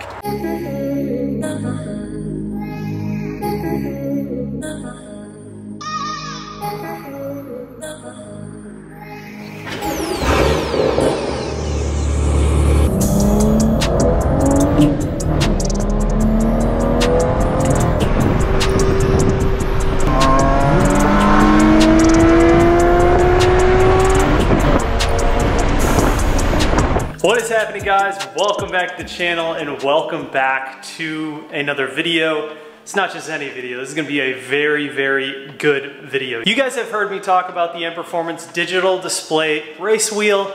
Today's the day. I finally got the wheel, it is here and I'm gonna install it. I looked online and I only found one write-up on this and it was in an F80 M3, so no one really has any content on installing this wheel in a car that doesn't already have it installed. So I think this is gonna be a good video. It's probably gonna be a long one though, so hang in there. Can't wait to show you guys the wheel. It is absolutely gorgeous. Huge shout out to Keys Motorsports. They are the people who sent this out to me. If you guys are interested in buying one, I'm gonna link it down below. Go ahead and hit that link, it will take you right to the product. Go ahead and order one for your car. Let's jump right into it. Holy crap. This thing is sick. So, it is all Alcantara with the M stitching all the way across. It has our buttons right here and over here. Here is the actual display up here. That's where the LEDs go up. And you know your boy went with the dry carbon that matches the interior of my M2. So the part number and the link that I'm gonna leave in the description is for this entire kit. It comes with everything. Everything you see here, well, not the tools, but all this stuff comes with all this. Comes with a little manual. However, this is not an installation manual. This only shows you the features and what is included in the package. The link comes with this dry carbon that matches the interior on the M2. However, there are some options to change it out for like gloss carbon or just the standard black finish. Comes with zip ties, little bracket piece right here. This guy right here, yet to figure out what that is. We will figure it out when we install it. And then here is all the cabling to go ahead and run this steering wheel and make sure that we have everything functioning properly. So this is gonna be a rather long install and a little bit more in depth, but it is going to be a good one, I promise you that. As far as tools, we have the impact. I'm not sure if I'm gonna need the impact. I just got it out just in case. We're using a coat hanger to fish a wire through to the FRM. You need to run these cables from the steering column over to the passenger side FRM, which is located by the passenger footwell. And then I got this nifty little light right here on Amazon. This is a super bright LED, so I can film everything on the inside of the car. Breaker bar to get off the steering wheel. Either the impact or the breaker bar is gonna do it. Steering wheel bolt is a 16 millimeter. We're gonna be using a 7 millimeter. We're gonna be using a 10 millimeter. I did get some wiretaps, but it does appear that BMW supplies a few wiretaps of their own in here. And we have pick tools and of course a wire cutter. Go ahead and disconnect the battery behind this ginormo GTS wing. So if you look under here in the rear deck lid, you have the battery. Go ahead and disconnect it, the negative terminal, put a towel under it. Also, I wrapped a towel around the trunk latch because I am an idiot and I probably will shut this at some point. And you know, you don't want to lock yourself out of the trunk, so we do that to avoid any headaches down the road. Now we are effectively going to jump also. I mean, check out my beautiful tool chest. I also ordered a wonderful table. Finally, I have a workshop table coming on Monday. It's 6 feet long, it's adjustable, it's really nice. I'm making big apartment gains here, you guys. So, we got the wheel right here. We're gonna go ahead and jump in the car and take off the old steering wheel. One thing I didn't mention, a tool you guys will need to take off the steering wheel. Probably a screwdriver like this. You don't want anything too sharp when you are trying to release the springs on the factory steering wheel because you can gouge out wires and just destroy the inside of the steering wheel. You don't want to do that. You want something that's rather dull to hit that spring and release that airbag. So we do have to take the airbag out. That's why we disconnected the battery. So let's go ahead and hop in the car and start that process. All right guys, so we are in the car and you are gonna see on the steering wheel down here, you have 2 holes. One right here and then one on the other side. And the way that you are releasing this airbag is you're pressing in and releasing the clips inside and then pulling out the airbag. So you want to do each one and there's a releasing mechanism that's basically held in by a spring. So you gotta push on those springs, unlock it, pull each side, and then you have some clips inside to release some plugs. Bam, got it. All right. Then we can just remove it. All right, so here's the airbag out and you have those 3 clips coming into the airbag. You don't need to touch those. We're just gonna go ahead and remove this one clip right here. And the way that you do that is just press down on top with a nice long flathead screwdriver and then the whole thing will release out So I need 2 hands to do it, so I'm gonna go ahead and do that. All right, so that is out, where all we're doing is pressing down on that top clip. Then you just release it, take the airbag, set it somewhere where it's not gonna get damaged. So we do not need to replace an airbag. They're expensive. All right, so here is the inside of the steering wheel, and if you look right there, I have my screwdriver in here. I'm showing you guys the clip that you are releasing to get that airbag out. Now that clip right there, when you push in there, that's what releases the airbag. So you're doing that on both sides. And then just be patient with that. Don't start stabbing around. You only need to press it in. You shouldn't be like moving it around and all that stuff. Don't do that. Just press it in. If it's not hitting and it's not coming out, take it back out, find the right angle. So before we actually remove the steering wheel with the 16mm bolt in the center, we're gonna go ahead and remove the finisher piece, which is the trim. I believe BMW calls it the finisher. You're gonna go ahead and remove this T20 over here in the corner. You're gonna go ahead and remove this T20 right there. And then we're gonna go ahead and remove the T20 that is directly underneath the trim piece. And then this is held in by retaining clips. You can go ahead and pull this whole thing out. All right, so I just wanted to update you guys on this part. These little clips, there's basically these little pop clips in here. There's one right there. And I'm just using a little pick tool. There's one right here. And then what I did was I just started pulling and the whole thing came out. And you can see back here, it's like a little bit of adhesive and stuff. You just pull it back and remove that tape just like that. So this frees that finishing piece from the trim, and then you have everything exposed. At this point, we're gonna be able to remove the entire steering wheel with the bolt, and then we can take everything out, and we have all the guts in here, everything that we can transfer over. So I guess now would be a good time to go ahead and just unplug this plug and this plug, these 2 connectors right there. Those 2 are gonna have to come out in order to remove the steering wheel from the column. So we'll go ahead and do that. I'm just gonna use a little pick tool or a flathead and get in there and just pop them out. All right, so I just used a little pick tool, pop that one out, just pressed up a little bit on that, pulled it out. Got this one out from there. And now as far as I can see, all of the electronics are disconnected from the actual column. So I think we can go ahead and release this 16mm and just pull off the entire steering wheel. And then I can go ahead and take off all the guts on here outside of the car, which is gonna be far easier than trying to do it on the car, because there are some bolts behind here that we need to get to release all the functions and all the buttons. So I'm gonna go ahead and do that. This is a 16mm. First, we're gonna try it with an impact. If that doesn't do it, then I do have a breaker bar. These are on there pretty good. All right, votes down below. Will the impact gun take it off? It's just a little electric impact gun. Who thinks it'll come off? Oh, we got it with the impact. Awesome, don't even need the breaker bar. This thing's fantastic. All right, so we got it off. Go ahead and just screw the dang thing out.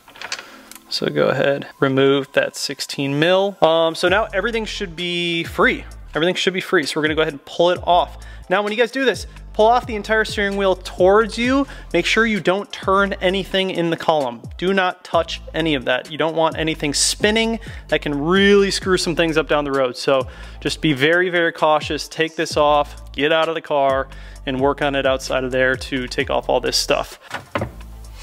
Let's go ahead and pull the guts out. I figured this is probably a good time to do a little side-by-side comparison. So the Alcantara wheel is just a little bit thicker, probably just because it's wrapped in Alcantara. Up here it is noticeably thicker. Obviously they need to fit all this race display stuff in there. The control sides are thicker. There are 2 buttons on here to sift through all of the functions. Yeah, so here is the standard one, and I have so many people that were getting mad at me because this is dirty. Yeah, I know it's dirty. Obviously I didn't clean it because I knew I was getting a new one. Also, I just want to say right now, I'm not selling this, so don't even bother asking for it. Not for sale. I keep all of my stock parts. I don't like to sell things. So now we have everything here. We're gonna go ahead and pull all of the guts, all the controls and everything off of this steering wheel and transfer them over to this wheel. Looks like we have a T20 there, T20 over there. And so once we do that, these plugs should come out with that, and I should be able to transfer all this stuff over. I'm gonna go ahead and assemble this whole thing before I start wiring and doing all the other stuff in the car. Looks like there is a little grounding wire in here. It is also a T20. Pop that out. This piece right here just slides right out. These rubber pieces are for the vibration in the steering wheel.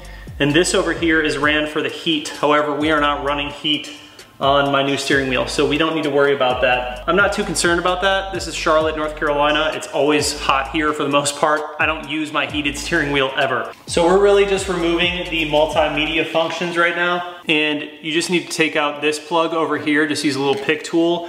And this one is connected to the other one. It comes out in one entire piece. So the whole thing is one piece. So we have this. We're gonna transfer this over to the new wheel, like so. We're gonna take off this backing plate. All right, so I just pulled everything off the steering wheel. For the vibration mechanism, it looks like it's just a clip right here that you pry off of the actual steering wheel. And this whole thing will go into our new steering wheel. And it looks like they also give you a new clip with the new steering wheel if you need to use it. So we'll go ahead and swap all that now. So here's the vibration mechanism. And I just used a pick tool on each side to pull it off. And this wheel is officially bare. You can see the heat right here. However, obviously I'm not running that in my wheel, so we don't need to worry about it. My factory clips seem to work just fine, so I'm just gonna use that and discard the one they gave me with the wheel. Spent the longest time staring at this thing, trying to figure out what these little black and white cables were for. They're for paddles. I don't have paddles. So we can just discard these can hang out. This whole thing is, whoo boy. It is it's a process, but basically you're just finding everything that you pulled out and plugged it into the new harness. It's really not too difficult, just kind of trace your steps. But I am also attaching a step-by-step manual that shows you exactly what to do from BMW if you guys want to follow those steps. So I'm going to kind of blow through the rest of this here. But this all gets tucked. This actually ends up going under here, and this will just tuck away. And actually right now, this is all assembled. Also, look at how sexy it looks. This is all assembled now, so I still have my vibration. Obviously, we're gonna forego the heating. We're gonna start working on the wiring in the car. So we're gonna have to run this loom down to the FRM and do some tapping into some wires. And then we'll use this guy over here to run the wire from the driver's side over to the passenger side. So let's hop in the car and start working on that. This is all sweat. It's super hot, dude. Your boy is sweating. I was trying to not drip on the wheel. All right, so back in the car, and what we have to do now is separate the steering column assembly. So we have to separate this from this. It's basically a bunch of clips that run around here. There's no screws or anything, just a bunch of clips. My weapon of choice is gonna be this little pick tool, and I'm slowly just gonna work my way around here. Obviously, just be very careful. You don't wanna break any clips or anything at this point. That would suck. Once we're done with that, the top should come up. We're just gonna leave that there until reassembly, and then the bottom will come off, and there should be a couple of plugs, probably for this guy right here. And we'll go ahead and remove those. It might just be one plug, but just go ahead and remove the plug or plugs, and then this part will come off completely. All right, so I'll show you what you have to do. There's basically these clips right here that hold into that bottom piece on the inside. What I did was I took a trim tool and I stuck it inside, and then I was able to kind of finesse it and open it up. Pull the top off, and leave that there. And then you have these big old clips right here. You're basically taking each clip on each side, pulling them outwards, and then dropping the whole thing below. And then we have two plugs on the inside, right there and right there. We're gonna unplug those. This whole piece can come out. All right, so now we have to remove the electronics hub. Like I said before, you guys, do not spin this. Keep it just like that. It is 4 7mm bolts all the way around. I'm gonna pull this out, and then we're gonna be connecting one of the plugs of the wiring harness, the adapter, the retrofit kit, to the back of this connection hub. So we're gonna pull this off, unplug everything, and set it to the side. All right, so here's the back of the electronic hub, and basically you need to pull off this. The way that this works is it has a sliding mechanism, and the reason you got to take off this whole piece is because the steering column is in the way of that sliding mechanism that locks this plug, of course, right? So you got to undo all that just to get to that plug. So we're going to go ahead and push this down, slide that up, pull that out, and then we're going to set this electronics hub aside, and then we are working on the wiring portion of this. We are effectively done on this side for right now. We're gonna hop over to the passenger side, and we're gonna be working in the footwell area. I'll meet you guys over there. All right, we're over at the passenger side, and we have two 10 millimeters that we need to undo. We're gonna drop this panel under here, and then we're also gonna remove this right here. So we're gonna take out this little guy, pull up, and then some of this weather stripping, we'll have to peel it back in order to get this off. So these are mostly clips, and then you just have the two 10 millimeters. So there's one of them, and that's the other one right over there. All right, first piece of trim dropped. You will have a footwell light right there. Go ahead and unplug that. Then we can take that out of the car, move it to the side. Dude, this light, this little LED light is a game changer. Little tiny LED light, and you can just stick it anywhere. It'd be great for like the engine bay too. I love it. So we're gonna unplug that, pull it out of the car, and then remove these side plastic pieces. All right, so to explain to you guys what's gonna happen next, I'm taking the wire hanger, I'm straightening it all the way out, and I'm gonna run it from the driver's side underneath all the way through the back over here until I see it. And then we're gonna be connecting a wire from the wire loom. There's only one wire really that runs up to the steering column. The rest is being done over here in the FRM. So we're gonna tape up the wire once we fish this all the way through to the coat hanger. And then we're gonna pull the coat hanger all the way back, and it's gonna run our wire for us up to the steering column, and then we have it fished up there, and we're good. So I'm gonna go ahead and find my way across. Just be careful when you're running this coat hanger through here. Obviously, if you feel something in the way, just back it up, come back it up, find a little fish canal, you know? Fish that bad boy through.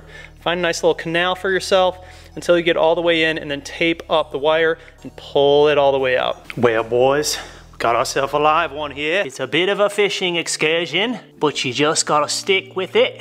I don't know what accent that was. I was trying to do Australian, but then I turned like English. Anyways, here is our coat hanger, and I ran it through. That took a little bit, man. What I was doing is I took the light and I shined it in there, and I just tried to find like the best hole possible, and then slowly worked my way over, and I did get it to come out the other side. So I'll show you where it came out. I'm having a hard time actually showing you where it came out, but it's right here. It's like literally right there. It's right up in there. So I'm gonna take a needle nose and I'm gonna pull it down, bend it a little bit, and then we're gonna tape up the wire, this blue and white lead wire. It's got a really, really long end to it. This is the one that we're running all the way over there. So we're gonna tape this to the coat hanger and then pull the coat hanger back through. There she is. So I'm gonna tape her up and send that wire back through. All right, she's all taped up. We're gonna send her over to the driver's side. I think we got a big one. I think we got a big one, guys. I think she's a keeper. I think she's a keep. Oh, she's a keeper. You can go ahead and untape this, and we're gonna be tapping this into the existing harness for the steering wheel. All right, so we got that blue and white cable coming out here. And basically this guy right here with the locking mechanism, you're gonna go ahead and open that guy up. It's a release clip on the side there. Just go ahead and open that up. Like I'll do it with one hand. And drop her off at the pool. See there's a number right there. It says 1. Number up here that says 6. We're going into number 4. So 1, 2, 3, 4. Looks like it's right to the right of this little lime and white cable. So right there, number 4. So that's what we're plugging that into. I need a free hand to do it, but I'm gonna plug that into there and then put that little cap back on, and we're good here. Then we're going back over on that side, and we're gonna work on the footwell module stuff. All right, so now we have to remove in order to get to the front electronic module, we have to remove this gray cover, and it's basically just a T20 right here. So pop out that T20, there's 2 clips on the side, just pull it out. And then we can access the FEM. Yay, got it. All right, so the first one we need to undo is this one right here. It's called Con 2. You're gonna be removing this from the FRM. It's the first one in there. And then we have to take the housing off, and we're gonna disconnect 2 wires. I believe they are 18 and 19. And then we're gonna connect new wires to that port, those 2 ports. So I'm gonna go ahead and take the housing off here, and I'll update you. Here are the guts of that Con 2. We're not using this black one, we're using this gray one. You'll see a 14 on the far side and a 21 on the far side of this side over here. That blue and red wire, that's 18 and 19. So we're gonna press in the metal pin in there that you can just barely see. Press in and then push it out with the pick tool. And then we have 2 new wires going in there. All right, so we took our new harness and we used 18 for the red, 19 for the blue-red. So we had Con 2 over here. Now I pulled out Con 3, which is the next one over on the front electronic module. And we are locating 19, which is right over here. So find 19 on this harness. Basically, we're going to be taking 419, I believe it is that red and blue wire in there. There's a little red and blue wire right there. You can barely see it. We're going to be tapping this green wire into that red and blue wire. It's got these little wire taps here that come with the kit, and we're gonna run one side in there and another side in there. We should be good. I'm gonna pull out some of the wire loom over here so I can get a little more exposure of that blue and red wire in there. I'll show you guys what it looks like when I'm done. There you go. Gotta make sure these taps are all the way down. Use the pliers. Get them nice and flush. So green into the red and blue. So that is tapped. We're good there. Everything wired up, boys and gals. I took the brown wire, which is just a ground wire, and ran it to the ground. I wire tapped it to the ground of the footwell light. So that's how yours should look. There's also this little plug. So this is our new harness that's coming from the driver's side. And these are the ones that we tapped into that Con 2. And then those two that you removed from Con 2, they're gonna go into the existing harness right here. It's kind of confusing, but it's really not. It's all color coded. You'll see that you have this guy. This is called your control unit.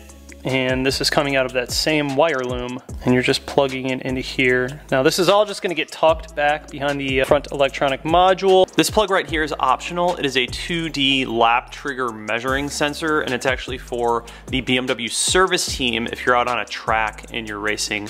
However, we do not need this, so we are going to omit it. We're gonna basically tidy all of this up, put this all back together, push it down there. And then go ahead and start using some zip ties and get all this stuff nice and neat in there. And then I'm gonna put it back together like nothing ever happened.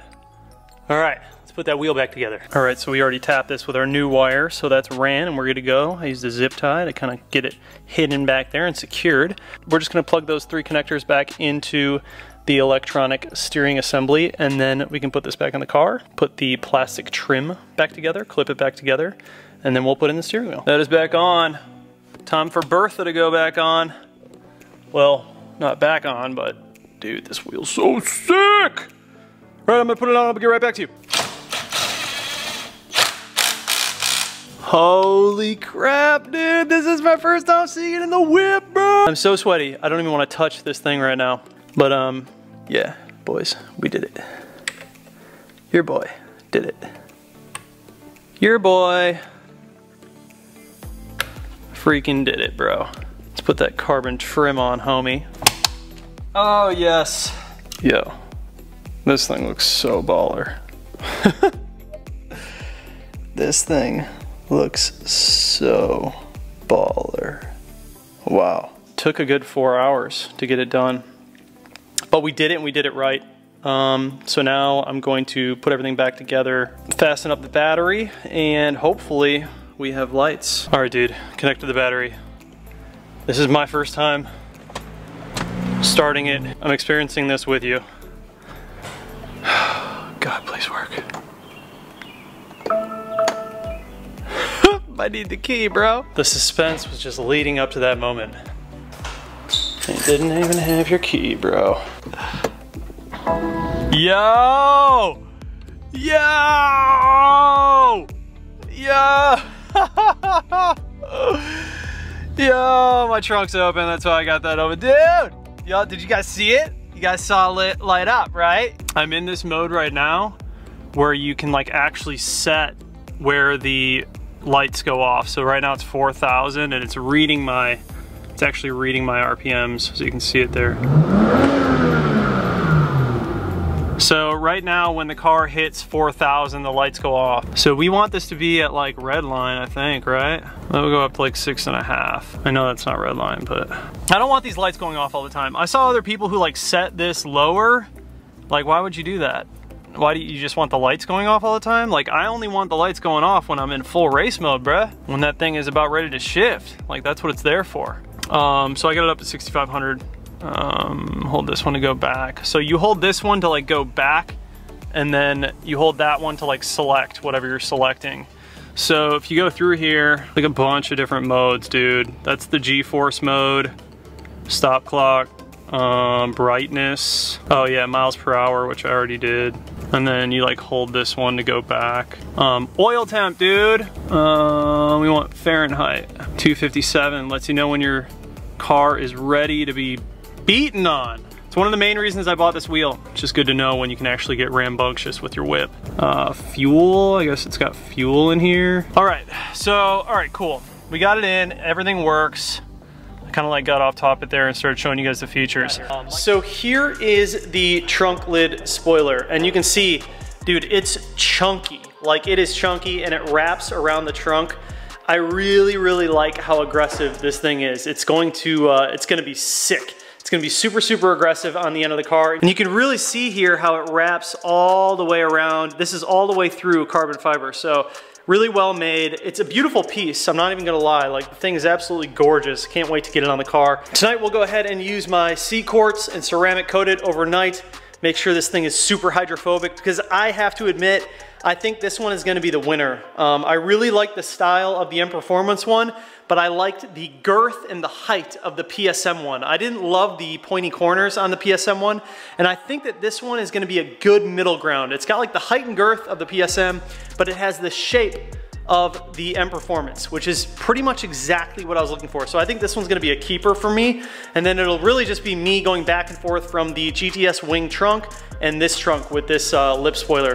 Also, we have this from Souvenir. Anyone who is running a GTS style hood, this is a carbon fiber hydro dipped version of the vent. So you guys can set it in here and you can see, I mean, it's not real carbon fiber, but it's hydro dipped.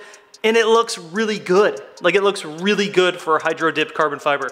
So that would go in there. If you guys have a GTS hood and you're interested in getting one of these, I'll have it linked down below. But it's pretty dope, and I'm gonna run it. I gotta make my block off plate here, and I'm gonna have a separate video on how I do that. So a lot of people asking about it. But if you compare this hydro dip to real carbon fiber, I mean, dude, it looks pretty convincing. Like, most people wouldn't even be able to tell. So pretty cool. You guys, when it comes to removing trunk lid spoilers, there are a few different methods to doing this. What I have found that works the best, depending on how long it's been on there, you might need to apply some heat. I don't find that you always have to, but it does help to loosen up that adhesive, especially if you have one like this. Being that it wraps around like that, it's usually a lot more difficult to get off. Something like this that just sits on top is gonna be relatively easy. My PSM one wrapped around, so that was a big pain to get off. It also depends on how long it's been on there. Like, the factory OEM ones are usually really, really on there. I saw that a bunch of you guys in the last video were mentioning that I don't need to use a rubber wheel and that I can just use some Goo Gone. That does not work. It does not work. If you have very thick adhesive on there, you cannot reduce a ton of adhesive just by using Goo Gone. Goo Gone only works if there's a little bit of adhesive left. Any kind of cleaner or like isopropyl or alcohol or any kind of Goo Gone, anything like that, that only works if there's like remnants of the adhesive left.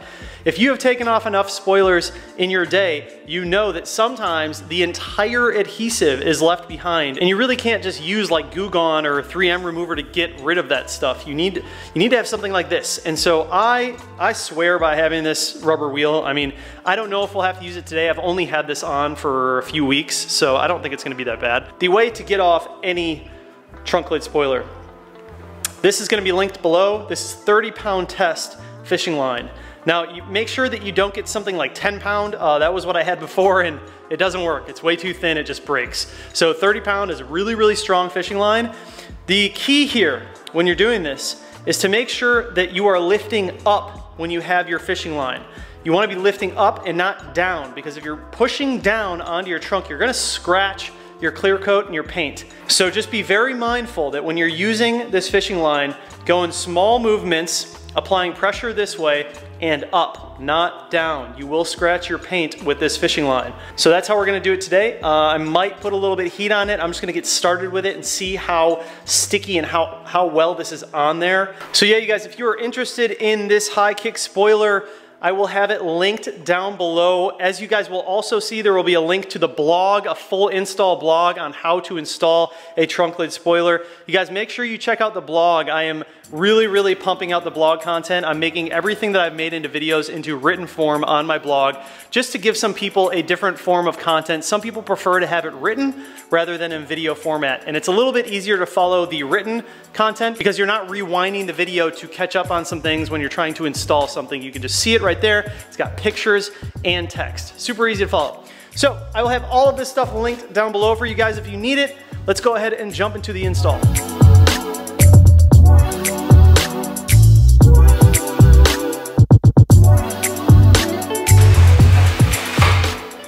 This is a perfect example. So some of this is really thin, and you'd be able to get it off with like a Goo Gone or alcohol, but some of this is very thick. And the only way to get it off is to roll it like that, right? So if you took your finger and you rolled all this out, you could do it, but it would take you a while and your finger would be killing you afterwards. You'd probably get a fat blister. The best way to do it,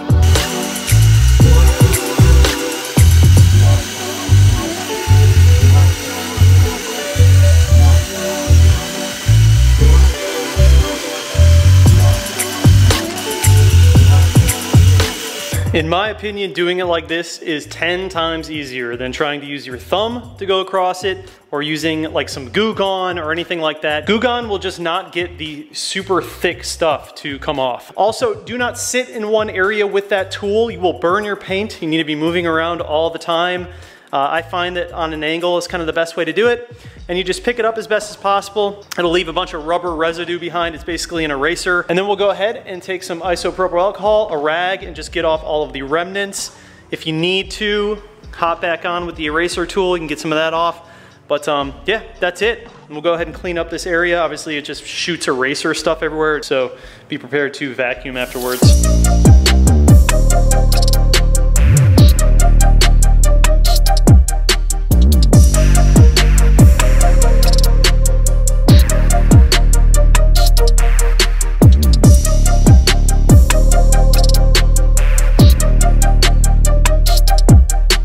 All right, we are cleaned up. Looks good, spotless. That is the way to go.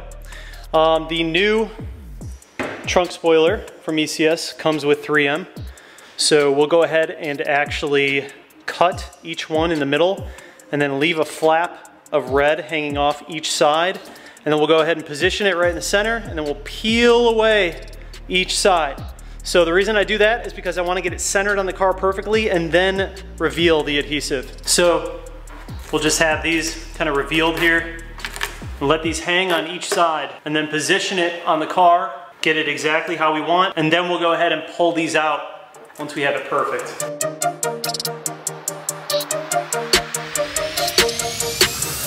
So we've got it on here, and you can see we got a little bit hanging out, a little bit hanging out. Just checking the gaps on each side, checking the gaps. Looks like I come over just a hair. So you're basically just making sure it's nice and centered and that it's fit well. And yeah, dude, this thing's dope. I like it. This thing is sick. So once you have it where you want it, you're gonna go ahead and just remove each piece and then hold down. I like to start on each side, 20 seconds, in the middle, 20 seconds. Just kind of move around, do 20 seconds per area, and just apply firm pressure, and then you'll be good.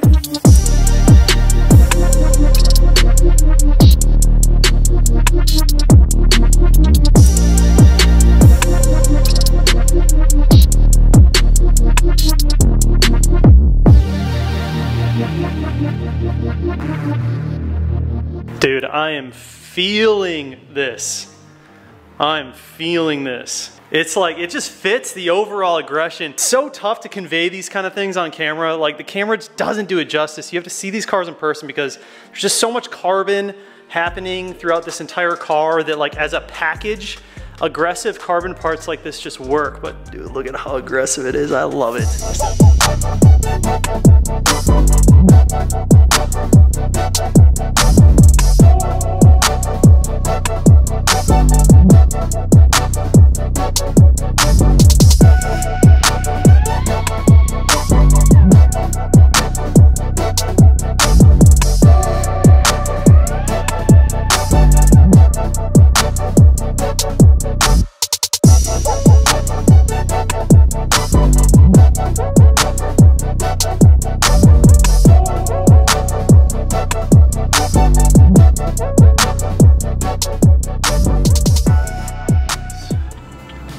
86 degrees out. A little warm for a dyno day, but we'll be all right. We'll be fine. Let her cool down a little bit. I don't know, man. I don't know what we're gonna pull here. You gotta perform today, baby. This place is pretty close to home, which is nice, man. Makes it a lot easier when you're trying to get your car dynoed. We're in Monroe County, North Carolina. I think that's what it is.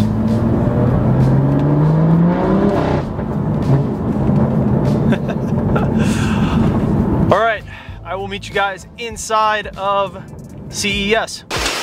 All right, we are back at CES Motorsport. My guy John here, you guys remember him from last time. Say hi, John. Welcome back to the channel, man. So we are gonna be dyno tuning, well not tuning, we're gonna be dynoing the N55B and the M2. And sounds like John and I are gonna be doing some work in the future. Talking maybe some pure turbos, talking maybe some fueling, some custom tuning, and I think this would be a fantastic shop to do it. As you can see, most of the cars here, the dynamic car right there, if you guys remember in an older vlog, I actually had this as a loaner, but John was working on it, tune its turbo E36 M3. But yeah, I think that this shop would be the right place to do the pure Stage 2 turbo kit and the custom tuning because, well, one, they have a dyno in-house, and that's huge when it comes to being able to test the car out and tune it accurately. And obviously, you know, this shop is a little more accustomed to doing projects. So when you have, you know, a car that needs to get a project done like that, it's nice to have a lift where it can just sit on the lift for a while you guys are working on it. But today we are gonna find out what this thing is putting down.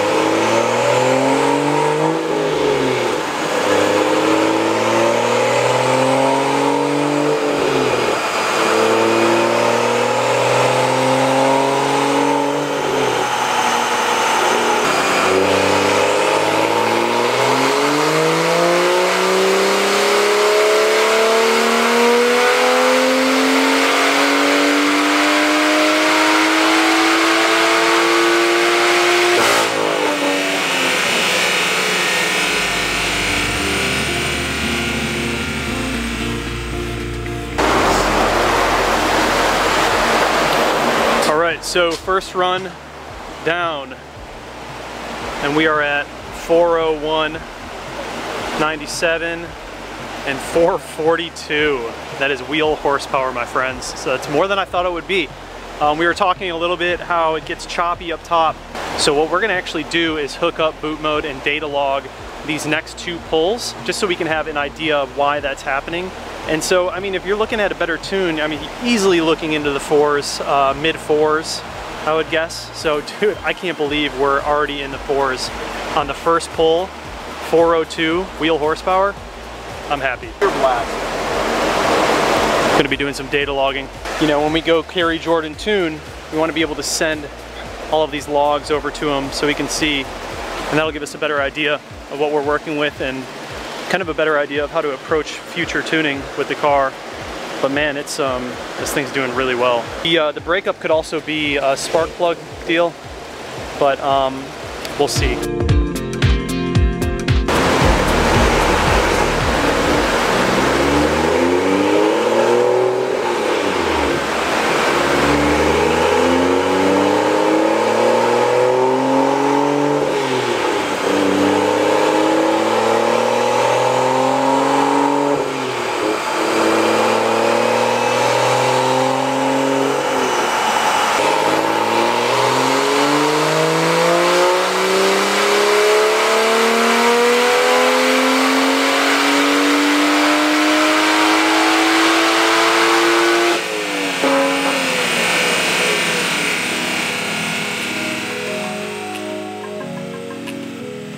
Almost 403 and hit 450 there.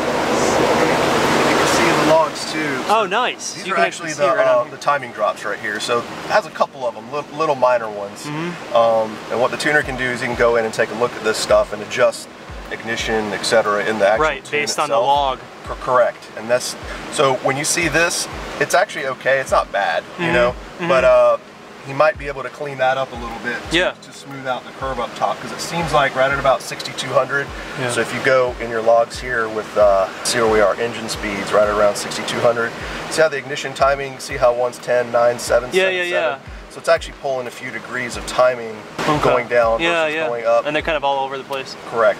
So what he can do is actually change the timing curves and timing maps. So it's just RPM, clean. Yeah, the whole way through. Bit, which means it might be just a tad aggressive, and that's why it's pulling a little bit of timing. Okay. It's also really hot, but awesome. We'll do another cool down. Yeah. Hell yeah, dude. Made a couple more on it. So you guys can see where the timing is pulling there in the end. All right. There we go. So 403 at 450 for torque. And that's wheel horsepower, right? That is, to the wheels. Yes, sir, to the wheels. So you guys can see where it's chopping up back here. And that's what we're hoping to fix once we data log it and work with a tuner. Like he just explained to you, we can go ahead and clean all this up.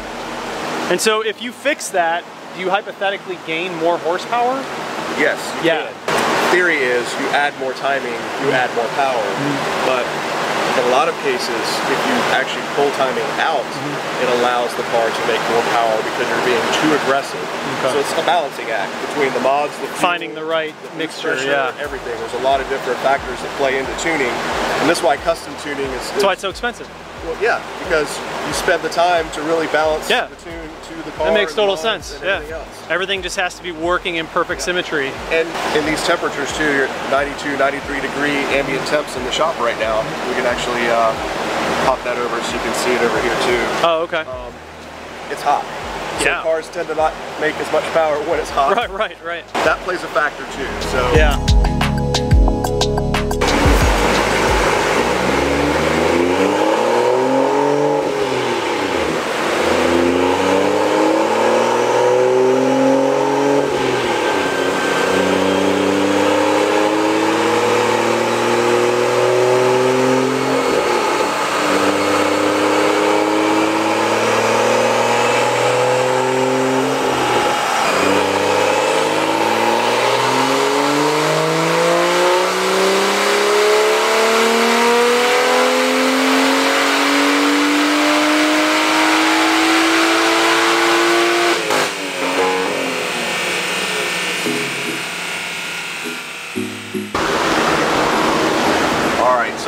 that one went to 399 and 452. All right. So probably getting hot. It is a little bit. Yeah. And I think that's where the tuning is going to come in, like we were talking about. Right in this area right here. Where it's breaking up. You see how this one had a little bit more timing drop versus the other ones? Yeah. These are little things you can check. The main thing is these logs, you send them to the tuner, he takes a look, he'll know exactly what to do. Cool. Dude, awesome. Thank you so much. Yeah, I appreciate it. Everything went smooth. That one dropped down a little bit to, what did we say, 399? 399. Green line right here, that will be the last one. And you can see it's how it itself started kind of cleaning it up, but it just pulled the power down just a little bit more. You see so how much 399. this graph is? Yeah, for sure. And that's like the right up here. Capability and adaptation of the actual He's just trying to fix it. Yeah. Wow. So our best run, 403 wheel horsepower at 450, well 452 on that one. 453 actually if you round up. Yeah, so 453 torque and 403 wheel horsepower. John, thank you so much. I appreciate it, man. If you guys need anything done, like CES, they do it all. If you look around, they have Supras, they're building E36, M3s, like from the scratch, dude. And these guys, they're building turbo kits, they're tuning cars, they're dynoing. It's a one-stop shop. And this is where I'm gonna be building this guy. We're gonna be doing pure stage 2 turbo on this, tuning it with John. Dude, it's gonna be so fun. And yeah, if you guys are in the Monroe area, Charlotte in general, make sure you check out CES. Again, John, thank you so much, man. Appreciate your help. 400 horsepower gang, where you at? 403, boys and girls. 403.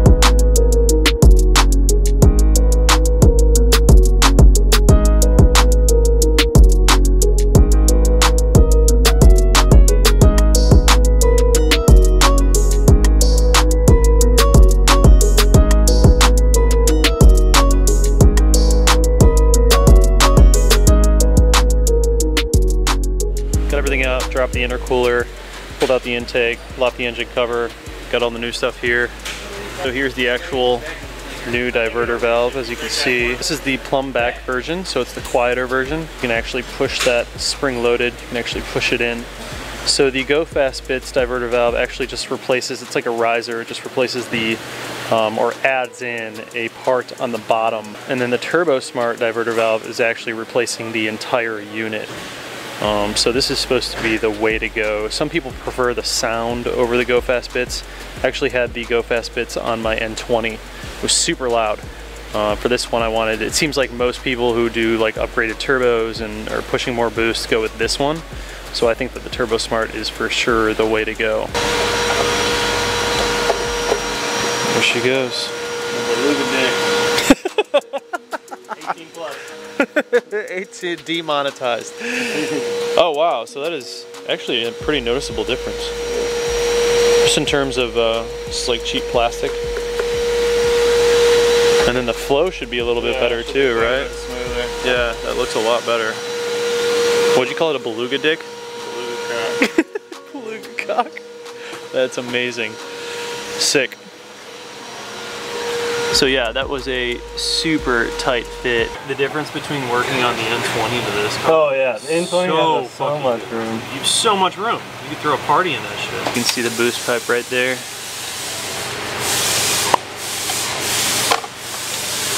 Trying to get that clip undone. Huge pain in the ass to get these out.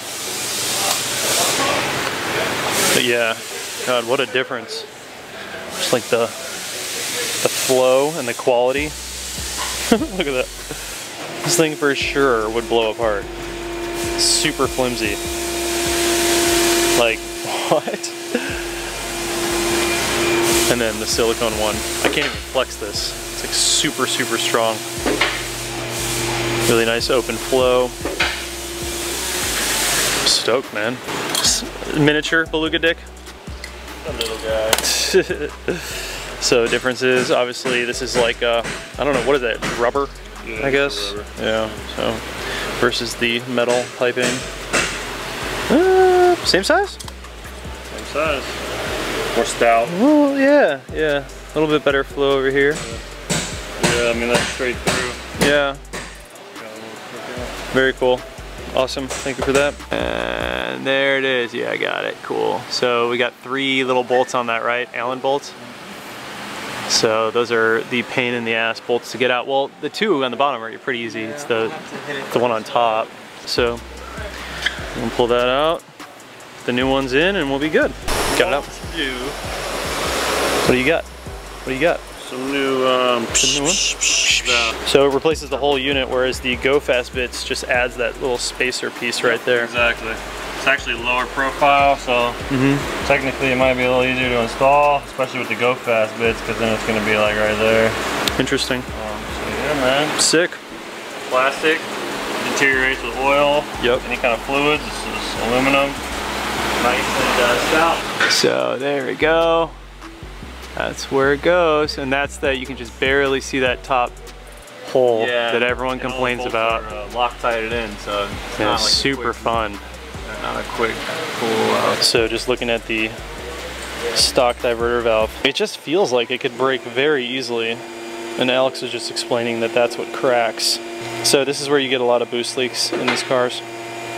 And anytime you're increasing boost, you definitely want to go with either the Go Fast Bits or the Turbo Smart, but it seems like the Turbo Smart is just a better all-around system. Interesting.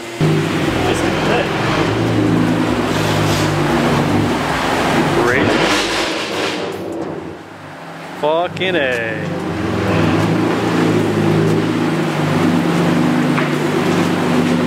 Race car vibes.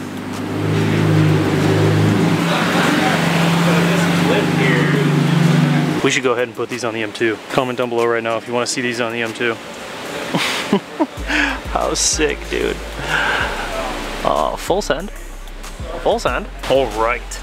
Got the inlet pipe on.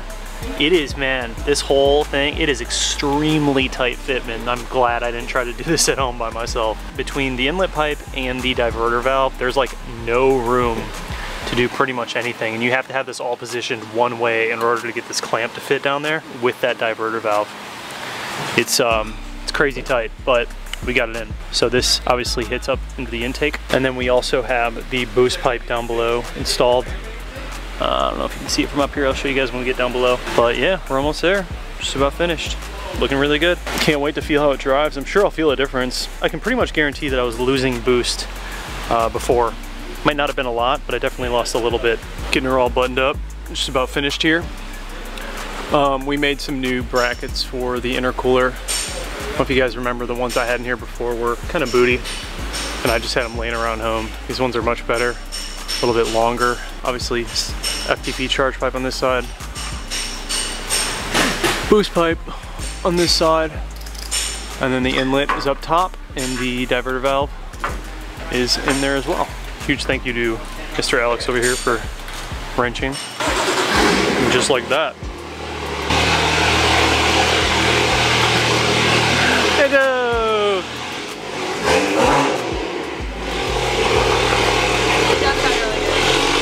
Oh no, I love it. It sounds like a monster. No, I know.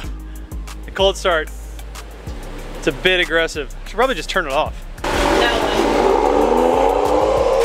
Shout out to all the guys here at Dynamic for absolutely crushing it.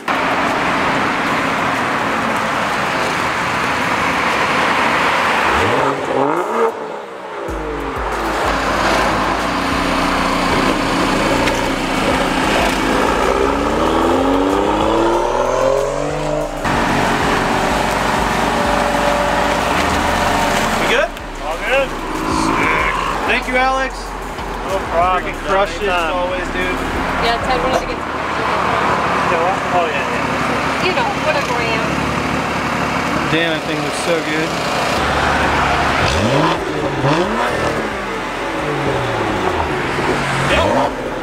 Can't hear much of anything except that.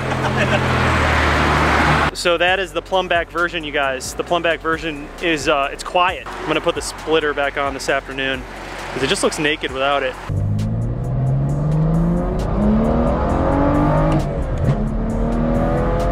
Oh wow. Dude, it actually feels a lot better. That is honestly impressive. It's just that, like, those couple of milliseconds after you shift, without the diverter valve, there's like a little bit of lag, and it's super noticeable in the manual transmissions. But that diverter valve really helps. All right, two things. One, this car next to me with a bunch of girls in it, one of them looks over to the other one, she goes, "It smells like gasoline." Me, like, being all proud that I have a catless downpipe in my head, I'm like, yes. That's my catless downpipe, you know what I mean? That's not a flex. Why do I think that's a flex? Secondly, I just did a pull with the valves closed so I could hear everything and feel the car fresh. Noticeable difference. 100% I was getting a boost leak before. 100% it fixed the lag. In these cars, if you have a manual, after you shift, there's always like a little bit of turbo lag. With this diverter valve, that turbo lag is gone. It's no longer there. It's boost all the way through. So as far as noise, let's talk about the noises that I'm hearing. The turbo spool and the turbo whine is a lot louder. If you're on the gas really hard and then you let off super fast, you can also hear a bit of a I sound ridiculous, but that is what it's making. That's the sound that it's making from the diverter valve. So rather than having a super loud, like, it's a very, very reserved, quiet, so, which is perfect because I didn't want a loud, super loud blow-off valve. I just wanted like I wanted all the benefits of the actual functionality of the diverter valve without having the obnoxious noise, and that is exactly what we got.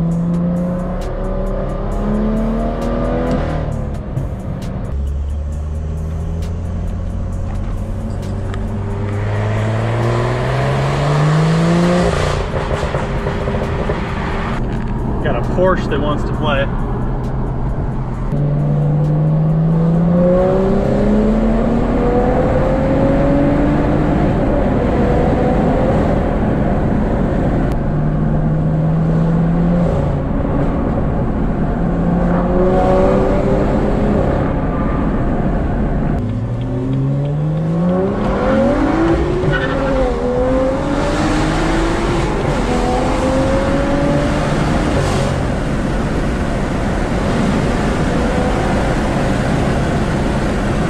Hell yeah, bro.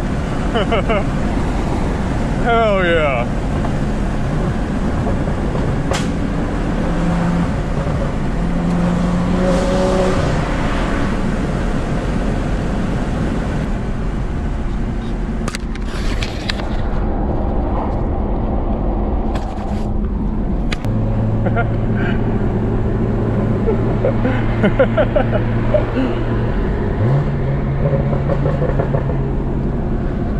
This guy's awesome.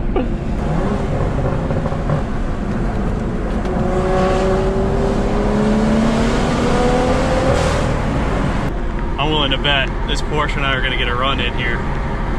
That thing is fast, dude. I don't know what it is, but it's fast as hell. It's got a giant wing on it. It's like a GT3 or some shit. Who knows? It's gonna dust me.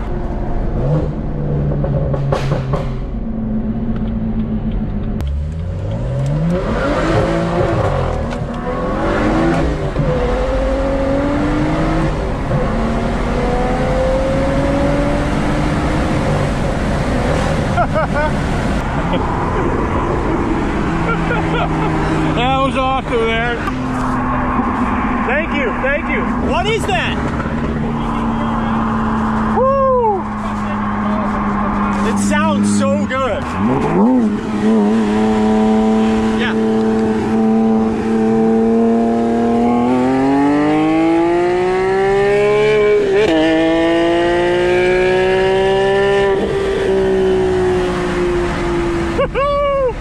Dude, that sounds amazing. I think we're about dead even. I think we're about dead even. What is it? Woo! Yeah.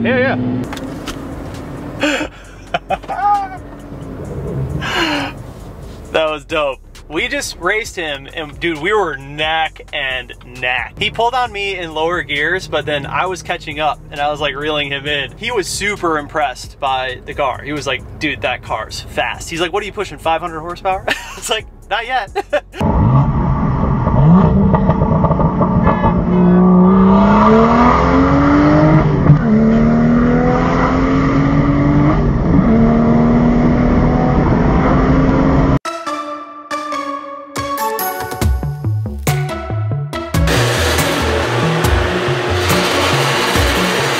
Good morning. What is happening, guys? Welcome back to the channel and welcome back to yet again another video. Today we are going to be flashing in our Kerry Jordan custom base map into the F87 M2 N55B. This video is going to be a little bit different than other flash videos that I've made with Boot Mode and Pro Tuning Freaks. This video is actually going to be filmed over a few weeks, and I'm going to give you guys the entire process from when I initially bought the tune to when the car goes through all of the revisions and everything and we are all set and done. The reason it takes a few weeks is custom tunes take a while. So I think there is a lot of confusion when it comes to custom tunes, and I'm learning as well, and I just want to share that knowledge as I learn, and hopefully you guys find some value out of this, and this helps you decide if a custom tune is really for you. Then we will of course take the car back to the dyno at CES and see if we've improved on the horsepower numbers and torque numbers. If you guys saw recently, I made a video talking about how we can flash with our phones using boot mode and this cable that goes into our lightning port. Well, for this video, I'm actually gonna use the laptop for a few reasons. It's just easier to see the entire screen, and I wanna show you guys all of the data.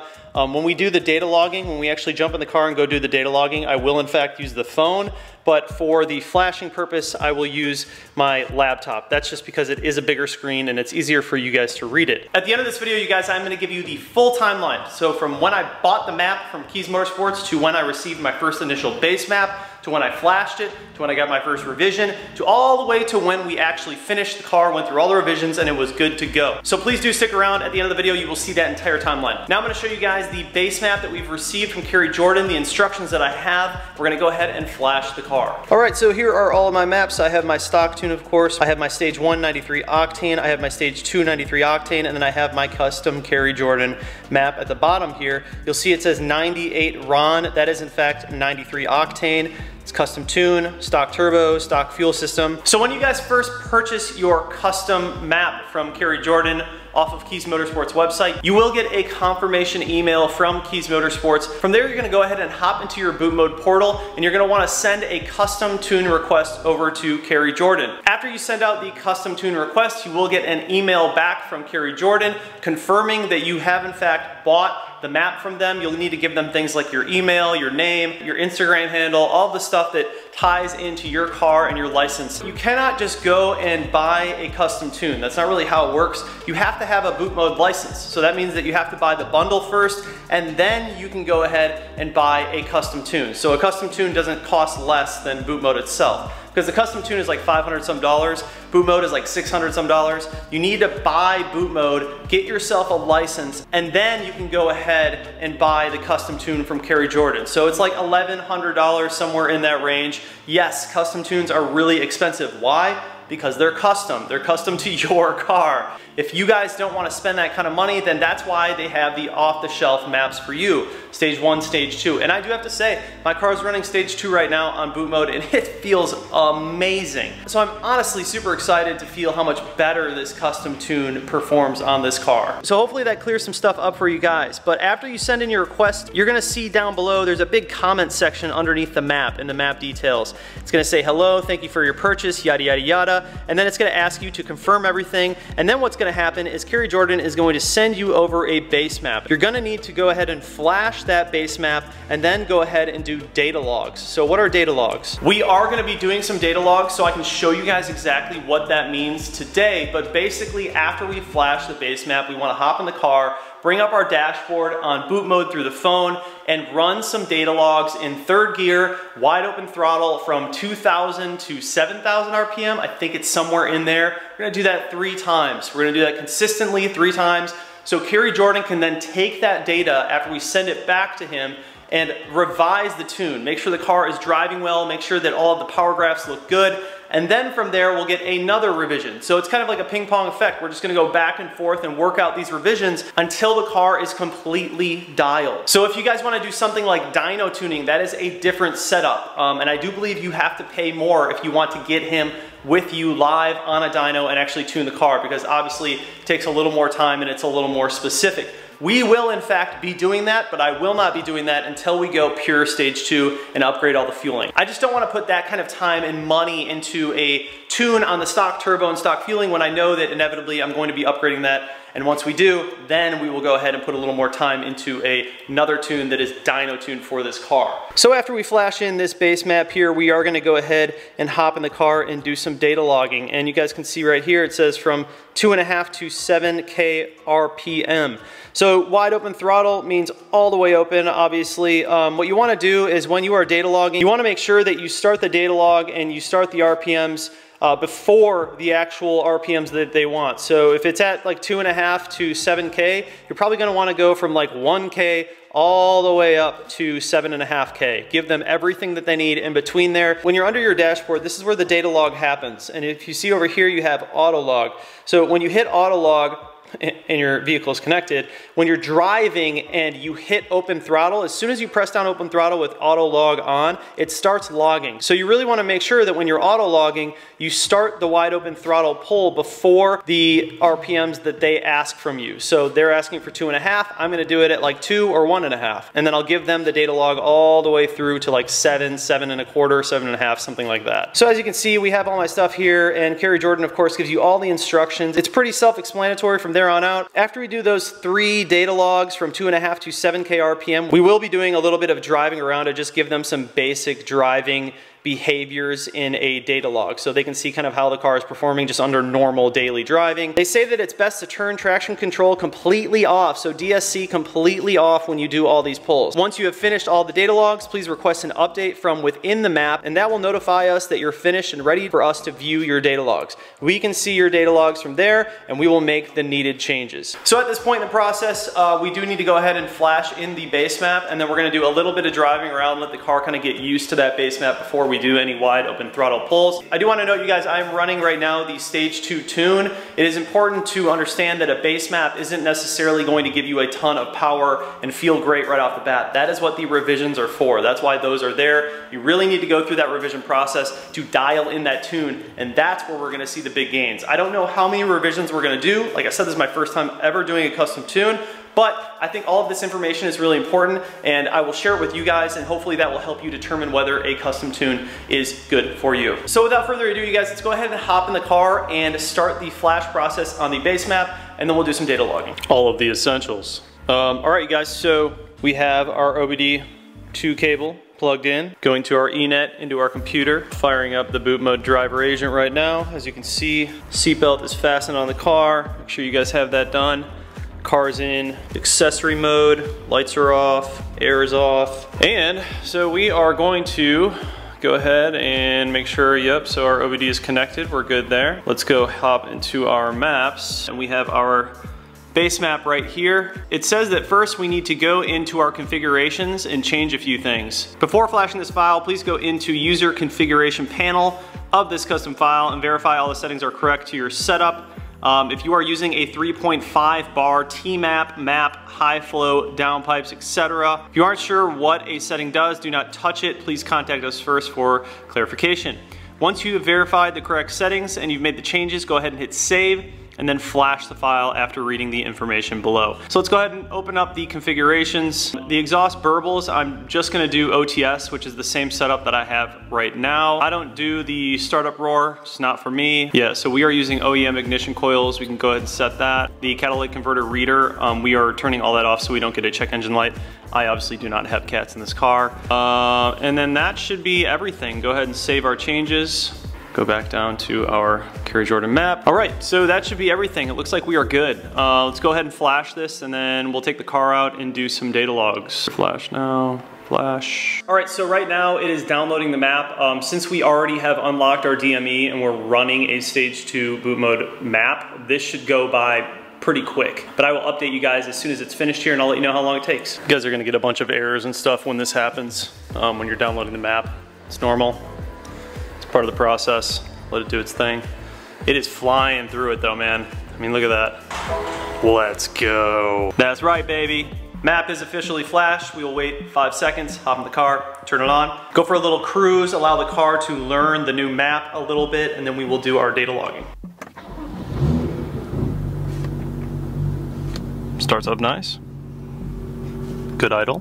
So we have our OBD adapter here for the phone. Let's go ahead and plug it in, and I'll show you guys the data log process. All right, we can logged in, got our stuff connected here. We're gonna go to dashboard. This is where all of the data logging is gonna happen. I'm gonna go ahead and set my stuff up over here out of the way, and we're gonna hit auto log once we're ready. I'll turn on the screen record so you guys can see the stuff that I'm recording on the phone. But you can see if you go to data logs, you can actually see your previous data logs here, and that's where all of them will end up. All these fresh data logs will be the data logs that are sent over to Kerry Jordan on my base map, and he will make revisions based on these data logs. So let's cruise around a little bit, let the car get used to this tune just for a minute, and then we'll go ahead and throw it in all traction control off mode and do some data logging. So we are looking for 3 pulls, 3rd gear. We're gonna try and go from 1.5 RPMs up to 7 1/4. All right, we're at 1.5 and go. Data log is started.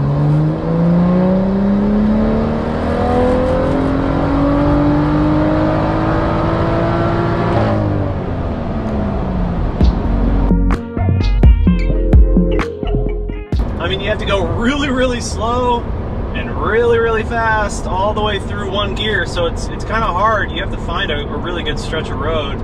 I'm out here in the middle of nowhere in Mexico. I'm gonna go ahead and get 2 more just like that. All right, bring her down to 1.5 and log.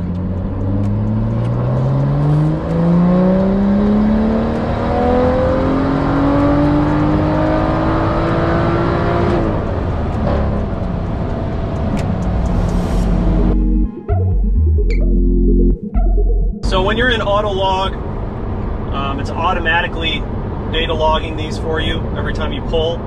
But you always want to make sure that you start a little bit ahead of what they're requesting and end a little bit behind what they're requesting. So you make sure that you get that full pull for them. They got to have all that data in there. Verbals on the OTS setting for this map are interesting. They're much more reserved than what I had before, and I think I really like it. The verbals on the OTS Stage 2 map are pretty aggressive, and it kind of just got to a point where I got annoyed of it. It's much more subdued in this map, and I think I really like it. And 1.5.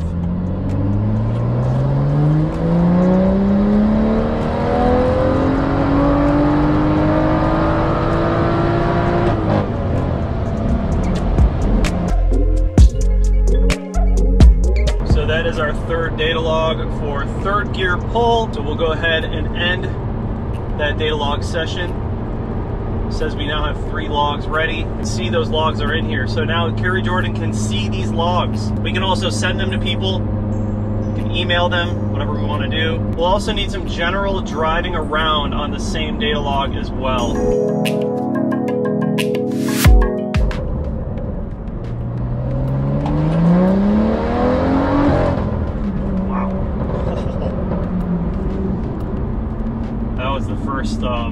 Second gear pull I've done. That's aggressive, dude.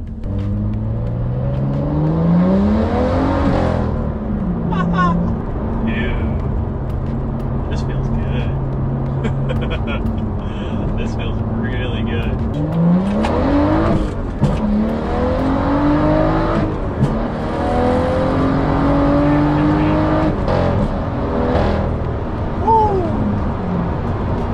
The power feels really clean. When you're switching gears, like second to third, the transitions between gears feel really, really smooth, and the power just continues to pull. There's no lag whatsoever. It's just a consistent, linear power. Feels really, really good. I'm really excited to get through the rest of these revisions and dyno again. I think we're gonna see some pretty impressive numbers out of a stock turbo and a stock fuel system. I've been driving around for about an hour and a half on this tune just to kind of get used to it, feel out different gears. For sure this map is, it's faster than Stage 2, for sure. Yeah, it just pulls, man. It feels so good. Like the OTS Stage 2, it felt good, but it didn't feel as smooth. I think that this one is just much more tailored to my car. And so it just makes more sense with this car. But yeah, it feels awesome, man. For just like the first base map, whew, I'm impressed. All right, back home. So that part of the job is done. I'm gonna run inside and send over these data logs over to Kerry Jordan, and then we just wait. It is the holiday weekend, so it's probably not gonna be ready until next week. We get a revision map, and then we'll go ahead and flash again with that revision and go for another drive, do the same process all over again. So I will see you guys shortly here. For you, it will be seconds. For me, it will be days. Day 2. We got our revision back, guys. Yes, sir. New revision is up. Please flash and log for me. Raising boost some more. I mean, if he wants to raise boost, I am not going to complain about that. I'm gonna flash it, hop in the car. We're gonna data log. I'll just show you each data log, kind of tell you what I think, how I feel about the revision. Does it feel any different? And then we'll just keep doing this until we're finished with the entire revision process. Let's get to it. Crazy how fast this thing flashes. All right, getting ready to go. Data log. You guys, I'm running a new mount now. I actually didn't even have a phone mount before, but this one is super dope. I'll have it linked down below. This is the best one that I can find for the M2. So the magnet is really, really strong. As you guys will see, I'll be doing data logs and this will not move. So there's actually little screws on each corner and they just grab onto this centerpiece. This fits all F-Series. So the problem with the Renline one is it has that long aluminum piece that comes off and it shakes a lot. This one, rock tight. You guys are looking for a phone mount, that's the way to go, especially in the F87 because you really don't have anywhere to put it. And it's perfect for data logging. Turn sideways, this way. Apparently we have some increased boost on this map. Oh dude, I'm stoked.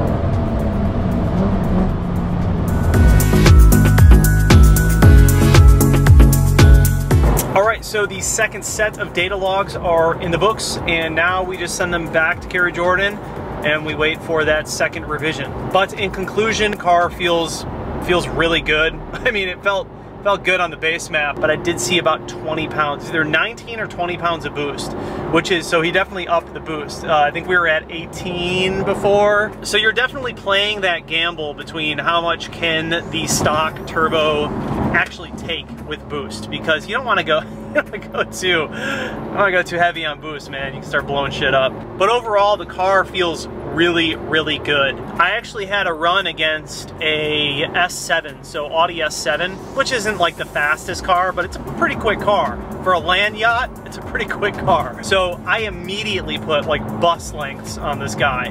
Like it just destroyed him. Like it was like not even a fair race. And if I still have the footage, I'll insert it right here.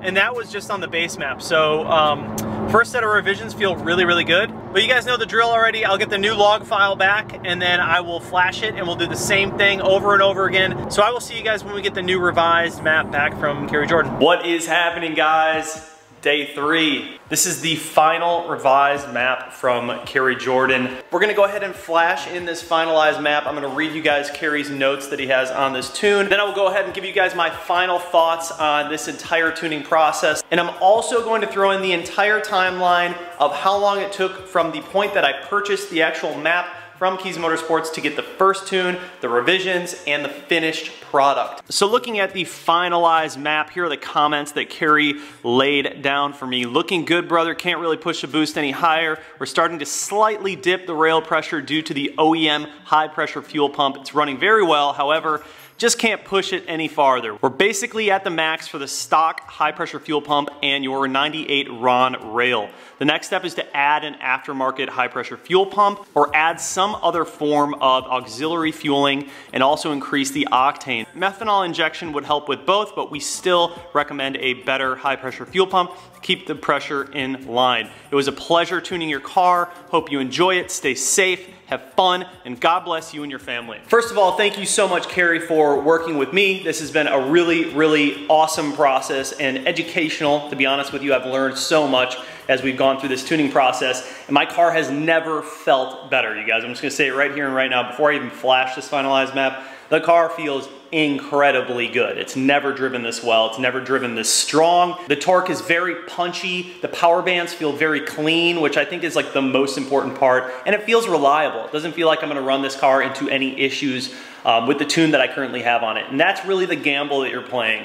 How much boost can you get out of it with the fueling that you have? We all know that at this point, you know, you're limited by your fueling. That is pretty much the wall you're going to hit. Your fueling and your turbo, and then I think next up would be like your clutch. Those are the 3 things that are really gonna limit you from getting any higher numbers. But at the end of the day, you guys, I just wanna remind you, chasing numbers is probably not the best way. I mean, it depends on what your goals are, but for me personally, I'm not trying to chase numbers. I'm really happy with where the car is at right now. I think it drives fantastically well, and it's very powerful for what the car is. I don't really see too much of a need to go any crazier. We will be doing the upgraded turbos. We will be doing the upgraded fueling. That's inevitable because I want to be able to run this car at the level that it's at right now, maybe a little bit higher, but very reliably and not have to worry about any issues down the road. And in order to do that, you inevitably do have to upgrade your fueling setup, upgrade your turbo setup. These are things that you are going to have to address if you just want to be able to run the car at this level for a long amount of time. So without rambling too much, let's go ahead and flash in this final map, and then we'll hop in the car, go for another drive. And then, like I said before, we'll jump into the actual timeline showing you everything from the moment that I bought the tune to now. All right, you guys know the dilly. Accessory power on, seatbelts on, the air and everything is off. Let's go ahead and go up to our map here. So this is the finalized map, you guys. All right, you guys know the drill. Wait 5 seconds, hop in the car, start it up. If you remember last time on the last revision, we were around 19, 20 pounds of boost, which is a lot of boost on the stock turbo. So You definitely don't want to go above that on the stock turbo and the stock fueling, and that's obviously why we halted it at this point. But you can definitely tell that what CJ did was we increased the boost and he cleaned up the timing. You guys remember from the last dyno video, my timing was all over the place. He cleaned up the timing and the pulls are super consistent, so the power bands are really, really nice, and you can feel it.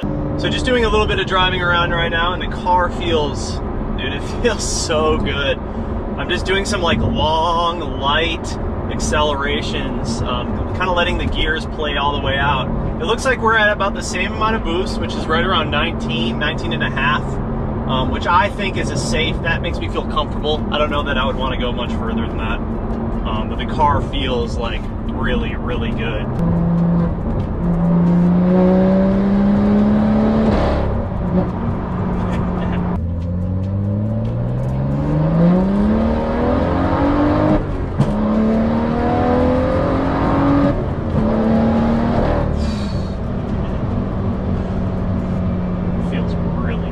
Power just pulls consistently all the way through. There's no dips, there's no bogs. It's just clean, man. It just feels clean. I'm really excited to get on the dyno next week and see what this thing is doing, because it's one thing to have a tune and feel it, but it's another to see it. And now that we've already dynoed the car on the OTS Stage 2 map, I'm really curious to see the difference between this map and that map, and just like the power bands and how much power we actually put down. In terms of guessing how much power we're gonna put down, I have no idea. Like, I literally have no clue where we're at in terms of power.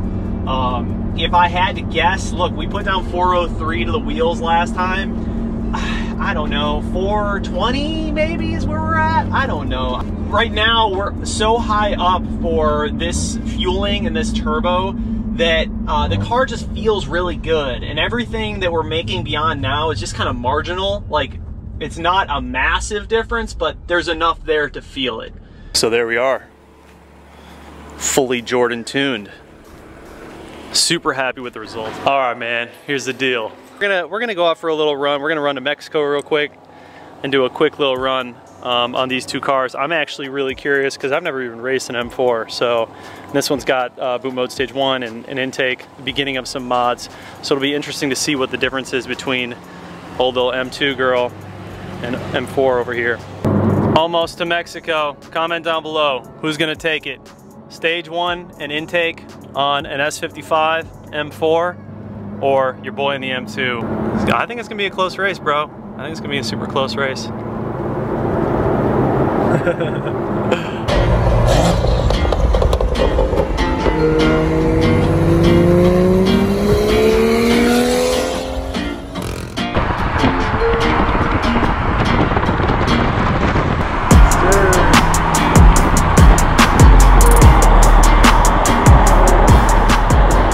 Boys, almost out here in Mexico. I don't know what's gonna happen, dude. If I had to guess, like, I think I'll get him on the jump, but I think he'll reel me in. With that twin turbo, it's kind of hard to compete in top end when you have that. Eh?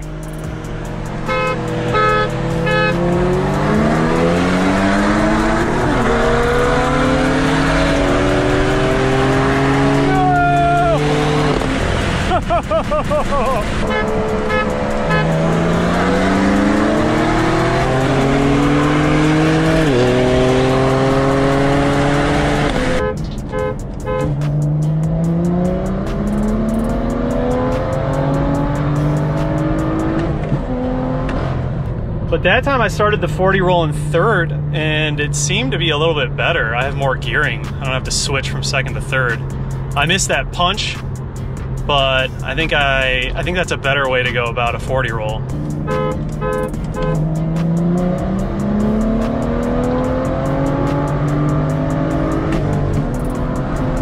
Dude, it's a good race though. Like, we're close. We're not too far behind. Like, we're not getting destroyed. I mean, he's got an extra turbo. Come on. Once he goes stage 2 in a downpipe, I'm fucked. There's nothing I can do. That was sick. Well, that was about what I expected. Pretty much knew that we wouldn't, probably wouldn't beat a stage 1 intake S55. If he was stock, maybe I would take him. Actually, I'd probably take him if he was stock. But that tune, man, that tune opens it up. All right, all right. All right, all right, all right. It's close. That was a good race, dude. It was close up to about, I'd say probably about 80. That's exactly what I thought would happen. I was like, he's got 2 turbos, he's gonna pull on me up top. Damn, but that was a good race though, for real. You know I gotta get that thumbnail, bruh. Him and I are dynoing on the same day at shops that are right next to one another. So we're gonna see. I'll hop over, once I do mine, I'll hop over and see what he ran on his. I'm curious, man, because if he wasn't on, he's also got the GTS transmission flash. And you can hear it, dude. It shifts so fast, like, it's crazy. But I'm really curious to see what he's actually pushing for power. And if he didn't have the transmission flash and the stage 1 and the intake, I wonder if we would have beat him. Like, I think I would have taken you if you weren't stage 1, or it would have been really, really close. But that was a good race, bro. Yeah, man. That was a good ass race.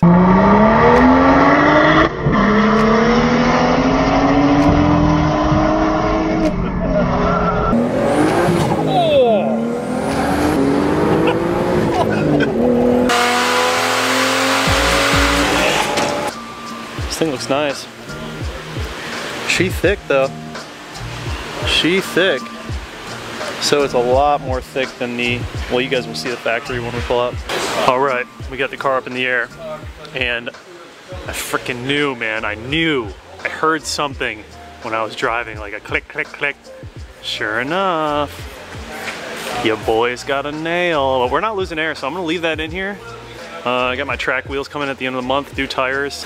I'll just wait until I get those and then replace this one. For right now, it's fine. I mean, it's not leaking. Just has a little bit of a click, click, click. I love seeing the underside of my car though, man. This thing is just freaking mental. This Valvetronic setup. KWs are holding up well. Got a little bit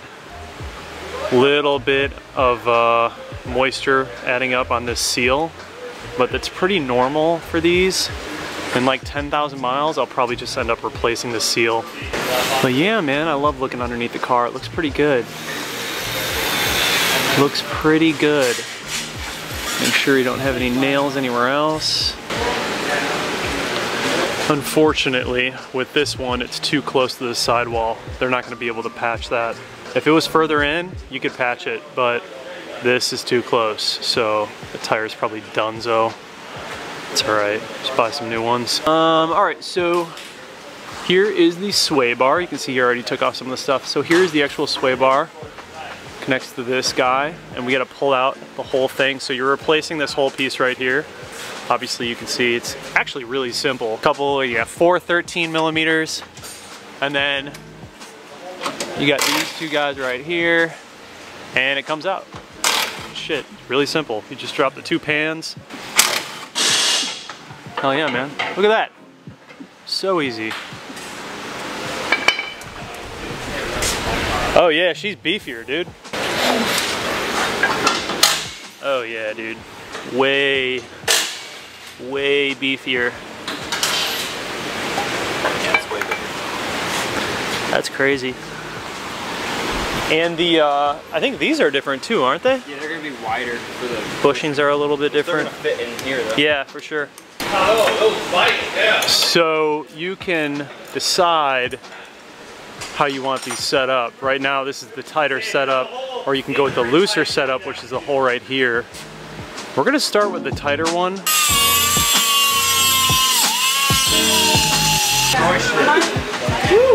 Only the ballers know. That's insane. It's crazy. Look at the bearings.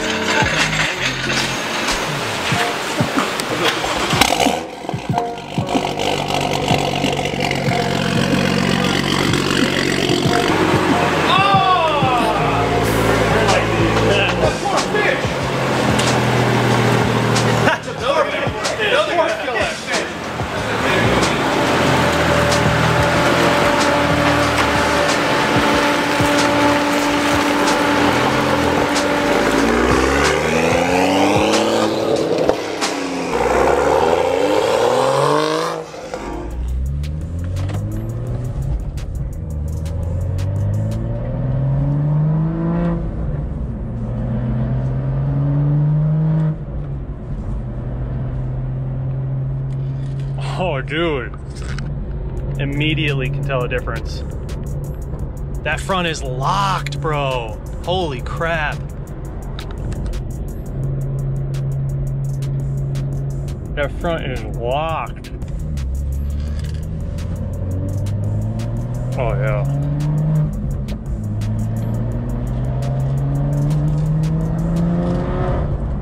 Dude, it feels good.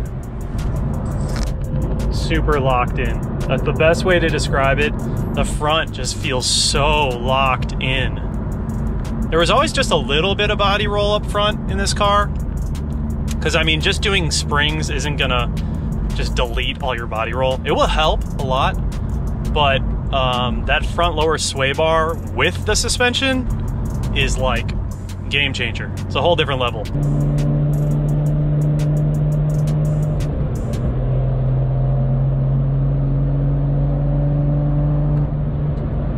Bruh.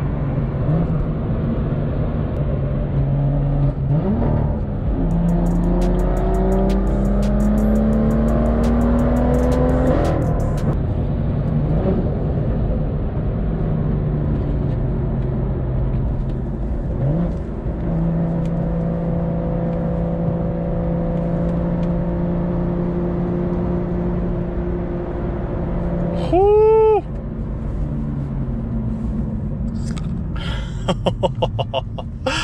0.65 on the G's. Dude, I don't know. I mean, obviously it's hard to convey it in a video, but the front end of this car is just smacked on the ground. Like, it does not move. You can feel the back has a little bit of movement to it, but the front is just clunk. It's on the ground, dude. And this car is not even that low. Like, this car really isn't even that low.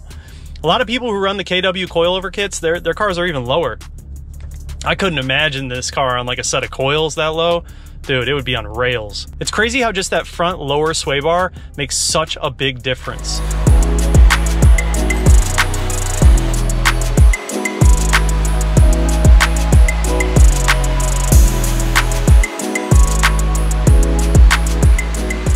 So here is the V-style Vorsteiner lip. Dude, this thing looks so good. I love how it goes with the contours of the bumper, and I also love how this is a separate piece. So it came with these 3 little screws that connected this. I'm gonna be using some longer ones that go all the way through and into the bumper. And then we have these 2 right here.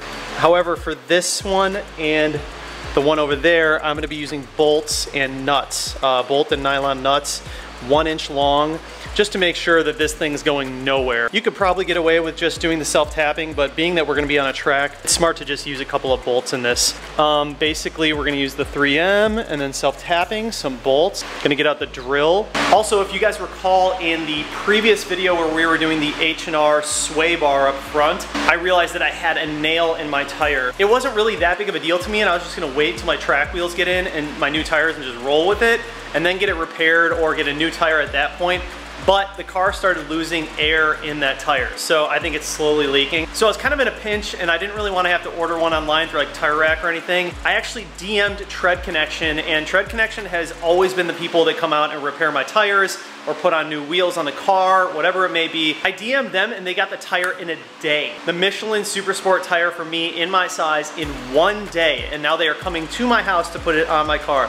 I'm telling you guys, this company is the move. If you have wheels like aftermarket specific special wheels, any kind of like nicer wheel set or tires, or even if you're just on the side of the road and you need to get a tire fixed, they will come to you, put the tire on the wheel and install it onto your car for you, so you don't even need to lift a finger. I'm telling you guys right now, I've been using Tread Connections for years, and they're just awesome. They are a nationwide company, so they service plenty of states all over the country, and on top of repairing tires and getting you new tires, they also can get you TPMS sensors. Seriously, like a one-stop shop with these guys. They are also going to be the guys that get my Michelin Sport Cup 2s when I do my track setup. I got car events coming up this weekend, and I don't want to have to deal with a nail in the tire and leaking air. I don't want to have to deal with it. So I'm like, you know what? I'm just gonna buy a new tire and be done with it. Sometimes I'll try and find used ones online, but I didn't have 5 days to wait on shipping a tire from wherever it might be in the country. The fact that Tread Connection can get it to me within 24 hours on my car is pretty insane. I'm gonna go ahead and tackle the lip, basically just jack up the car,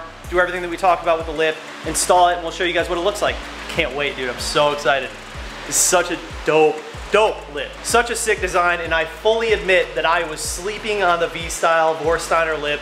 I was sleeping on it, and now that I see it in person, I love it, and I for sure think it's gonna be the best option for this car. And quickest install ever. 3, 2, 1. Whoa! Dude, it looks so good. This is by far the sickest lip. The fitment is absolutely on point. It's super clean all the way around. I mean, look at how even that lines up. You don't get better fitment than that. So this whole piece is actually separate. This bottom piece connects with these 3 screws. So I actually use the longer screws that go in. I've got 2 bolts. I got a bolt here and a bolt on that side. And then we have another self-tapping screw on the end, self-tapping screw on the end, 3 in the center, 3M all the way across. I also really like how the bottom of this lip doesn't cover up your factory 8mm bolts for this. Because a lot of the lips that I've noticed, they run too deep and they end up covering these up. And then you can't run them. Because anytime you work on the car, you have to take out the whole lip in order to work on the car, which is just silly. I really like how shallow this one is. And it leaves all of these exposed so I don't have to remove those anytime I want to work on the car. Huge, huge plus.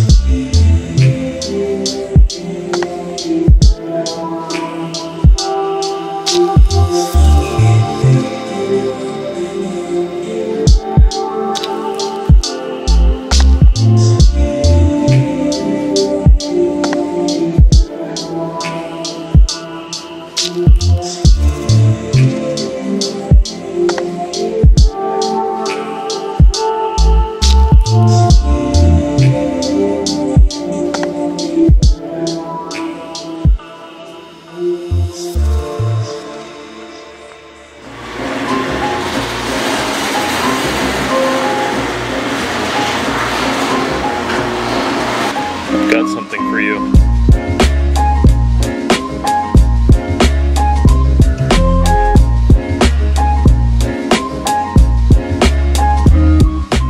Boys, we did the damn thing. Yes, sir. These are out of an M4. Black leather BMW M4 seats. These are actually in better condition than my current M2 seats. And plus they just look freaking 10 times better, dude. You got a bunch of junk on them. I gotta clean them up. They're pretty filthy. Honestly, they just need a good thorough wipe down and quick vacuum. All the electronics are included with these. And then I'm going to be using the stock rails from the M2 seats. I think that this is a direct plug and play. It might take some coating. I'm not 100% positive. There's actually only one other person that I know of that has done this retrofit, and they actually didn't do it. They took it to BMW to have them do it. But from what I understand, he did say that it was direct plug and play. The only thing that he didn't do is the illuminated M badge. So Brian over at Keys Motorsports is actually sourcing me the M2 competition badge, which just says M2, and it lights up. So the idea that I had is I'm basically going to be putting in, retrofitting that illuminated M2 badge into these. Now I don't have those yet, but I do want to get the seats in the car. So we're just going to go ahead and install the seats. Hopefully it works out. Also, you guys, good morning. Welcome back to the channel and welcome back to another video. You didn't think that I was gonna forget to wish you a good morning, did you? I don't know where you think you are, but on this channel, we always say good morning.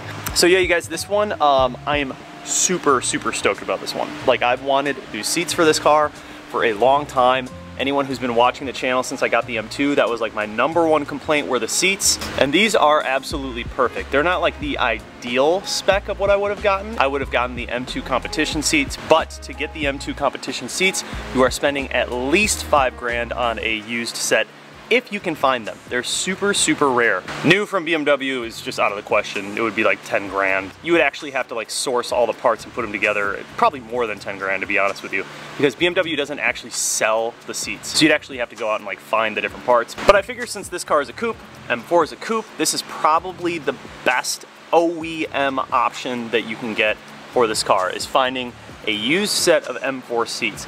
So let's talk about how I found these. I have been looking for seats online for months.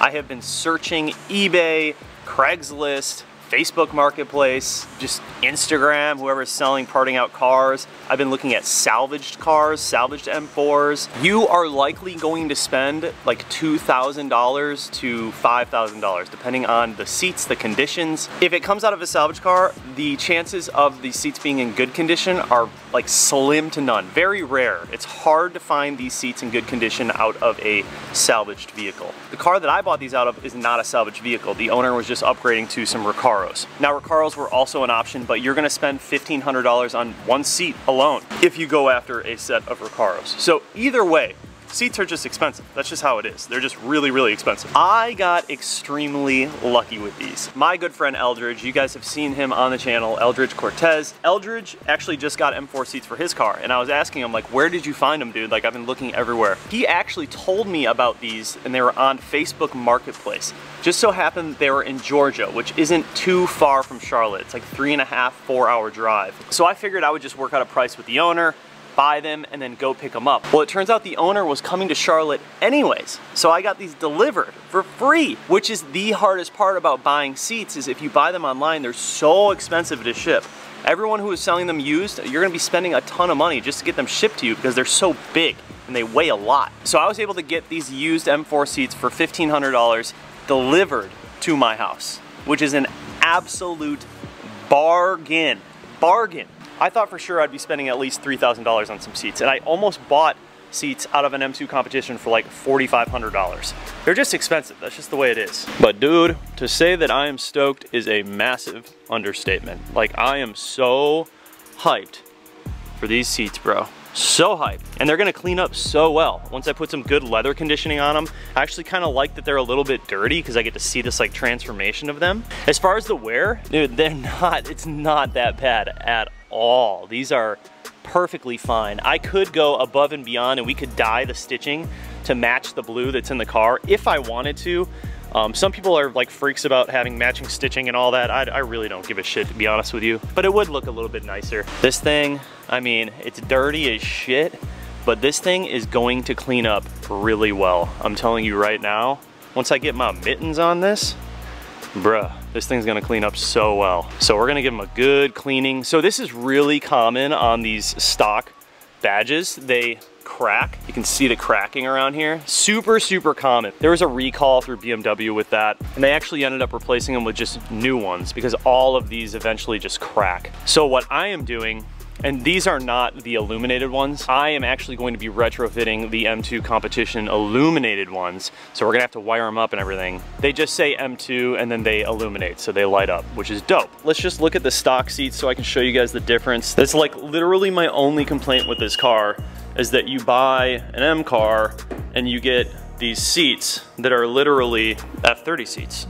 I mean, these are just baseline F30 seats. There's nothing special about these seats at all. So the M4 seats are obviously much more sporty.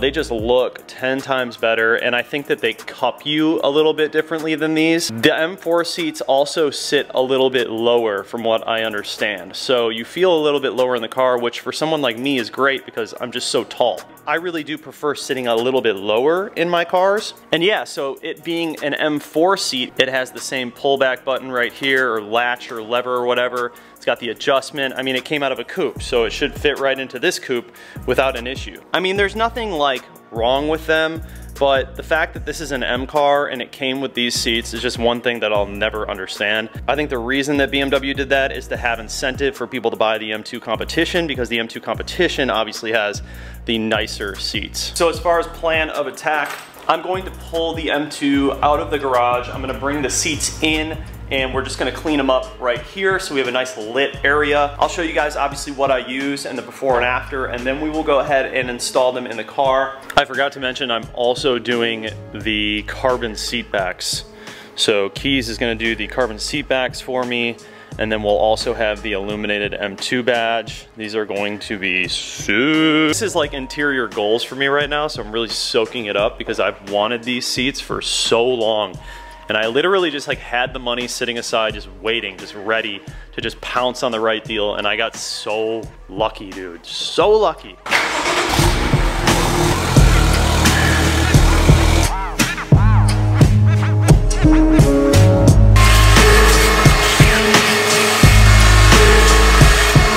I'm gonna use this Meguiar stuff first, just because I've had this. And it works pretty well. I also have this stuff from Ethos that works pretty well. I don't know, we'll try this one first, see if we like it. If not, we'll use this one.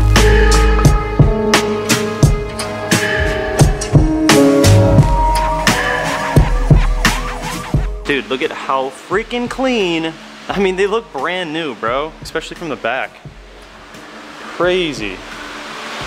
Look at how good these cleaned up. Jeez, man. You can tell the difference.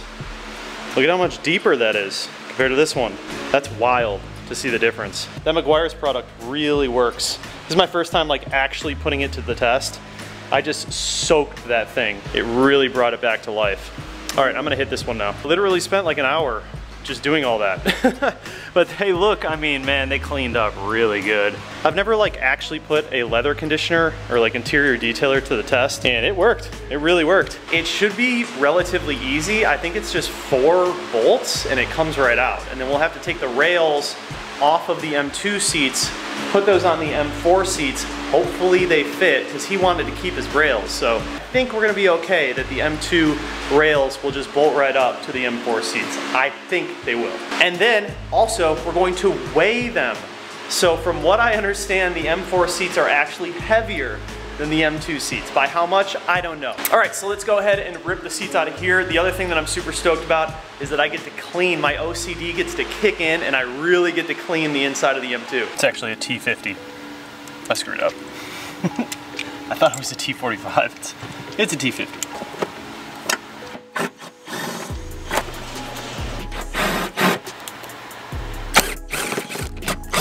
Here's what we're dealing with. It's a latch system, so this should, you just press this guy in and unlatch it. It should come out just like that.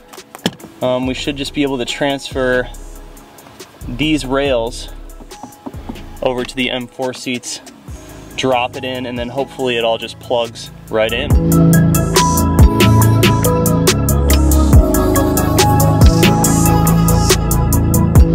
Gonna get the vacuum out here. Ugh, dude, we got a stain. I'm gonna try and get that out too. Maybe use some Sonax on it.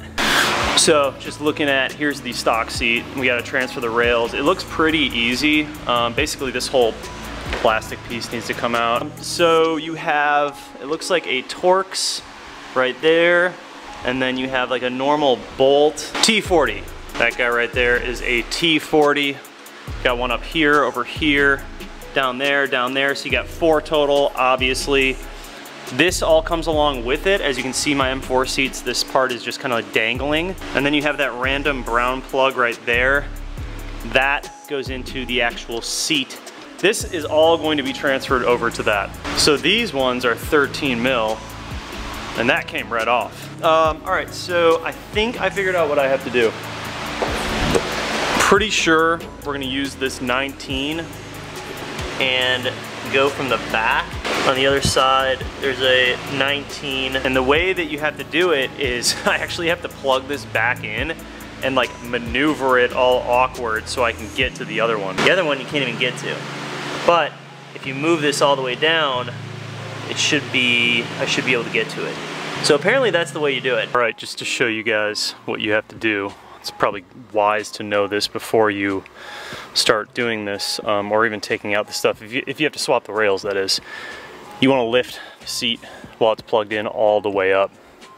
And you can see that those are now exposed down there. So probably just a good rule of thumb to just lift the seat all the way up. Plug it back in, lift it all the way up, unplug it, take it back to the garage. We should be able to access those bolts now. And hopefully we're good. All right, so that's the way to do it, man. You gotta have access to it. You basically lift the whole seat up, and then you can get in there with a 19 and undo these. So you got one on each side. Bam, that's it, dude. The whole thing comes out. So this was super easy to take out from here. You just press these two little yellow tabs together and it slides out. This plug right here is super easy. Just press that down and pull out. Now, what I'm realizing is our seat belt cable and connector that all goes in here, we're gonna need that because this seat does not have that. So, I believe we just cut these little zip ties and we should be able to take out this whole piece. Looks like I need the whole thing. So this is all gonna be transferred over as well. All right, got it out. It's literally just one plug, slides right out, and we should be able to put that into the new connector. We'll be all right.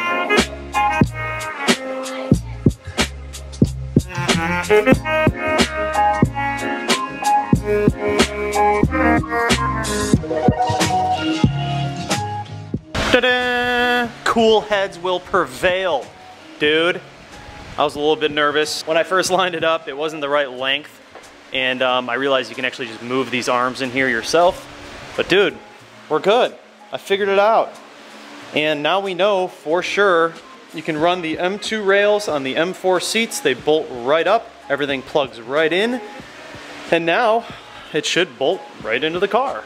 The only thing that we don't know about right now is the coding side of things. Are the electronics gonna function the same? Are we gonna get an error thrown? Stay tuned on this episode of Thic F30 to find out.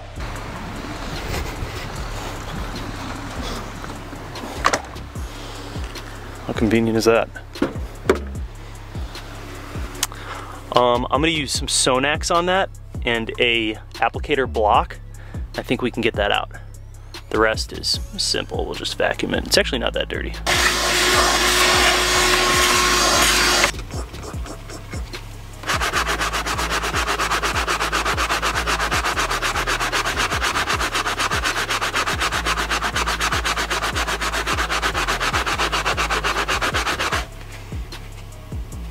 Dude, so nasty. Probably like coffee.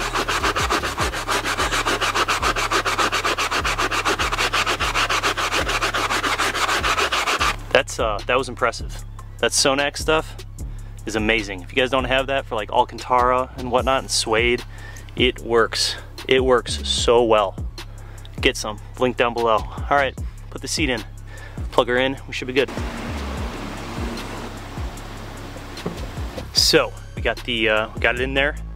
Just moving things around. Electronics all work. Everything works. So that's good. It's not showing me any issues there. You can see everything works fine. So we got to get these bolts in and then kind of situate it into a place that makes sense, and we should be all right. Look at how much better they look, dude. They just look like they belong in this car. Everything works. Everything works perfectly. Lumbar, all of the functions work just fine. So it is plug and play, my friends. I'm so hyped. All right, now we got to do that one. Also, you guys forgot to remind me to weigh the seat. I don't know what you were thinking. I left you guys with one job. You literally just had to remind me to weigh the seat, and you forgot. So old one, new one, and we'll do the math, find out how much heavier the M4 seats are from the stock M2 seats. And I believe the F30 seats would weigh the same because they're like the exact same seat. So 180 with the stock seat, 228. M4 seat, dude, 229. So 1 pound heavier. If you ever wondered how much heavier the M4 seats are than the stock M2 seats, 1 pound.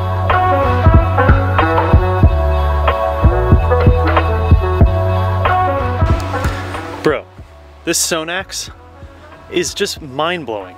It works so well. I mean, it looks so good in here, and I had coffee spills all over. Even on my mat. I used it on my floor mats too. That stuff does amazingly well. You guys ready for this? So I used a little bit of this stuff in addition to the Meguiar's. The Meguiar's is nice, but it's more of like a matte, like a OEM finish. This is a little bit shinier. So if you want like some shine to it, use this Ethos stuff. BMW, take note, this is how it should have came from the factory.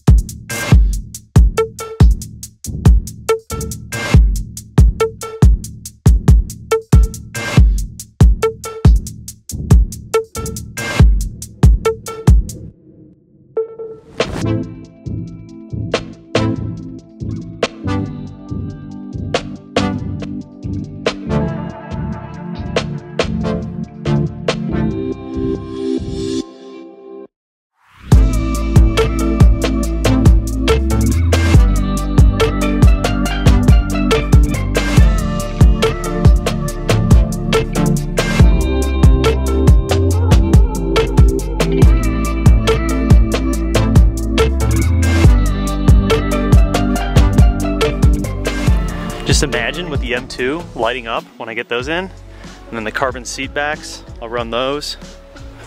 Sheesh.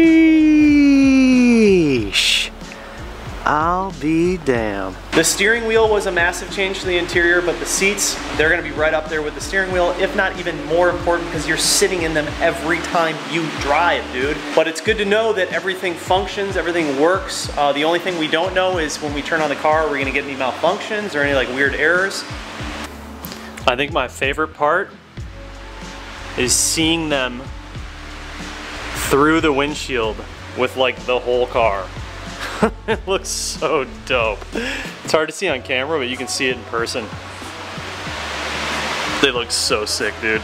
These are just perfect for this car. Dude, just look at how good, like with the whole interior. Oh my God, dude.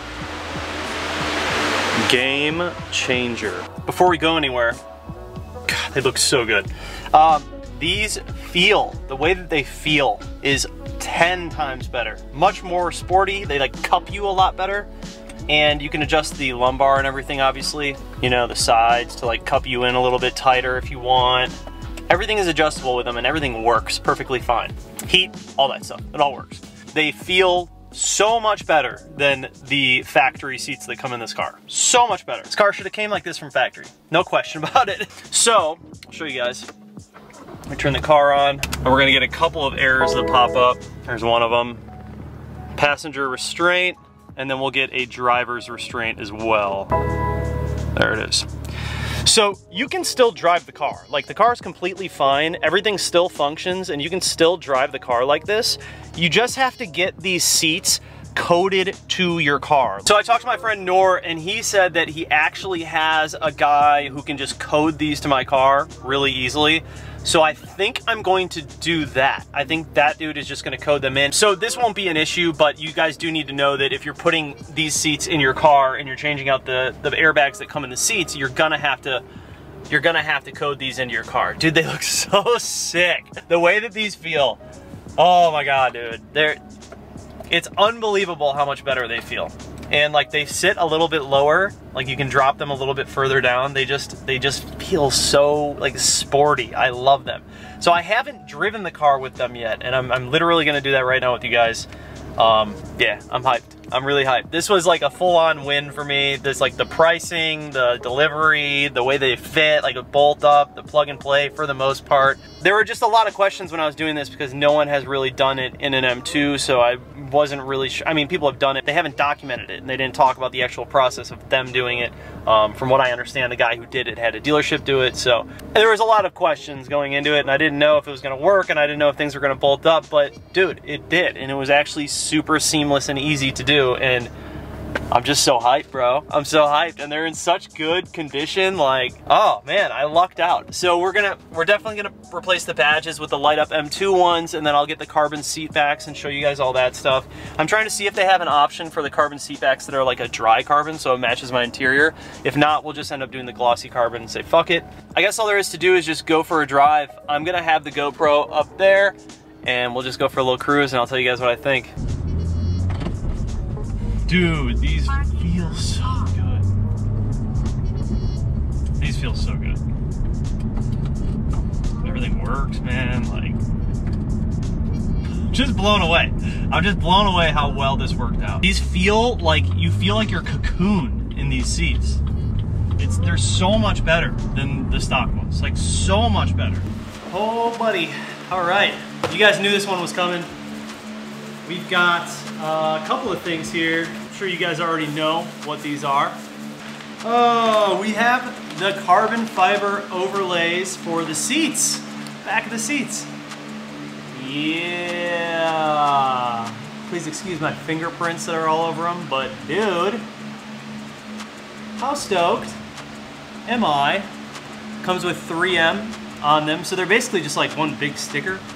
Keys has decal on the back there. These are clean, man. These are super, super clean. So these work in the F80s and F82s. I'm not sure if the competition seat backs are the same. They might be. They might be. I'm not sure. Some of you guys commented to put some stealth or matte PPF on top of these, which actually isn't a bad idea. We could try that. I think that Brian is also sending me a matte version of these, so we might be doing 2 different videos. But in the meantime, maybe I will go ahead and just have Lewis over at Sensational throw on some stealth matte PPF just to see how it looks. I don't think the gloss will look bad at all in my interior. Obviously everything in the interior is that like exposed carbon. Either way, we got these here today, and I'm super excited to put these on, man. I'm gonna have them linked down below for you guys if you're interested. All you M4 and M3 guys, or M2 owners that put M4 seats into your M2s. As you can see, it's just basic black, and we're just gonna lay that on top, and it'll be all carbon fiber. I do recommend getting some isopropyl so you can clean these off nice and good. You wanna make sure that that 3M adheres as well as possible. We're gonna go ahead and wipe it down and then just stick it on like a big old sticker.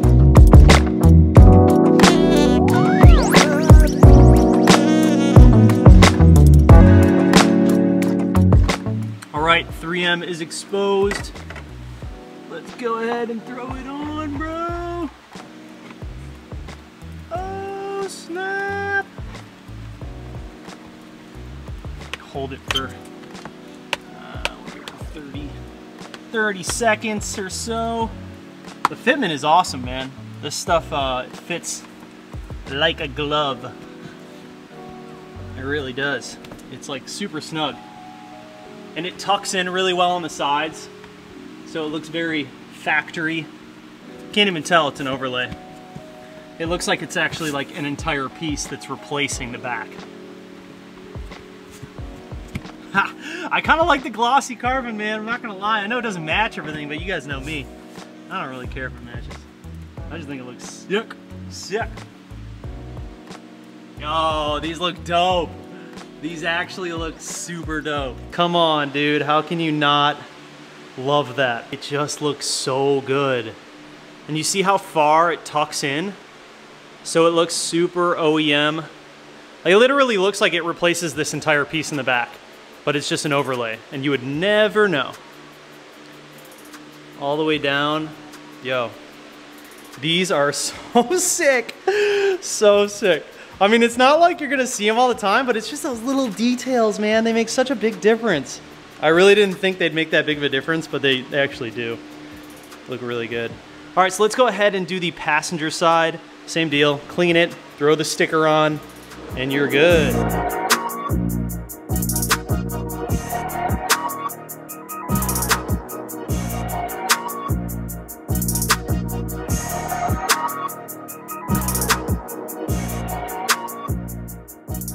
We have had some relatively easy installs on this channel, but I will say this is probably the easiest one. So yeah, any of you at home can do this. literally just like a big sticker. And now we carbon backed, boys. Woo! It looks good. I gotta see them both. I gotta see them both.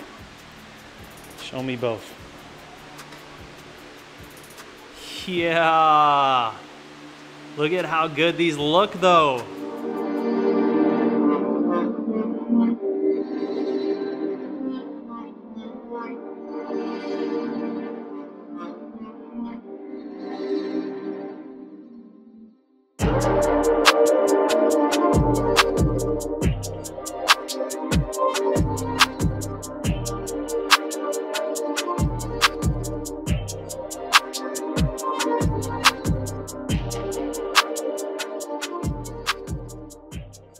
Look at the carbon though, man. Like the carbon weave is beautiful. Yeah. Look at that meat, dude. Oh my God, that looks good. I love how they kind of stick out just a little bit. Yeah, for sure. These are beefy, man. Oh, these are gonna look good. That is beef. Can't really tell on camera, but these look freaking chunky, dude.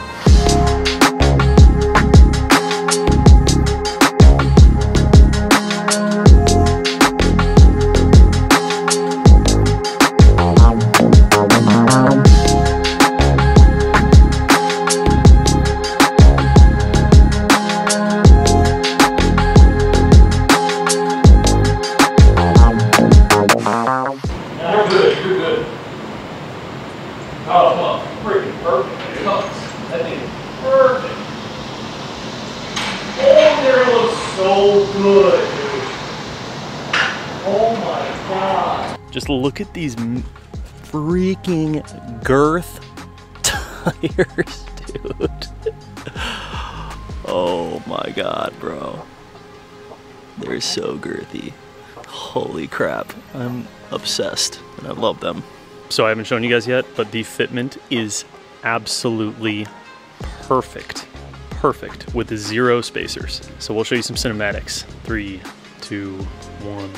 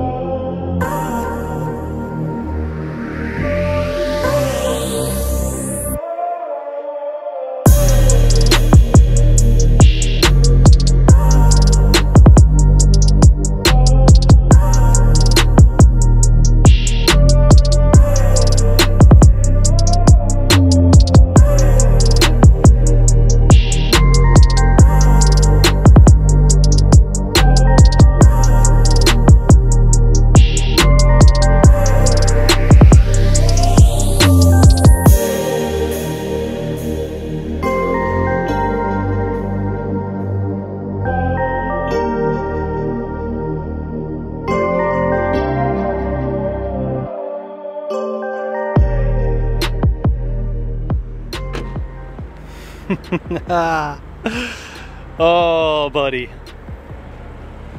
Just unbelievably happy with this setup. I mean, dude, it just looks so good. It looks so factory. It looks so OE plus. So here we have it, guys. FL5s, 18 by 9.5 in the front, 28 offset, 18 by 10.5 in the back with a 40 offset. Dude, this fitment is literally perfect. No spacers, nothing. So I took this fitment size off of the Apex M2 track car that they have. So I pretty much knew that it would be perfect. But I mean, dude, look at that. You do not get a better fitment than this. With these tires, like it's the perfect combination. It looks so good, especially with my brakes coming through there and they just like barely fit. Looks so sick, dude. So sick. Backs, I mean, dude, all of the meat. Perfect size. So if you guys have an M2, well, now you know. All right, my beautiful friends, this is everything that comes in the box. Starbucks is not included. You get your wiring Here's the actual gauge. This is like a clear protective piece that's on top of it that comes right off. Then it's just a screen, 2 little buttons. This little wrench right here will make a little more sense later when we go through the install. Obviously you have the cabling for this display. Nice little decal. Here's the box it came in. This is the control box. So this whole thing actually plugs into your OBD2 port and unplug it when you're not using it and you need to do something else like boot mode or whatever. And then here is our functionality. We have boost vacuum, air to fuel ratio, reads and clears DTCs, exhaust gas temperature, raw vehicle speed, RPM shift light, battery voltage, coolant temperature, acceleration braking timing, IATs, and throttle position. Now, as you guys know, I have the M Performance digital display race wheel. It does some of these functions, not all of them, but it does do some of these functions. Is it overkill to have both? Probably. You probably don't need all of that, but I wanted to make this video today for you guys because some people don't have the steering wheel. Actually, a lot of people don't have the steering wheel, and they're looking for options for some of this stuff. Now, some of these values and functions you can also do via boot mode or MHD on your actual dashboard. But if you guys are not running that stuff or you don't want to plug things in and you just want to have the gauge like super clean and simple, this is probably the best option out there for that. So without further ado, you guys, let's go ahead and jump into the install. Here are the tools that you will need to complete this job. All right, guys, so here are the few tools that we will need. This guy, a little bit of glue, and a pick tool or like a sharp knife or even like a flathead screwdriver will work. Just to give you guys an idea of where this is going, it's gonna be going in here. Now we're actually gonna remove this vent and we're actually taking out a few of these fins. This is really simple to remove. You just use a pry tool, or we can probably just even use our fingers, but we're just gonna go ahead and pull this out. I'll show you guys how that works. And then we're gonna dismantle it, remove a couple of these fins, and it's gonna take over the top portion, and it'll look so OE flush, dude. It's gonna look really good. Super excited to get this in. Let's go ahead and start the process. So to remove this vent, you guys, I just took a pick tool, stuck it in on this side, and then went through this side down here, and it pried right up. And now you can just pull this whole thing out. It literally just comes out as one whole piece, and this is what we're gonna be dismantling. All right, so we got the vent out of the car. It's gonna look like this, one whole piece. There's a bunch of clips that run around the back up here, and then some down here. You wanna pry from the top, pry it apart like that. You're gonna just lift up here. This whole thing's gonna come right out and release it from the casing. We're not gonna be working with this, just set that to the side. This is what we're gonna be working with. And if we take our gauge right here, you're gonna see that it's gonna actually replace these top 2 vents right here. So we're gonna be removing these top 2 vents. I'm gonna show you guys how to do that. But before we do anything, let's go ahead and plug this into our OBD2 port. Just make sure that it lights up, make sure everything is functional, that these buttons work before we install everything. We just want to make sure that we didn't get a faulty unit. So I'm going to go ahead and plug this into my OBD2 port, make sure it works, and then we'll continue the install.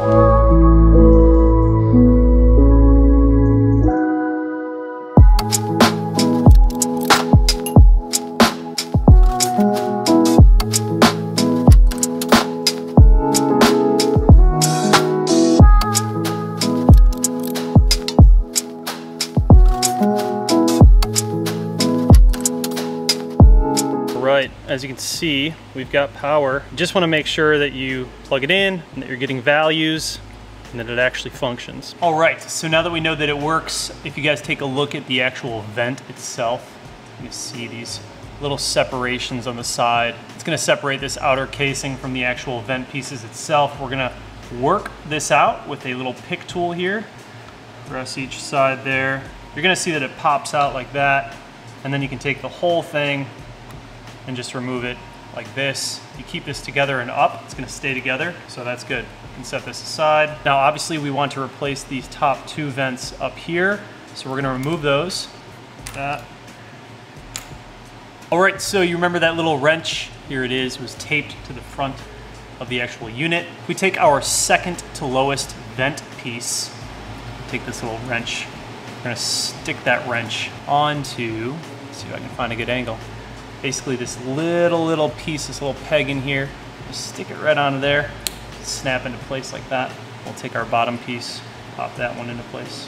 And then we can take these 2 guides that we have. All right, so we get it back together like that. So before we actually reassemble the vent, we're gonna take this entire gauge and we're gonna feed it through our vent. So we wanna take this side and run it through the furthest left vent and underneath the flap in the back. So furthest left underneath. And run it through here, under here.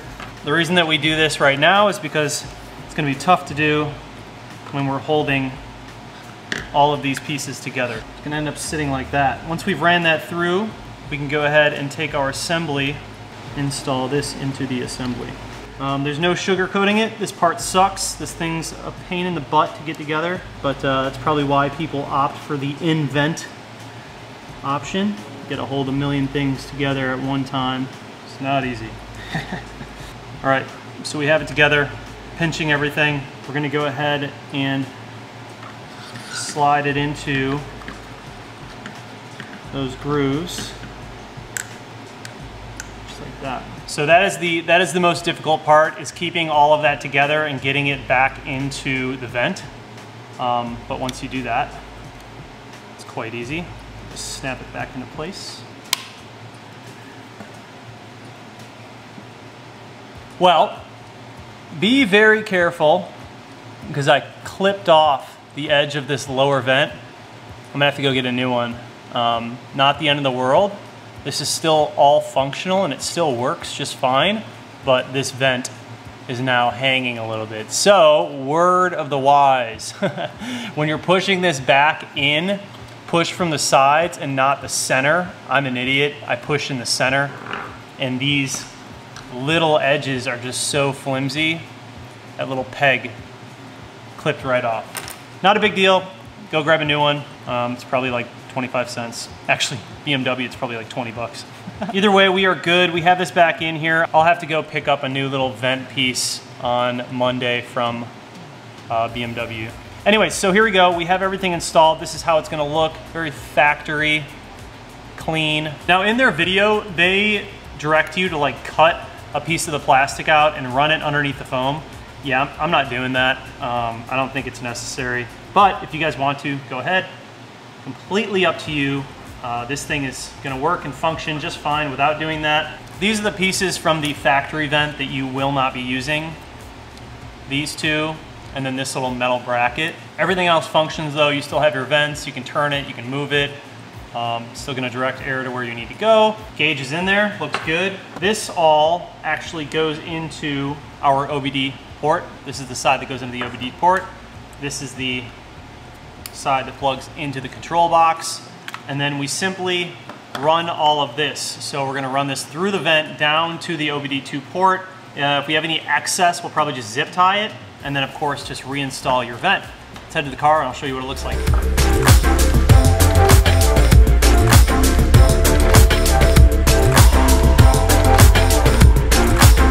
I'm gonna do my best to show you guys exactly how I'm running this, but if you look down through the vent, I have a light pointing up.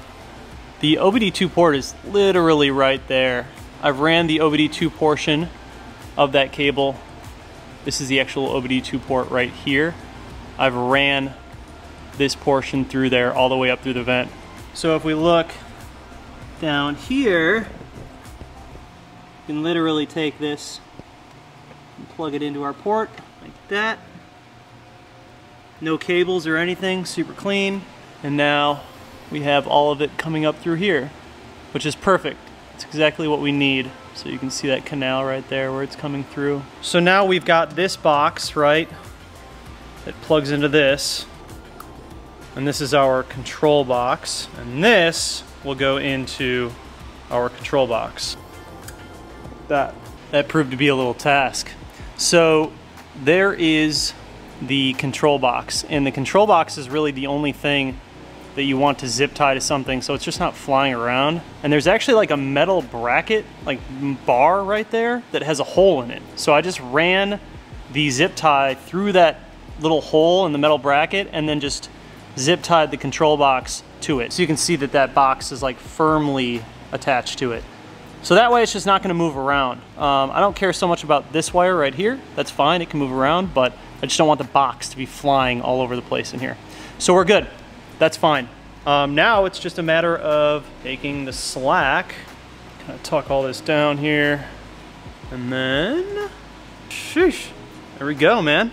And then I get to do it all over again when I buy a new little piece down here. I can't believe I broke that. It is what it is, and it's not that big of a deal. We'll just pop this back out. I can slide in a new piece. Learn it from me. Do not push when you're putting this in. Do not push this little vent piece. But other than that, super clean, love it. Great little addition to the interior. Not too shabby. And then down here, hardly any wires showing. Just got the little OBD2 port area. And yeah, it should be good. Let's go ahead and turn everything on, go for a little drive and test it out.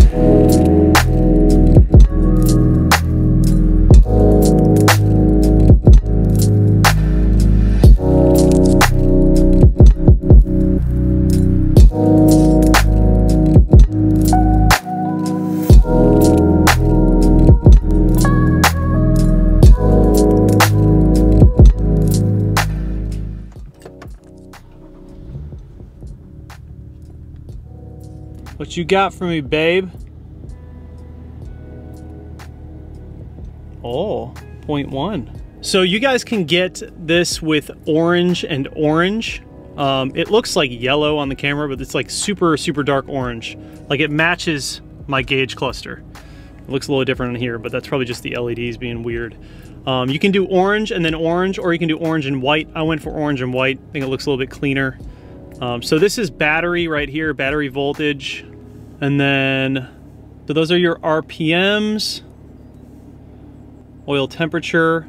Obviously your boy has oil temp on there as well. So now we have it in 2 places. Temperature, intake air temperature, IATs, it's at 117.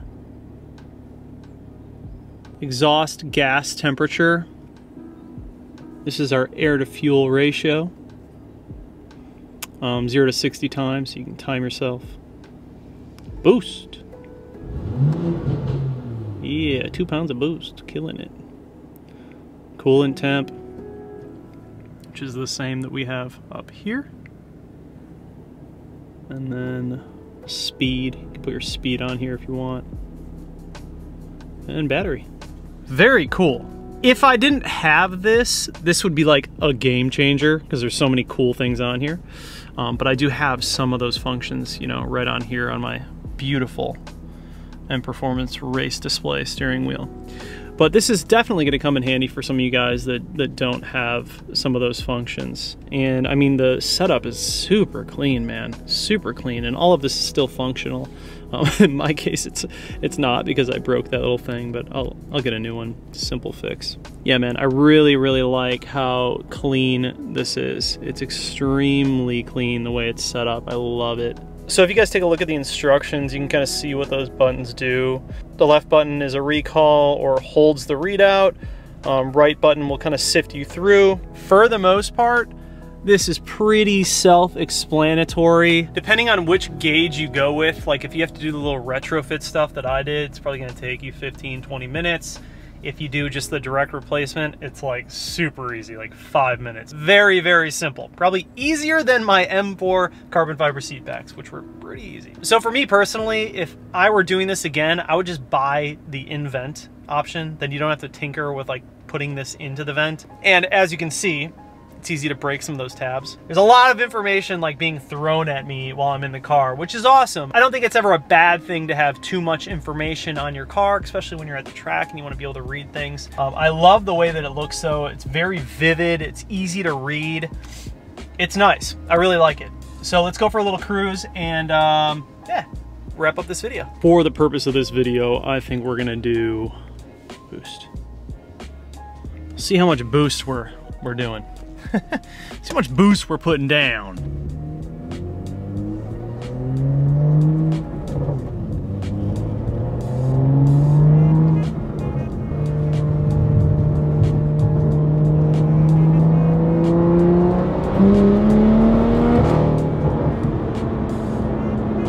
What was it, 19 pounds of boost? Seems about right. I like having this thing, man. This is cool.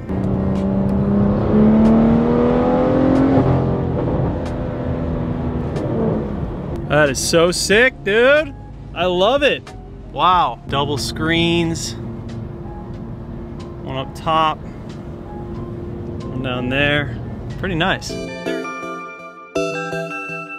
We're gonna start this off with the performance parts first, and I will just read down the list. The first performance part would be the Dynon cold air intake. It is a carbon fiber intake. That is a $450 intake sold by Keys Motorsports. The second part is the CSF front mount intercooler. That is a $600 front mount intercooler from CSF, and I went with the silver version. You can go with black or silver. Next, we went with the FTP charge pipe and boost pipe kit from Keys Motorsports. That'll run $350. Next, we ended up going with the MST turbo inlet pipe. That is a $280 piece from Keys Motorsports. After that, we went with the turbo smart diverter valve. That is $210. I also wanted to try and include as many things as possible in this list, so I did put in the NGK one-step cold air spark plugs. Those are $126. I got those from ECS Tuning. The car was also tuned by Pro Tuning Freaks. I have multiple maps, 2 custom maps, and then one is a bundle by Boot Mode. This was sold by Keys Motorsports. The bundle was $650 for the N55.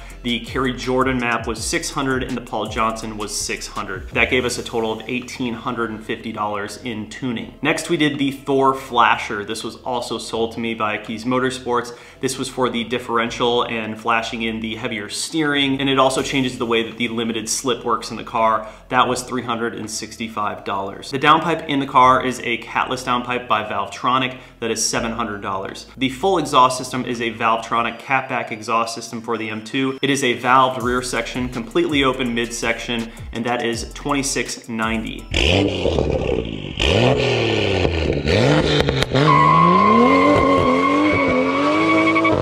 Next up is the EBC ceramic brake pads that I put on the car. These were $150 sold by Keys Motorsports. After that, we did the Goodrich steel braided brake lines. Those are $165, also sold by Keys Motorsports.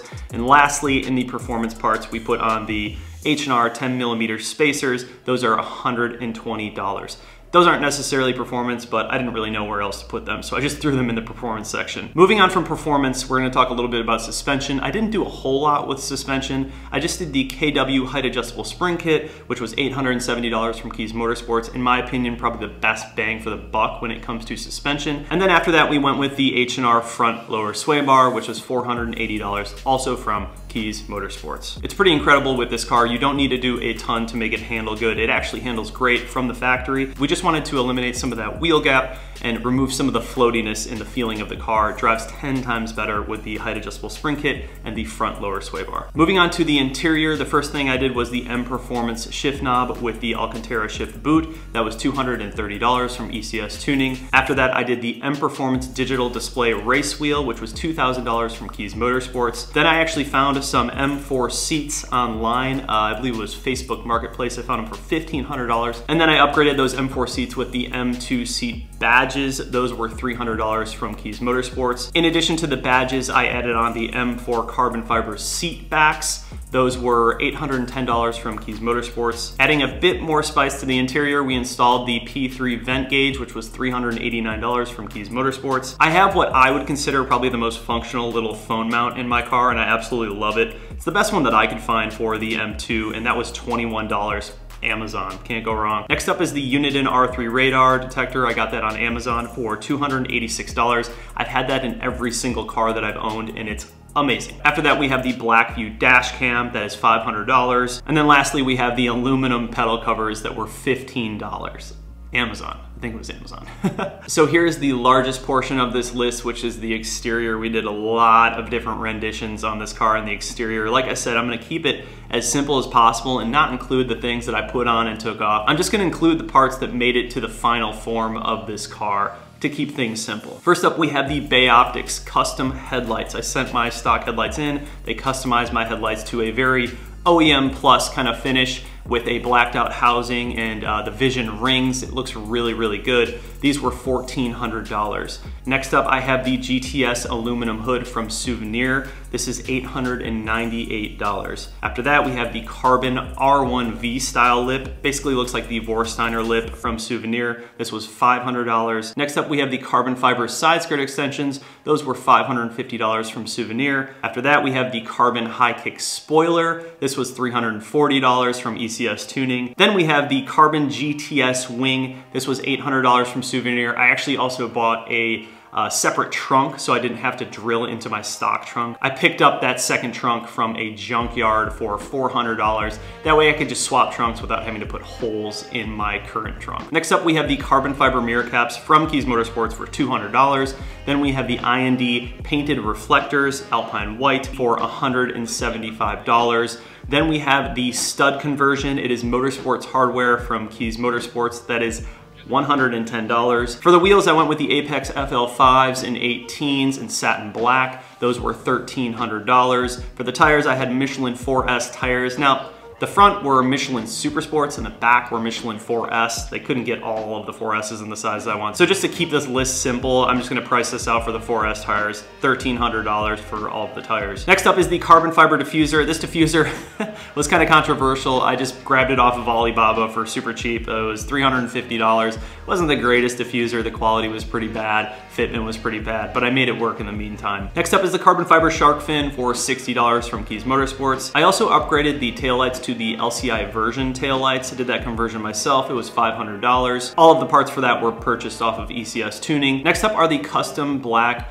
roundels that I had made by Impulse Designs. Those were $100. And then the custom black floating caps that I have on my wheels, those were also $100. Next up, we went with the smoked sequential mirror blinkers. Those are $85, I believe, off of Amazon. And I was lucky enough to have Sensational Tint Wraps Detail on board of this build, and they helped me out with my tinting. We did a ceramic tint, 20% all the way around with 50% on the windshield. That is a $600 package. Then we covered the full front end of the car in Expel PPF so it is protected. That is a $2,000 package. The windshield also has tear off on it. It's like a thick film that protects your windshield from small rocks and cracks. That is a $350 product and install. On top of the roof, we have black S-Tech PPF. That is $250. I have the blacked out kidney grills. Those are also $250 from ECS Tuning. The entire car is ceramic coated. That is a $1,500 package by Sensational Tint Wraps Detail. I also have the black side grills from ECS Tuning. Those are $200. The black M2 badge on the back, which is $45.